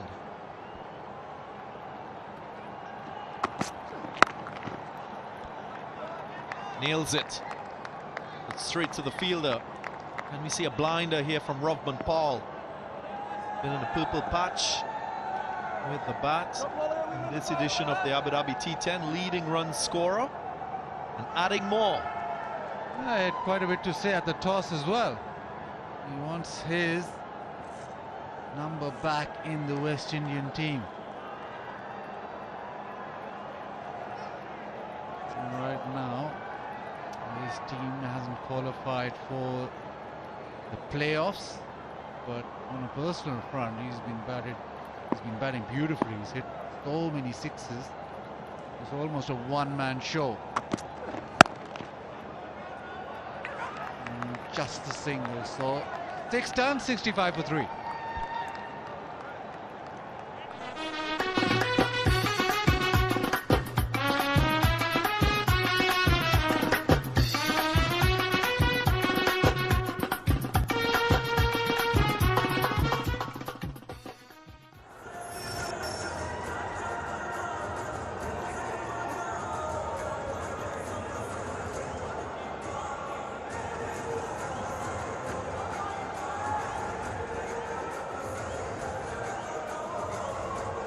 spell of significance from Curtis Camphor. 2 for 16. Only of just 8. Mark Dial also brilliant with the ball so far, as we've seen throughout this tournament.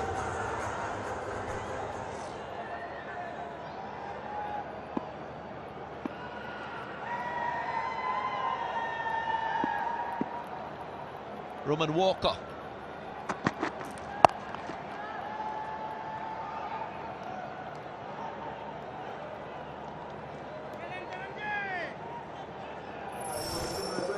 Dream 11 fantasy leaderboard. Curtis Camphor at the top with his 2 wickets. First ball, getting rid of Kenna Lewis. Then striking for a second time. Wicket taking so crucial at the start of a T10 innings.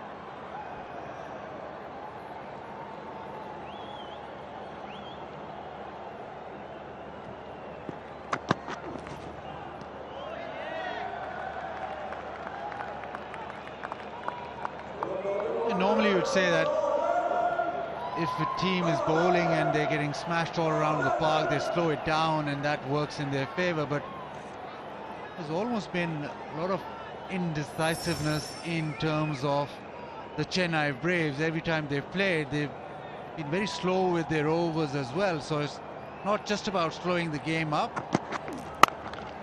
it's probably about and not being sure about their plans. Come back for 2. I think he's gone. He's not made it. Whiteley will just have to keep on running back to the pavilion. This will be very interesting. It wasn't a direct hit, so there's a little bit of time between collecting the ball and dislodging the bails. We'll have to see that from side on. Or not. Out, confirmed. Not needed. So really good work in the outfield and well supported by the bowler to effect this run out. It's another wicket for the Braves. 67 for 4.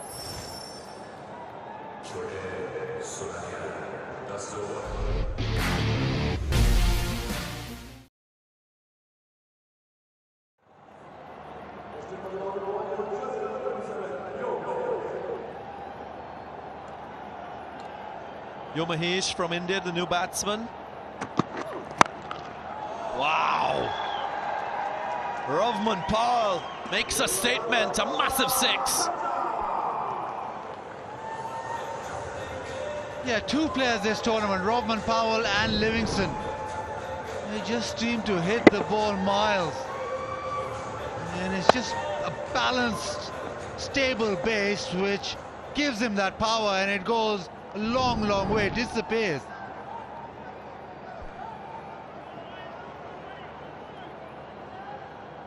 That will feel so good early on in a T10 innings as a batsman when you nail one off the middle and see it fly down the ground.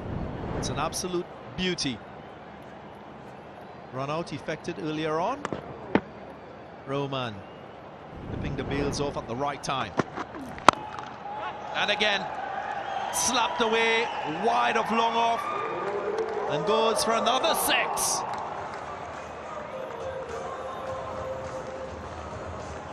This is the baseball hit. Just a thrash down the ground, flat bat, and it's been swung high, wide, and handsome.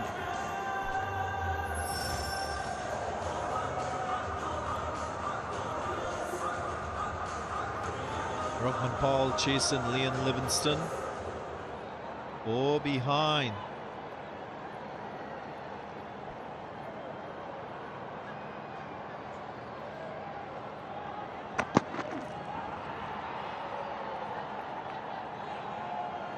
Finally he calls the wide. Roman can't believe it. It was marginal, you would say.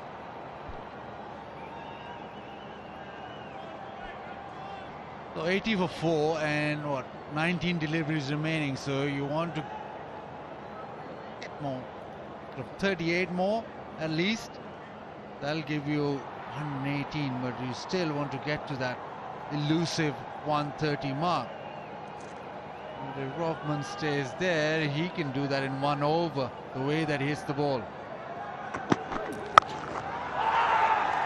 Reduce 6 from that score that you're asking for, Bazid Khan. Rothman Paul has different plans. 3 sixes in the over. Real fireworks. 86 for 4.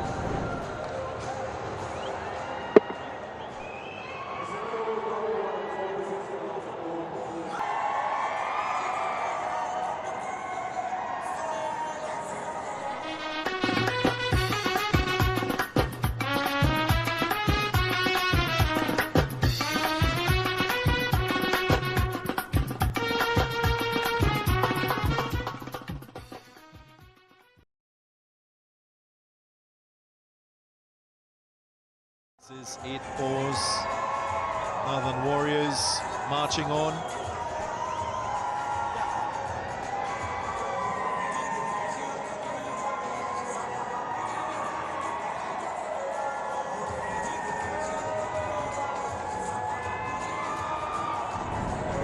That Roman Walker over, conceding 3 sixes. That surely is a Aurelio moment. Rothman Paul will want to capture this and keep it for a lifetime. You now can own your own favorite cricket moments from radio.com, Dhabi T10's official NFT partner.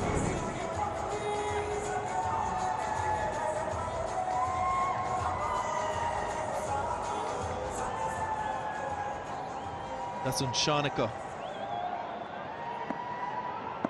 It's a ball now to Yumahesh Vijaya Kumar. 33-year-old who has played for India under 19 and India A team. That's a long time ago.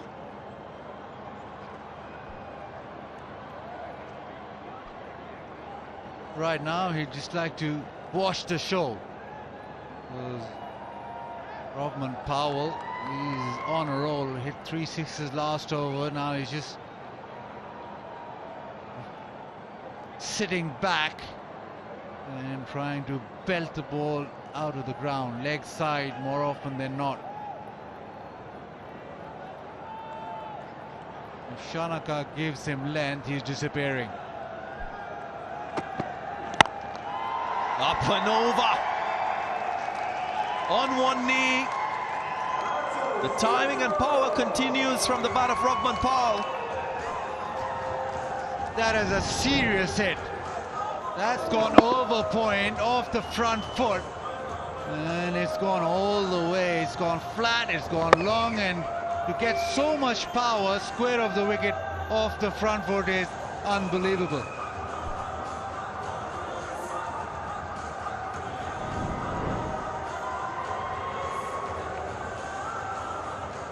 Man on a mission, you would say, fighting to regain his spot on West Indies international side, playing this tournament with a purpose.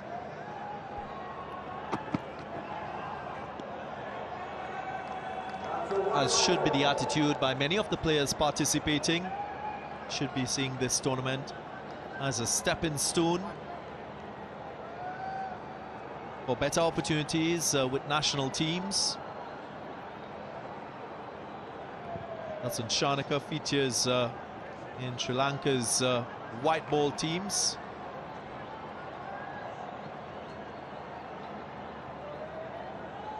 And the West Indies are going to Pakistan, and 3 of the players playing here have been selected. We've got Shepherd, Shane Thomas, Odion Smith.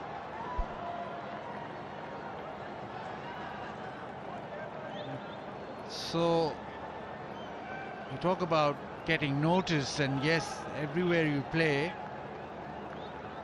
you get noticed, and Dominic Drake's also in that squad, so no wonder Rothman Powell is man on a mission. No wonder he wants that spot back, in the way that he's hitting. Well, he should get his spot back.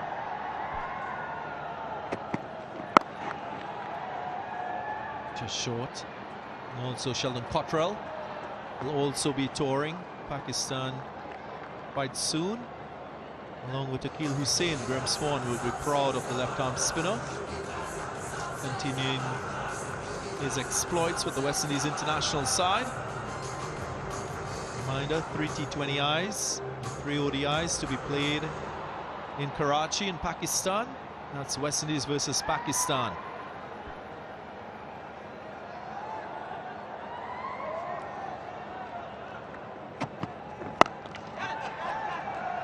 Gone. Straight to square leg, picked up.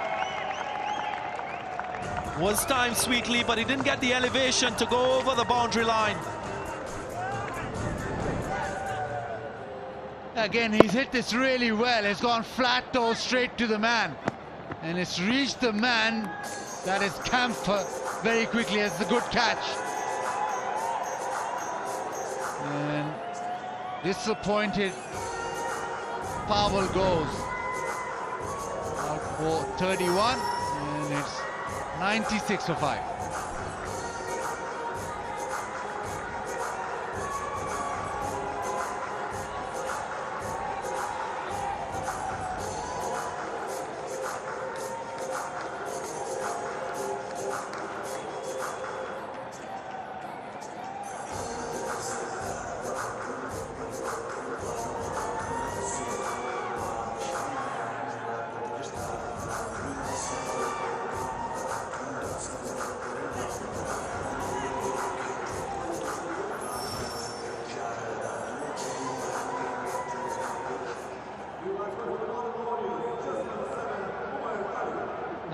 Of 5. Umair Ali walks in. It's the last ball of the 8th over. Shanaka with the wicket. Goes short and is thumped down the ground. It's opportunity and another wicket. So Shanaka with back-to-back wicket. Double strike. How often have we seen this in cricket? You get one wicket, you get another soon after. That's what Shanaka has done here. He's quite deceptive. He can't hurry on to you faster than you think. Umair Ali goes without scoring, 96 for 6.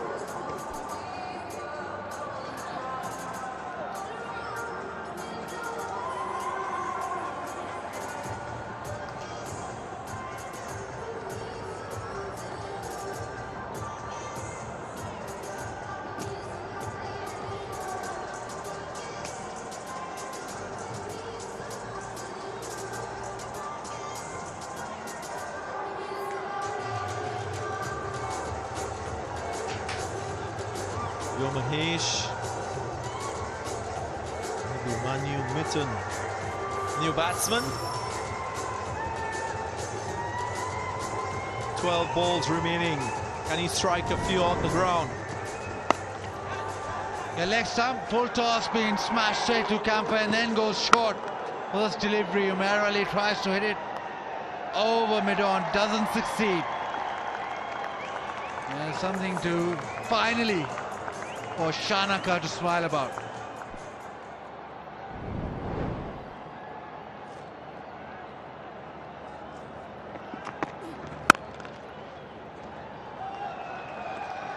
Sweetly timed. Quick hands through the ball. Wow. Mithun on fire straight away. He's timed this so well. 78% shot efficiency. And I thought it would have been much more than that because the ball just raced away. 100 comes up.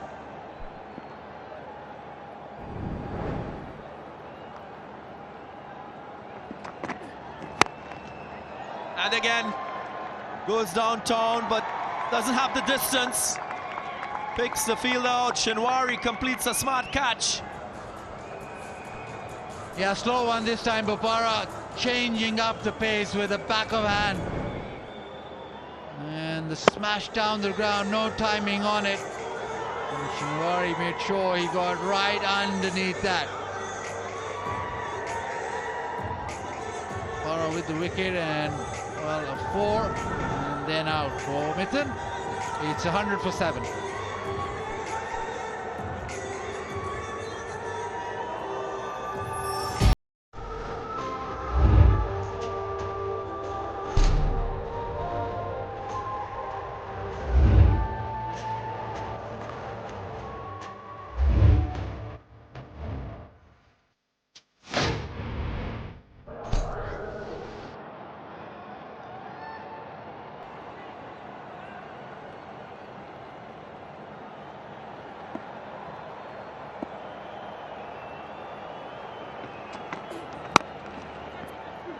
Uppish 2 is the call.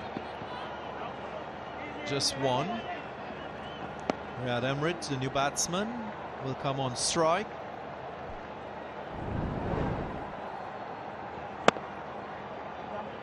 No pace at all, and that's why no timing.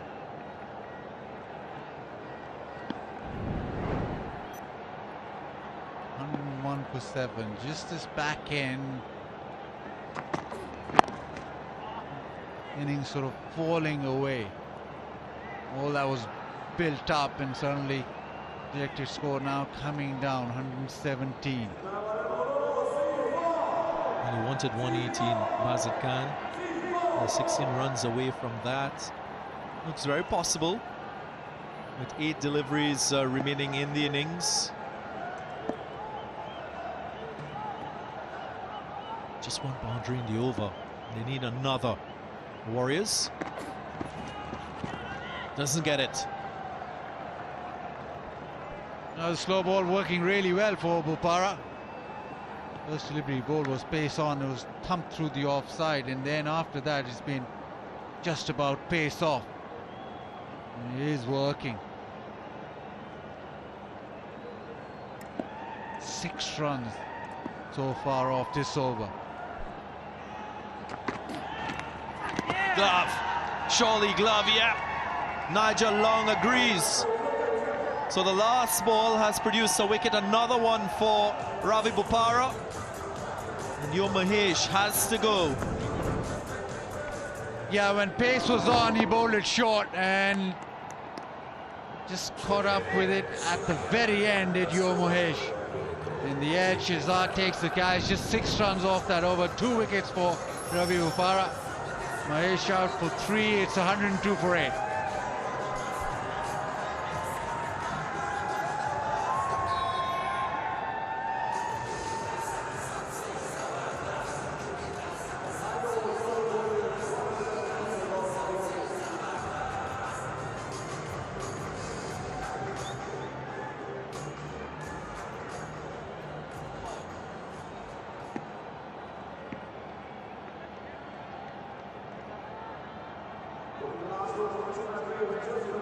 Imran Tahir and Riyad Emrit with 6 balls to go. What can they do? Swung away onside. Does it find the gap? Yes, 4 welcome runs for the Warriors. It starts off well in this last over. Goes leg side, it's almost an inside edge, just dragged away. And because of that, it sort of went finer of that deep square leg fielder. Boundary. 106 for 8. 5 deliveries remaining. Want to get to 120. And a couple more blows, leg side or offside to go to the fence. Slow one, pulled leg side. Is this in the gap? No, just a single.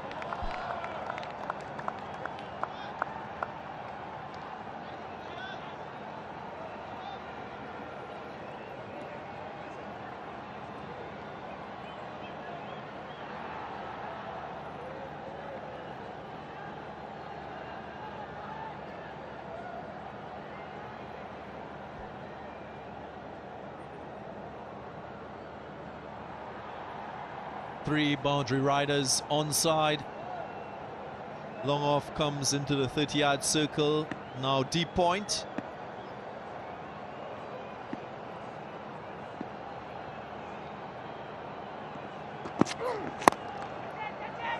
Punch in the air. Should present a simple catch. And the catch taken, Bopara. So Lakshan getting his first wicket, that of Imran Tahir. It just continues. Imran Tahir. That's his first and probably his last ball of the tournament with the bat, because he's just popped it to cover and he's got out. It's 107 for 9.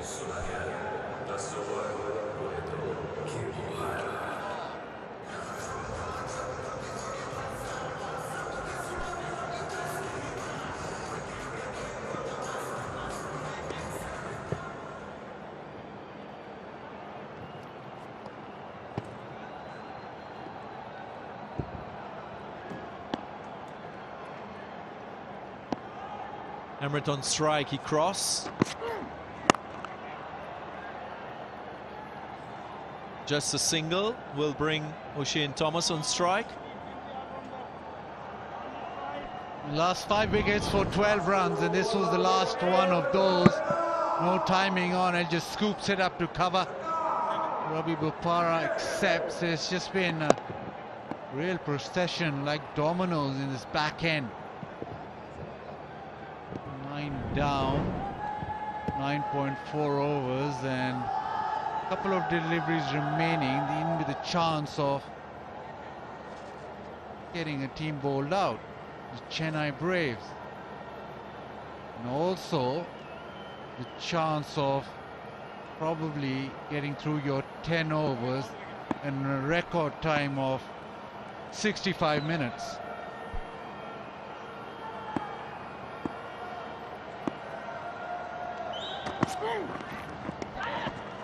We'll have to re-bowl this one. No, he won't, because O'Shane Thomas has been run out at the non-striker end. A very limp end to the innings. The umpires will just check and confirm. But it's been a really good effort on the part of the Braves and their bowlers. Clearly nowhere close, O'Shane Thomas. So the innings should close. Northern Warriors, they've been bowled out for 108. And it's the 7th time only we've seen a team being bowled out in T10.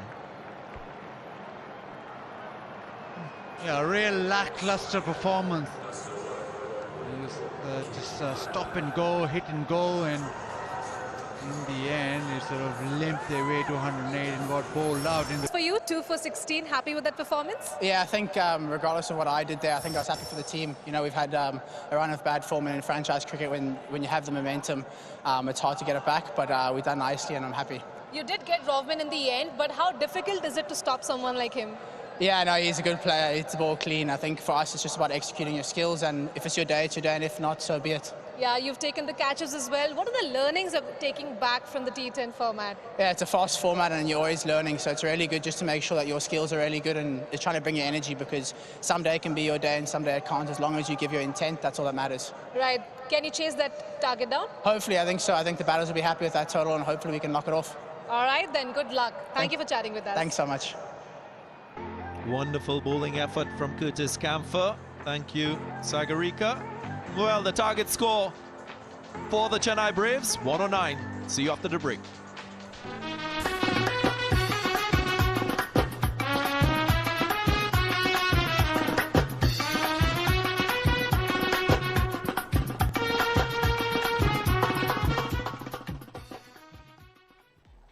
අයිබෝන් ඔබ නැවතත් sporty.lk YouTube නාලිකාවත් සමග අද පස්වන Abu ධාබි T10 තරඟාවලියේ 11 වන දිනය 26 වන තරඟය මුල් භාගයේ අවසන් Northern Warriors කණ්ඩායම මුලින් ලකුණු රැස් කිරීමට ආරාධනා ලැබුණා එක් පන්දුවක් ඉතිරිව තිබියදී මේ වන විට ලකුණු 108යි සියලුම පිටිකරුවන් දැවි ගොස් තිබෙනවා මුල්ම පන්දුවේ කෙනා ලුයිස් ලකුණු නොලබා ක්‍රීඩා පිටියේ නිවත් වීමෙන් අනතුරුව උන්ගේ අවසන් කඩුළු 6 බිඳවැටෙද්දී මුල් ලකුණු සංඛ්‍යාවට ලකුණු 12ක් පමණයි එකතු වුණේ. අද තරඟයේදී සමිත් පටෙල් සහ නුවන් ප්‍රදීප් චෙන්නයි බ්‍රේව්ස් වෙනුවෙන් ක්‍රීඩා කරන්නේ නැහැ. ඒ වගේම විජය කුමාර් යෝ මහේෂ් සහ උපුල් තරංග Northern Warriors කණ්ඩායම වෙනුවෙන් තරඟ වදිනවා. විශේෂයෙන් උපුල් තරංග මුල් වතාවට මෙම තරඟාවලියට ඇතුළත් වීම කැපී පෙනෙනවා. ඒ අනුව දැන් උපුල් තරංග ලකුණු 32යි ලකුණු 55 දී ඔහු දැවි ගියේ 4 පාරවල් 7ක් එල්ල කිරීමෙන් අනතුරුව පන්දු 14කදී ඔහු මොයින් අලි සමග ලකුණු 55ක සම්බන්ධතාවයක් මොයින් අලි ලකුණු 25යි ඉන් අනතුරුව කඩුළු බිඳ වැටුණා එක දිගටම රොබන් පවල් ලකුණු 31යි අද 4 පාරවල් 6යි නෑ සමවන්න 6 පාරවල් 4යි පන්දු 12කට පමණයි මුහුණ දුන්නේ ඉන් අනතුරුව කඩුළු බිඳ වැටීම දිගටම සිදු වුණා කැපී පෙනෙන වෙනසක් අද කර්ටිස් කැම්පර් මුල් පන්දු යැවීම ආරම්භ කරේ ඔහු මුල්ම පන්දුවෙන් කඩුල්ලක් දවා ගත්තා ඒ වගේම ඔහු කඩුළු දෙකක් දවාගත්තා ලකුණු 16කට. තවත් වැදගත් කාරණාව තමයි දසුන් ශානක අද කඩුළු 2යි ලකුණු 25කට ඔහුගේ මුල්ම පන්දු ඕවරේදී ලකුණු 15ක් ලබා දුන්නා. නමුත් දෙවන පන්දු ඕවරේ හැටියට දෙවන පන්දු ඕවරේ හැටියට 8 වන පන්දු ඕවරේ ක්‍රියාත්මක කරමින් කඩුළු දෙකක් දවාගත්තා ලකුණු 10කට කැපී පෙනෙනවා. රවි බොපාරා ලකුණු 6යි කඩුළු 2යි. ඒ නිසා මේ කඩුළු දවා ගැනීම වැදගත්. ඊට අමතරව සමියුල්ලා ශින්මාරි උඩපන්දු දෙකක් රැකගත්තා. දසුන් ශානක සහ රවි බොපාරා උඩපන්දුවක් බැගින් රැක ගැනීම හරහා 30s and a 25 there and the rest of nothing else. ක්‍රීඩා පිටියේ නිවත් වුණා. උමයා අලි, ඉම්රාන් තහීර් සහ ඔෂෙන් තෝමස්ගේ දැවී යාම අවසන් පන්දුවට පෙර පන්දුවේ ධනංජය ලක්ෂාන් පන්දුව එවූ අන්තයේ කඩුල්ල බිඳ දමමින් ධනංජය ලක්ෂානුත් කඩුල්ලක් දවා ගැනීම මෙහිදී වැදගත් වුණා. නමුත් ලකුණු 23ක් ලබා දුන්නා එක කඩුල්ලක් දවා ගැනීමේදී. මේ නිසා අද දසුන් ශානක කණ්ඩායමේ ක්‍රීඩා කරද්දිත් ඇන්ජලෝ පෙරේරාට කණ්ඩායමේ නායකත්වය ලබා දීම කැපී පෙනෙන වෙනසක්. ඒ අනුව බානුක රාජපක්ෂ, ධනංජය ලක්ෂාන් ශ්‍රී ලංකා ක්‍රීඩකයන් 4 දෙනෙක් අද චෙන්නයි බ්‍රේව්ස් කණ්ඩායම වෙනුවෙන් තරඟ වදිනවා.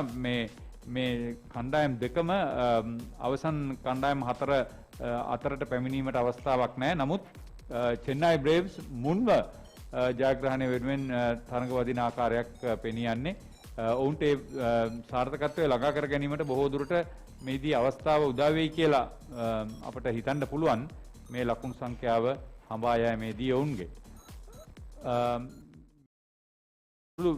බිඳ වැටීම හරහා අපට කැපී පෙනෙන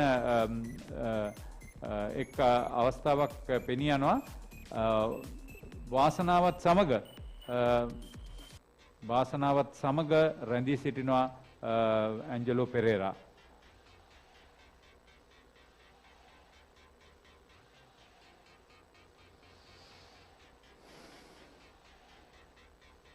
ලකුණු ලබා ගැනීමේ වේගය ඉතාමත් වැදගත්. මෙහිදී හැම පන්දුවටම පහර එල්ල කරනවට වඩා එනිම සැලසුම් සහගතව කිරීම ඉතාමත් වැදගත් ආකාරයට පෙනී යනවා. මේ ඉනිම හරිහැටි සාර්ථකව ක්‍රීඩා කිරීමට නම් ආරම්භක පිතිකරුවන් හැටියට බානුක රාජපක්ෂට විශාල වගකීමක් තිබෙනවා මොහොමඩ් ෂසාඩ් සමග හොඳ ආරම්භයක් ලබා දීමට. මොකද ප්‍රතිවාදී කණ්ඩායමේ පන්දු යැවීම යම් ප්‍රමාණයක හොඳ තත්ත්වෙන් පවත්වා ගැනීමට හැකියාවක් තිබෙනවා. අදට අපේ කතාබහ මෙතනින් අවසන් වෙනවා. තරගයේ පිළිතුරු ඉනිම වෙනුවෙන් චෙන්නයි බ්‍රේව්ස් ක්‍රීඩා පිටියට පිවිසෙනවා. අපි හෙට දිනේ තරග නැහැ. ඊට පසු දිනේ දෙසැම්බර් 1 වෙනිදා නැවතත් සවස 6 කාලට පමණ ඔබත් සමග එකතු වෙනවා. තරගය නරඹන්න ජයග්‍රහණය චෙන්නයි බ්‍රේව්ස්ටද බලමු. We've been told that Moeen Ali is not going to take the field as they get in the huddle. A few last words. Well, there's only one way about this. I think for the Chennai Braves, their batting has been a real issue throughout the whole tournament. They've not been positive enough. They've not been brave enough. The name says Braves, but they've not been brave. If I were them, I'd say, right, 108. We have 10 overs to get these. Let's try and knock them off as quickly as possible. All out, all guns blazing. He's on for Moeen Ali. So, just want to look at the keeping scenario too. I think Kennar Lewis is going to relinquish the gloves. Big man.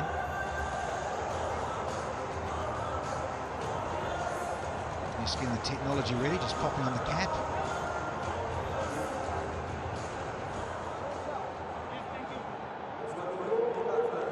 Uputranga, is he going to put the gloves on?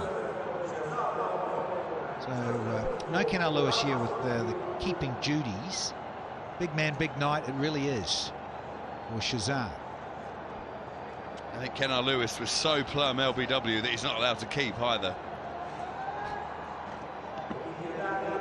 The two batsmen. The priest Rajapaksa has been the form man for the Chennai Braves. Had some wonderful cricket throughout this tournament. And Shazad at the other end. And Imran Tahir, the very man himself, is going to do the bowling. if we ever get started. I think everyone's watches are stopped out there. And time stands still. Right, it's been said we can get underway, and here we go. Or was he dropped that? Was there a little tickle? Taranga, who's got the gloves on instead of Kenna Lewis. Well, let's hope not for Taranga. It's a bit of a guilty look. The flipper going through. Oh, not an easy one. Not easy at all, but down nonetheless. Oh dear. Big moment, a key moment. Could have been our third first ball of an innings. Isn't that freaky? That could have been today. Tonight, even. Yeah, it would have been 3 in a row. Way to go.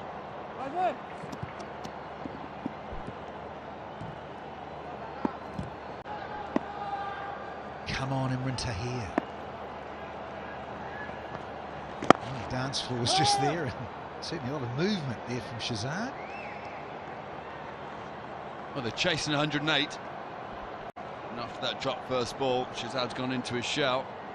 Need to make make hay even, sorry, while the sun shines in his first 2 power play overs. Can't afford to just block these singles.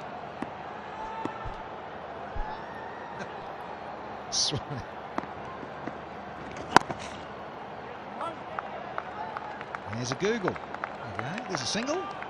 There we go, another single blocked on the leg side. The day off tomorrow.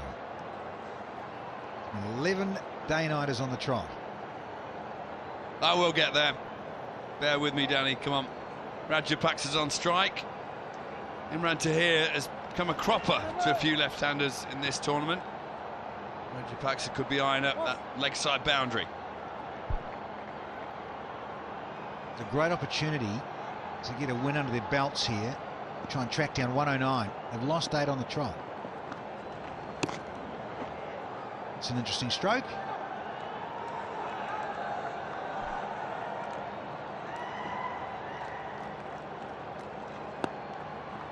Well, cricket was the winner there, wasn't it? Rancid full toss, straight through the keeper's legs. Dreadful shot.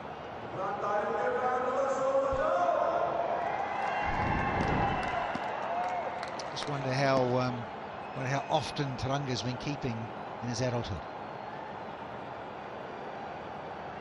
It's his first game this season, in season 5 for the Warriors.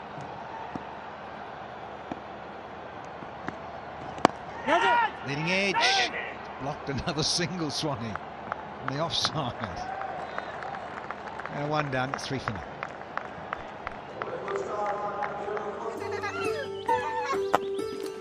පුතේ ශ්‍රීලංකාවට ගිහින් එන්න. පුතේ රුවන් ඉක්මනට ගිහින් එයි. මාමේ ටිකක් කොහොම ඉන්න.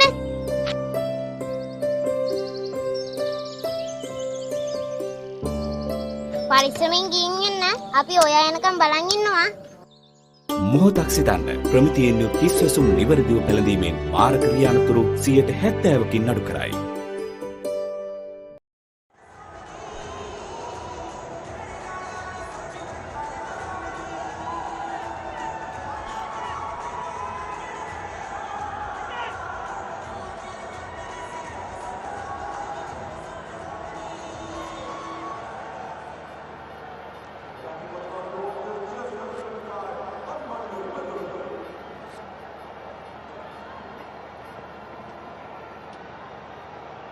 The Braves looking for 109 here, and we've had onto here. Now we're going to have some pace on. Really is taking some time here with the Deccan Braves. How long they take to get through things. I think they're on the clock, the Chennai Braves. I really do. Anyway, here's Mitters. Abhimanyu Mitten. Nickname, he's a good lad. Saw him in the gym, throwing around a bit of tin. A strong fellow. I missed him in the gym this morning. The golf course, of course. Oh. Nonsense. I'm not on holiday. I'm here to work.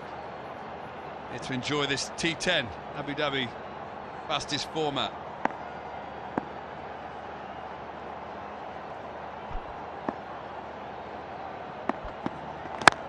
That's more like it. Over extra. Shazad. There we go, Shazad. A few blobs in this tournament. A few quiet games. Came back to form in the last one, and he's off and running. Yeah, that's the Shazad we come to know and love. Up and over in the power play. Delightful.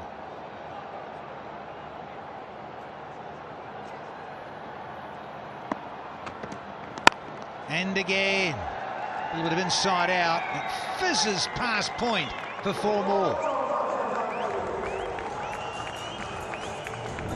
Big hand all around from the dugout. Almost went all the way. 92% shot efficiency. Plenty of power behind that. Put all his meat behind it. He's busy. He's in the mood. It's Mohammad Shazad.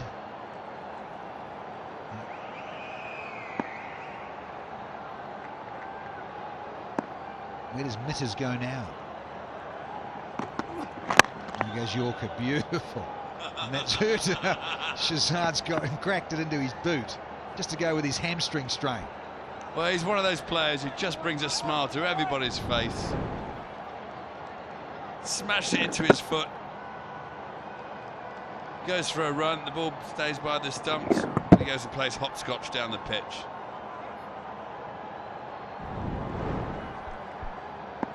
Stay there, Shazzy. Strike up.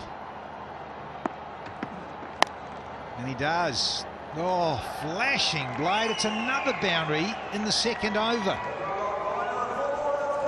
Well, this has gone for 4, and the umpires are going to check if this was above waist height. It was Shazad batting yesterday when Fidel Edwards was taken off for one no ball that was definitely above the waist, one that was patently below it, but the umpires decided otherwise.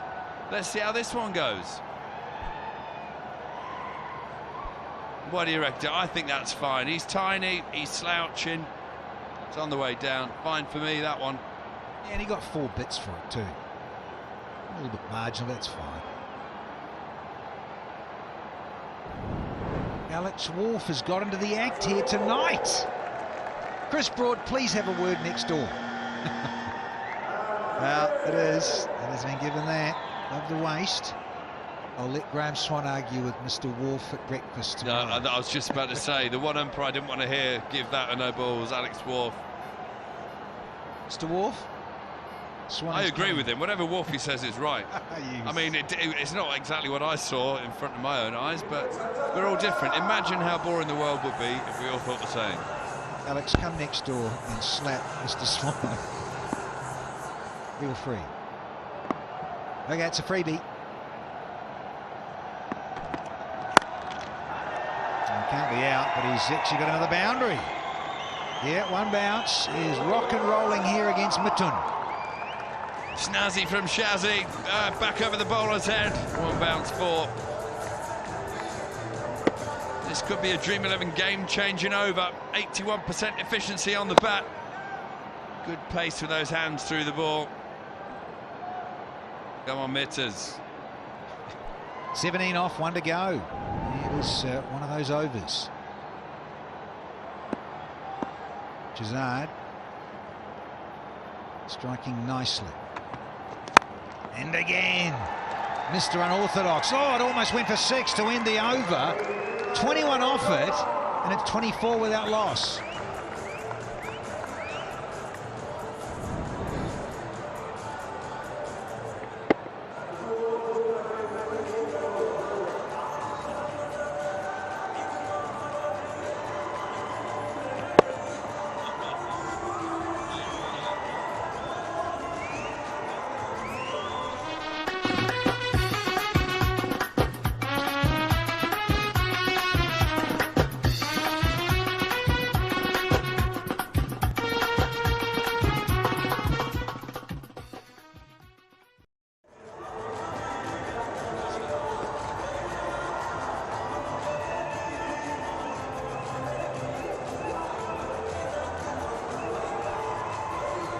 Long.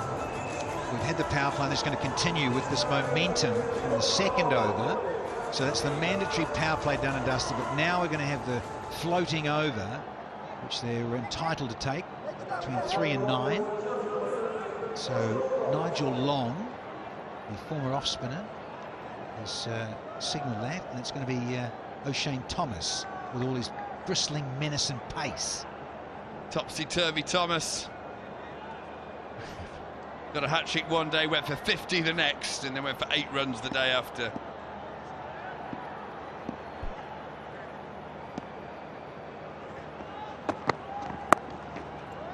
Not a bad start. There's a lovely soft hands from Rajapaksa. So you've got a real contrast of both batters there for the Braves. So different in their execution and the way they go about things.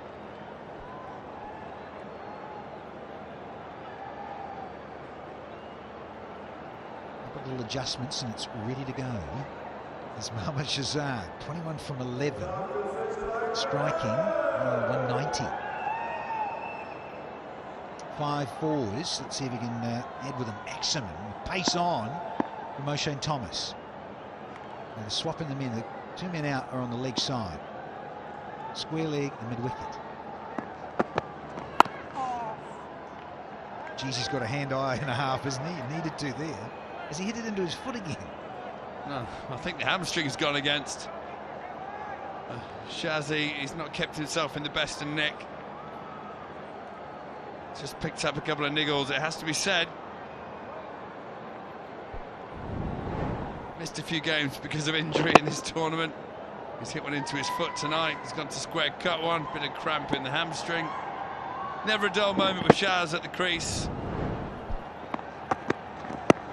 Oh, it's a big hit, it's a big shout. Ooh, bobbing around it. I wonder if we've got a little edge on this, because it might have been that far away. Yeah, it looked pretty straight. Let's have a look. Bigger Shane. Well, maybe they thought it was going over the top. He's only got little pads on. He was jumping up in the air, it was above the knee roll, so not even a tiny appeal from the bowler. He is from Middle Earth. That's a beauty. That is a beauty, is it? That is 6. Here, over the keeper's head. How many have we seen? Top edges fly here in Abu Dhabi. Sure as anything, seems to was bet on this. There's only one place, 49% efficiency. All the pace was in the ball. Oh yeah, just enough on it. The danger though with that pace on. Roaring along, they're into the 30s now, those in blue.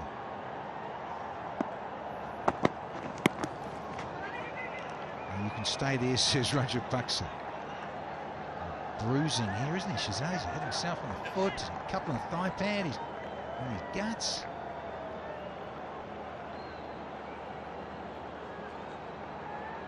Hashtag love a bruise. Oof.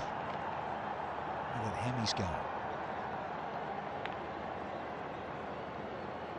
His trousers have got a little bit tighter, I reckon, in the laundry. Yeah, he's expecting floods here in Abu Dhabi. Oh, shit! He was signalling the over there. It's the last one. It's 31 without loss.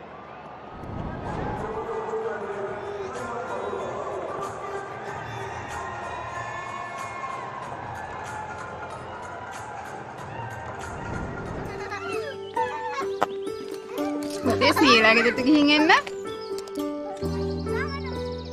පුතේ රුවන් ඉක්මනට ගිහින් එයි.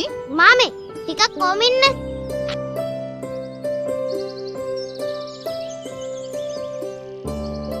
පරිස්සමින් ගිහින් එන්න.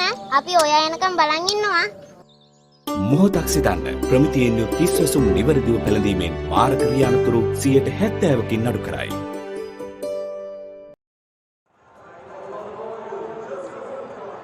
42 deliveries left, 78 required. Very comfortable given there's 10 wickets in the bank. And if Rayad Emrit coming right arm round, Does love changing things up here, does Rad Emirates. Often loves coming around the wicket. Coming right at you. Correct. No timing, but it's back over to you, Shazzy. I don't know about you, Danny, but I'm always happy when Rajapaksa gets this single and it gets Shazad back on strike.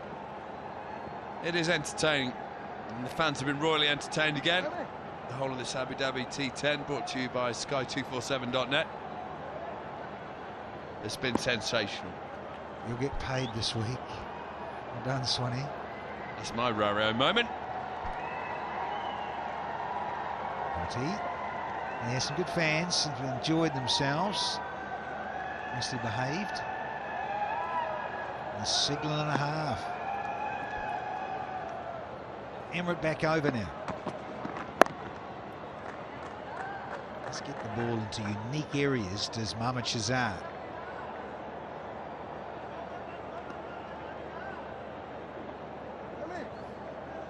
Strike rates drop somewhat, down to 165 here for Shahzad, but it's back over to Rajapaksa, who's fresh as little of the strike. Let's see if he can flip the switch here. The stroke maker.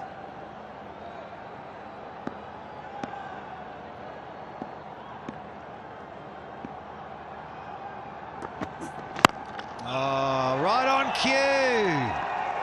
Sweet as from Rajapaksa. Shot of the night from Rajapaksa. Full, straight, hands through the line. Watch the way he holds the pose. Boom! What a shot! Yeah, glorious stuff. Shazzy liked it too. The big thumbs up from the little man. See if they can win a game here. The Braves. Oh, yes. Please. Not quite split the gap. Ross Whiteley down there. Tidies up. And you get one for it. You can see the intent. Rajapaksa, good shot for one, that. What Shahzad got up his sleeve. I'm guessing he's going to have a go for it. He's never been shy. Emirates, what's he got with a bag of tricks? A little leg cutter. That has got scythed away beautifully behind point here. Giving it the teapot, Rad Emirates. Super scything as well. Picked his gap. Backed away. Just let the pace of the ball do all the work. 81% off the bat. Shot efficiency. Impressive stuff. When you're that small, a lot easier to get the ball up in the air over the top of the fielders. Classic keepers, cutting and pulling, so good at it. We'll go sideline later to misses cutting. That's a lovely little whip through the onside, but there is protection. And 4 done, it's 45 without loss.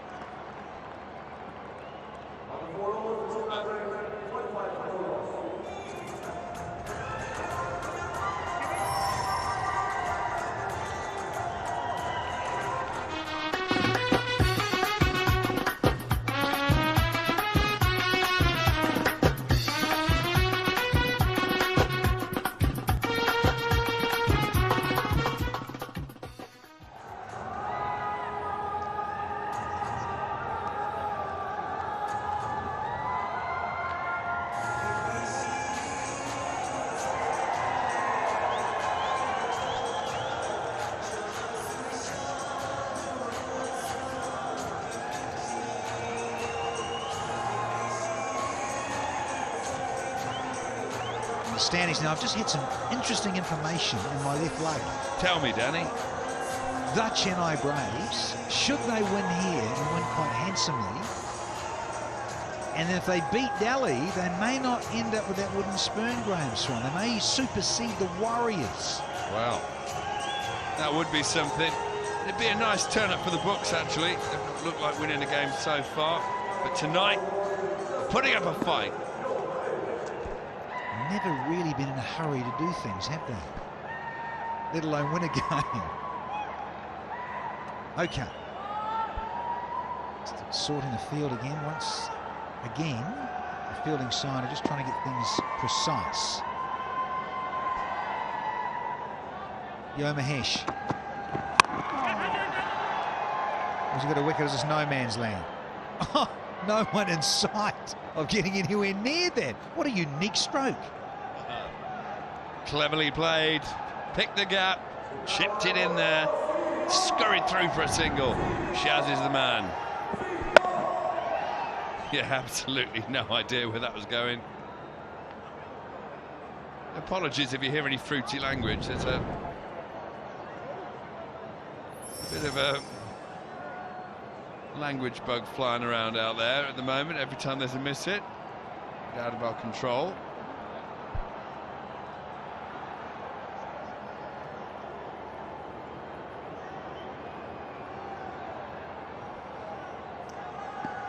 Mahesh is new to the side.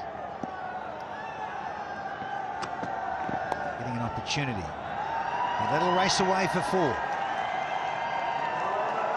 That's the 50 up for the Braves. Flicked off his legs by Rajapaksa. Beautifully played. It was an easy one to put away. He put it away with aplomb.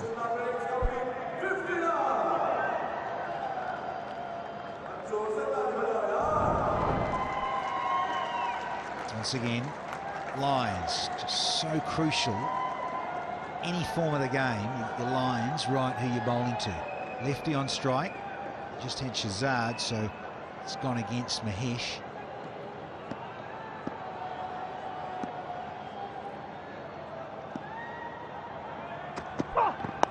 And again. Oh dear. It's back-to-back boundaries in that same slot.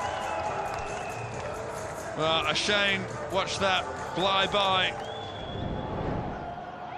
Proper waxwork dummy, a short fine leg.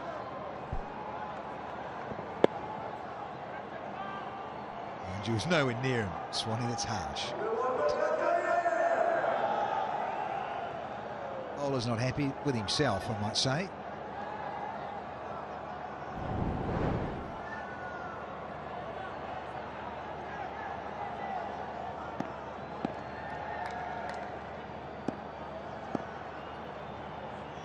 Half an over still to go for Mahesh.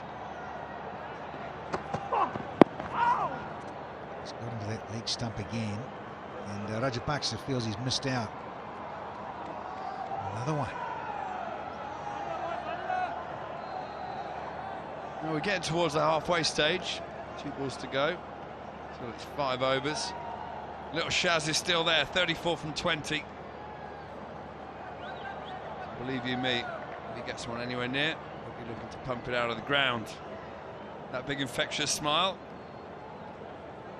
Yeah, well, was mentioned at the toss, wasn't it, with Rodman Powell? A lot of pride at stake, and you're thinking about next season, and it should be about that. For the players, if they want to come back and still keep impressing, there is that side of the coin to play for, so to speak.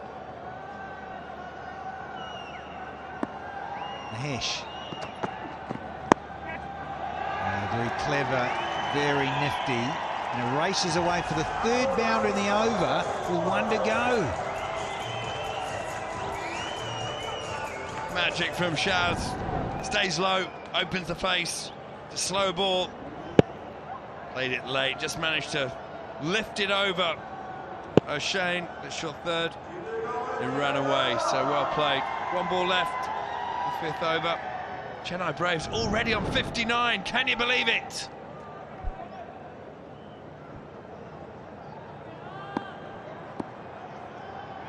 He's striking at 180 here is the Afghan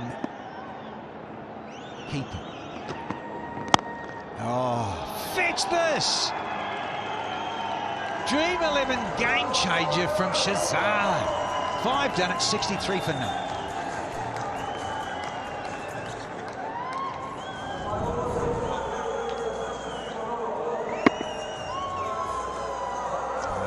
Wonderful wrist work here from Mohammad Shazad. Stand and deliver. and lick it.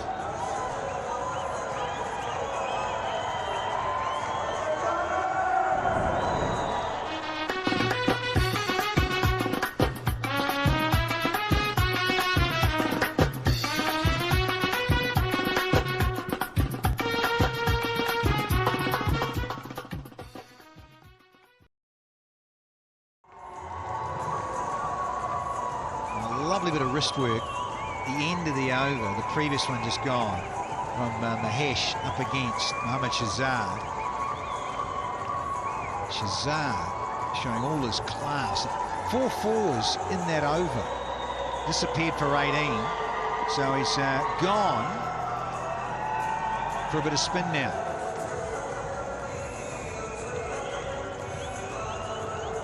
Time for wrist spin, courtesy of Imran Tahir. Against Rajapaksa. Now Nganga has slid into the hot seat. Good to see you, DG. Always a pleasure to see you, Danny Morrison, and welcome with a 4. Is there going to be a flip in the script, so to speak, for the Chennai Braves? Looking in full control of this run chase. Mohammad Shahzad leading the way. Now Rajapaksa with that slug sweep.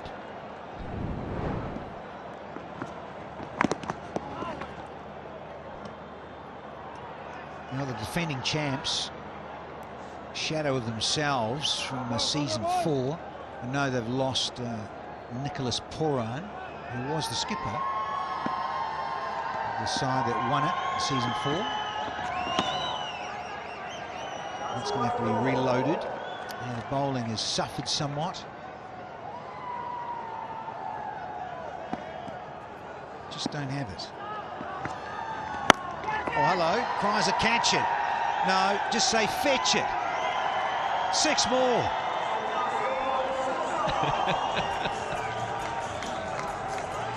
That's so true, Danny Morrison.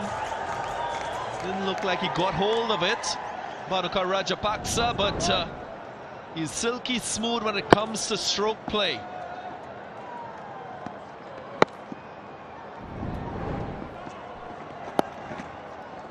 The deft touch to get a single. You know, looking back here, Fabian Allen played for the Warriors. You had Wayne Parnell, stunning Wayne Parnell was there. Junaid Siddiqui as well. So that they're missing some star quality. So when you look at that star quality bowling, that is not here in the next season. And we are playing in the same calendar year because of COVID. You're like, fine wine, Danny Morrison. Good recall, good memory. I like a bit of wine. It aids the digestion of meal. So some of us, yes, don't mind. In time with wine, aging beautifully. So is Imran Tahir. Down on one knee. He's take one and be happy. And we've had 6. And the Braves are 77 without loss.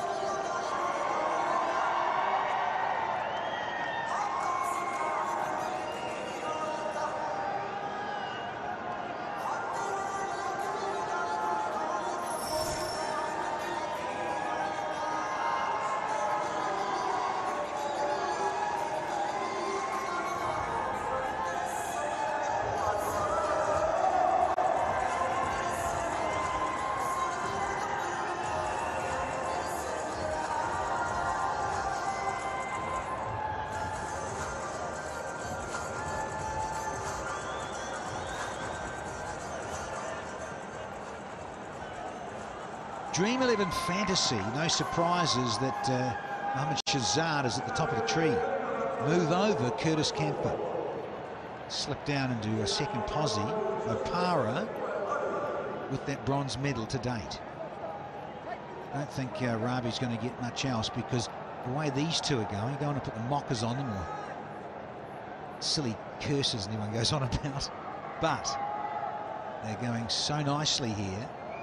Want to go past their best, which was 81, I've also been told. Dale was batting with Rajapaksa. Up and over.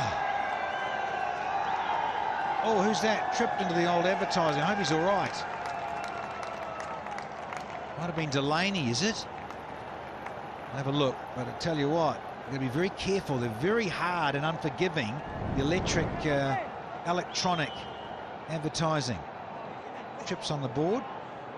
Big Ross Whiteley, there's a lot of him too. I think it's going to be 4. Thank you, Nigel Long. They've equalled that 81 that Rajapaksa and Mark Dale got previous outing. Against the Bulls, that was. Thank you, Mazza.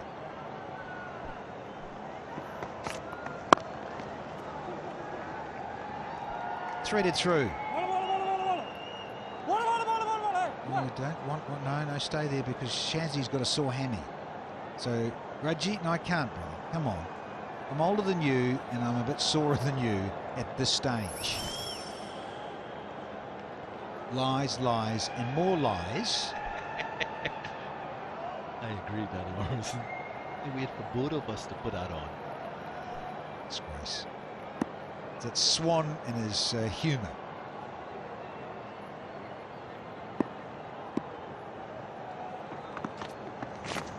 Well bowled. Yeah, good deception here from Umar Ali. Take out the air in the ball.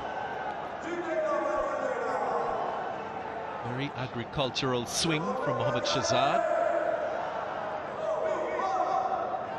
Might be some industrial language as well. We sincerely apologize for that. Chennai Braves not apologizing for this situation. Only 27 required.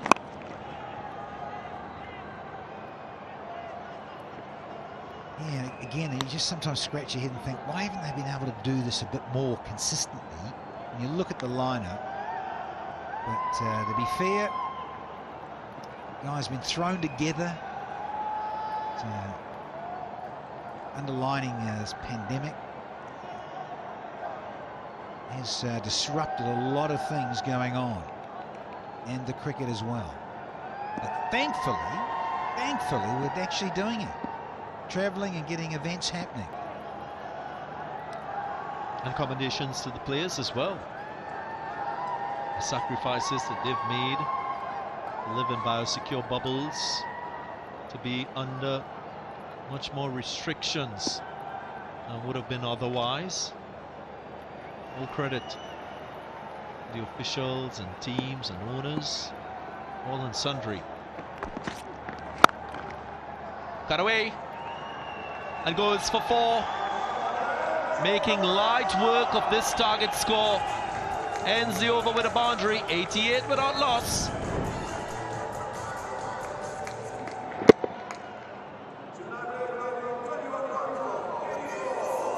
100%. Smartcricket.com. Boom.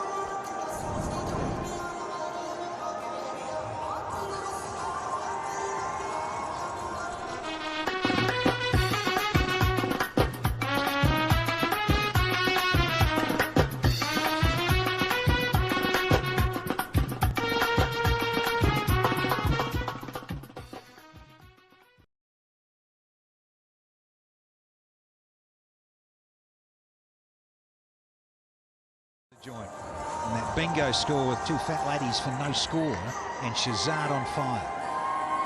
13 fours, 3 sixes so far. And he's cutting loose and rolling back the years here. 9 fours, dealing more in 4s than 6s. 100% shot efficiency. Raced away.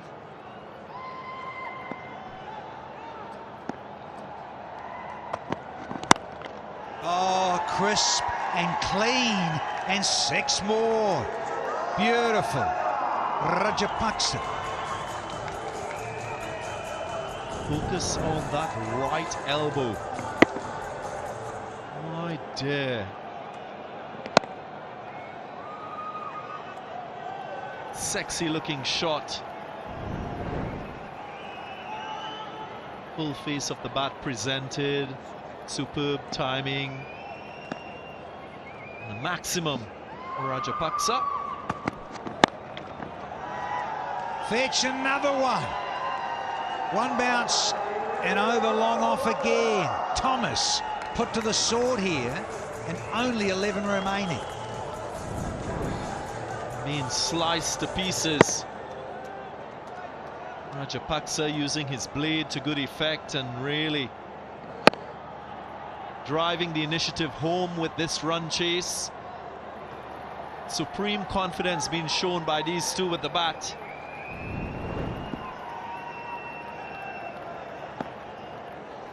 All 64s. And that's the other one that he chases you with.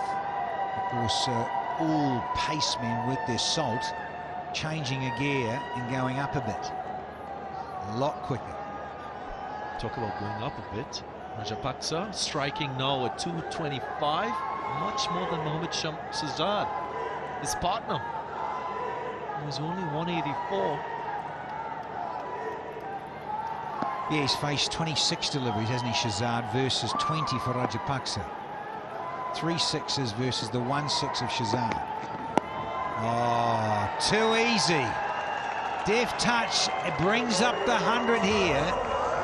Rajapaksa, as a race on, who's going to get 50, goes to 49 now. He operates like a surgeon. Silky with his skills, deft touches, flair when he's using muscle. Wonderful to see in full cry, Manuka Rajapaksa. Well, it's the second time this season the Warriors have conceded 100 runs in an opening stand. Oh, reeling in the years. 50 to Rajapaksa. Take a bow and salute. Could be the player of the match tonight. That's a spanking. 64.46. He's doing anything he wants. Manuka Rajapaksa. Up and over. Textbook cricket shots. Oh, 100% Darren Ganga. Striking at 250. 55 from 22. Oh, let's let it go through to the keeper.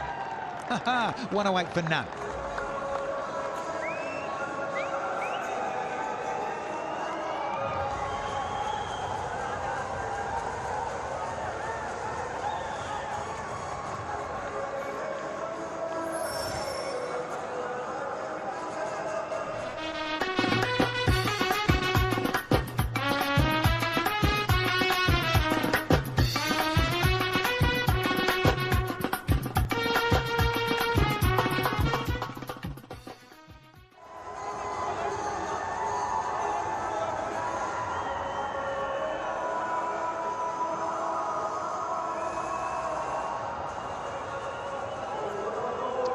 Captain Liam Livingston leading the charge there with the most sixes in season 5.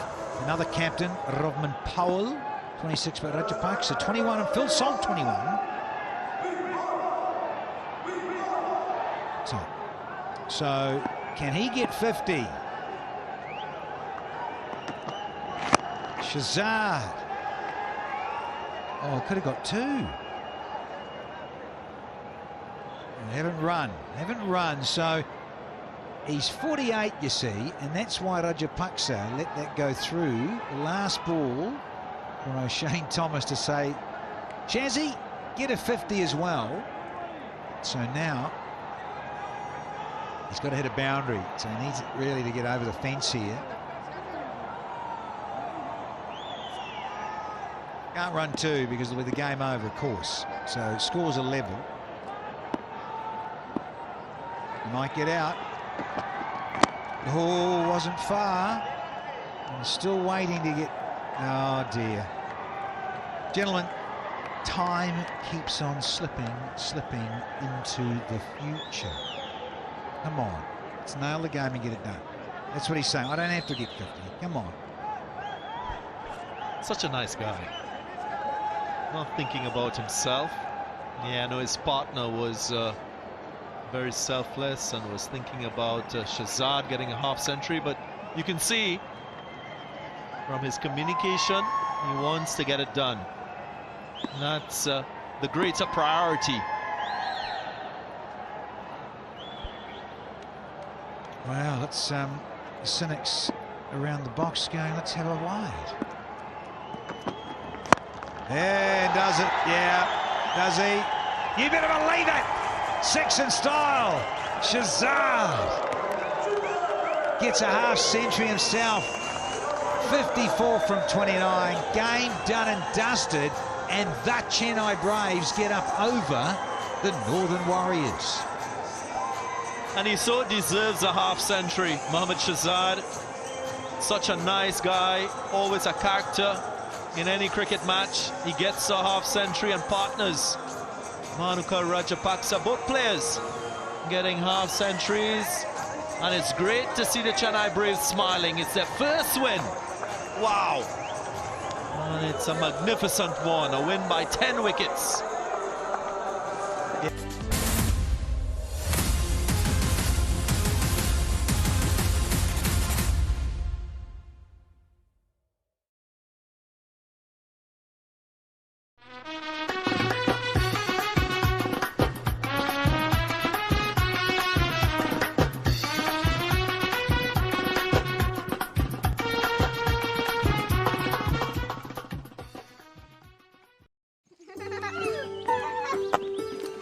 පුතේ සීලා ගෙදරට ගිහින් එන්න.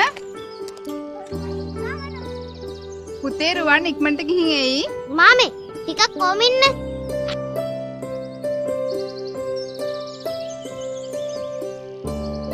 පරිස්සමෙන් ගිහින් එන්න. අපි ඔයා යනකම් බලන් ඉන්නවා. මොහොතක් සිතන්න. ප්‍රමිතියෙන් යුත් 30 වසුන් නිවැරදිව පැළඳීමෙන් මාර ක්‍රියානතුරු 70%කින් අඩු කරයි.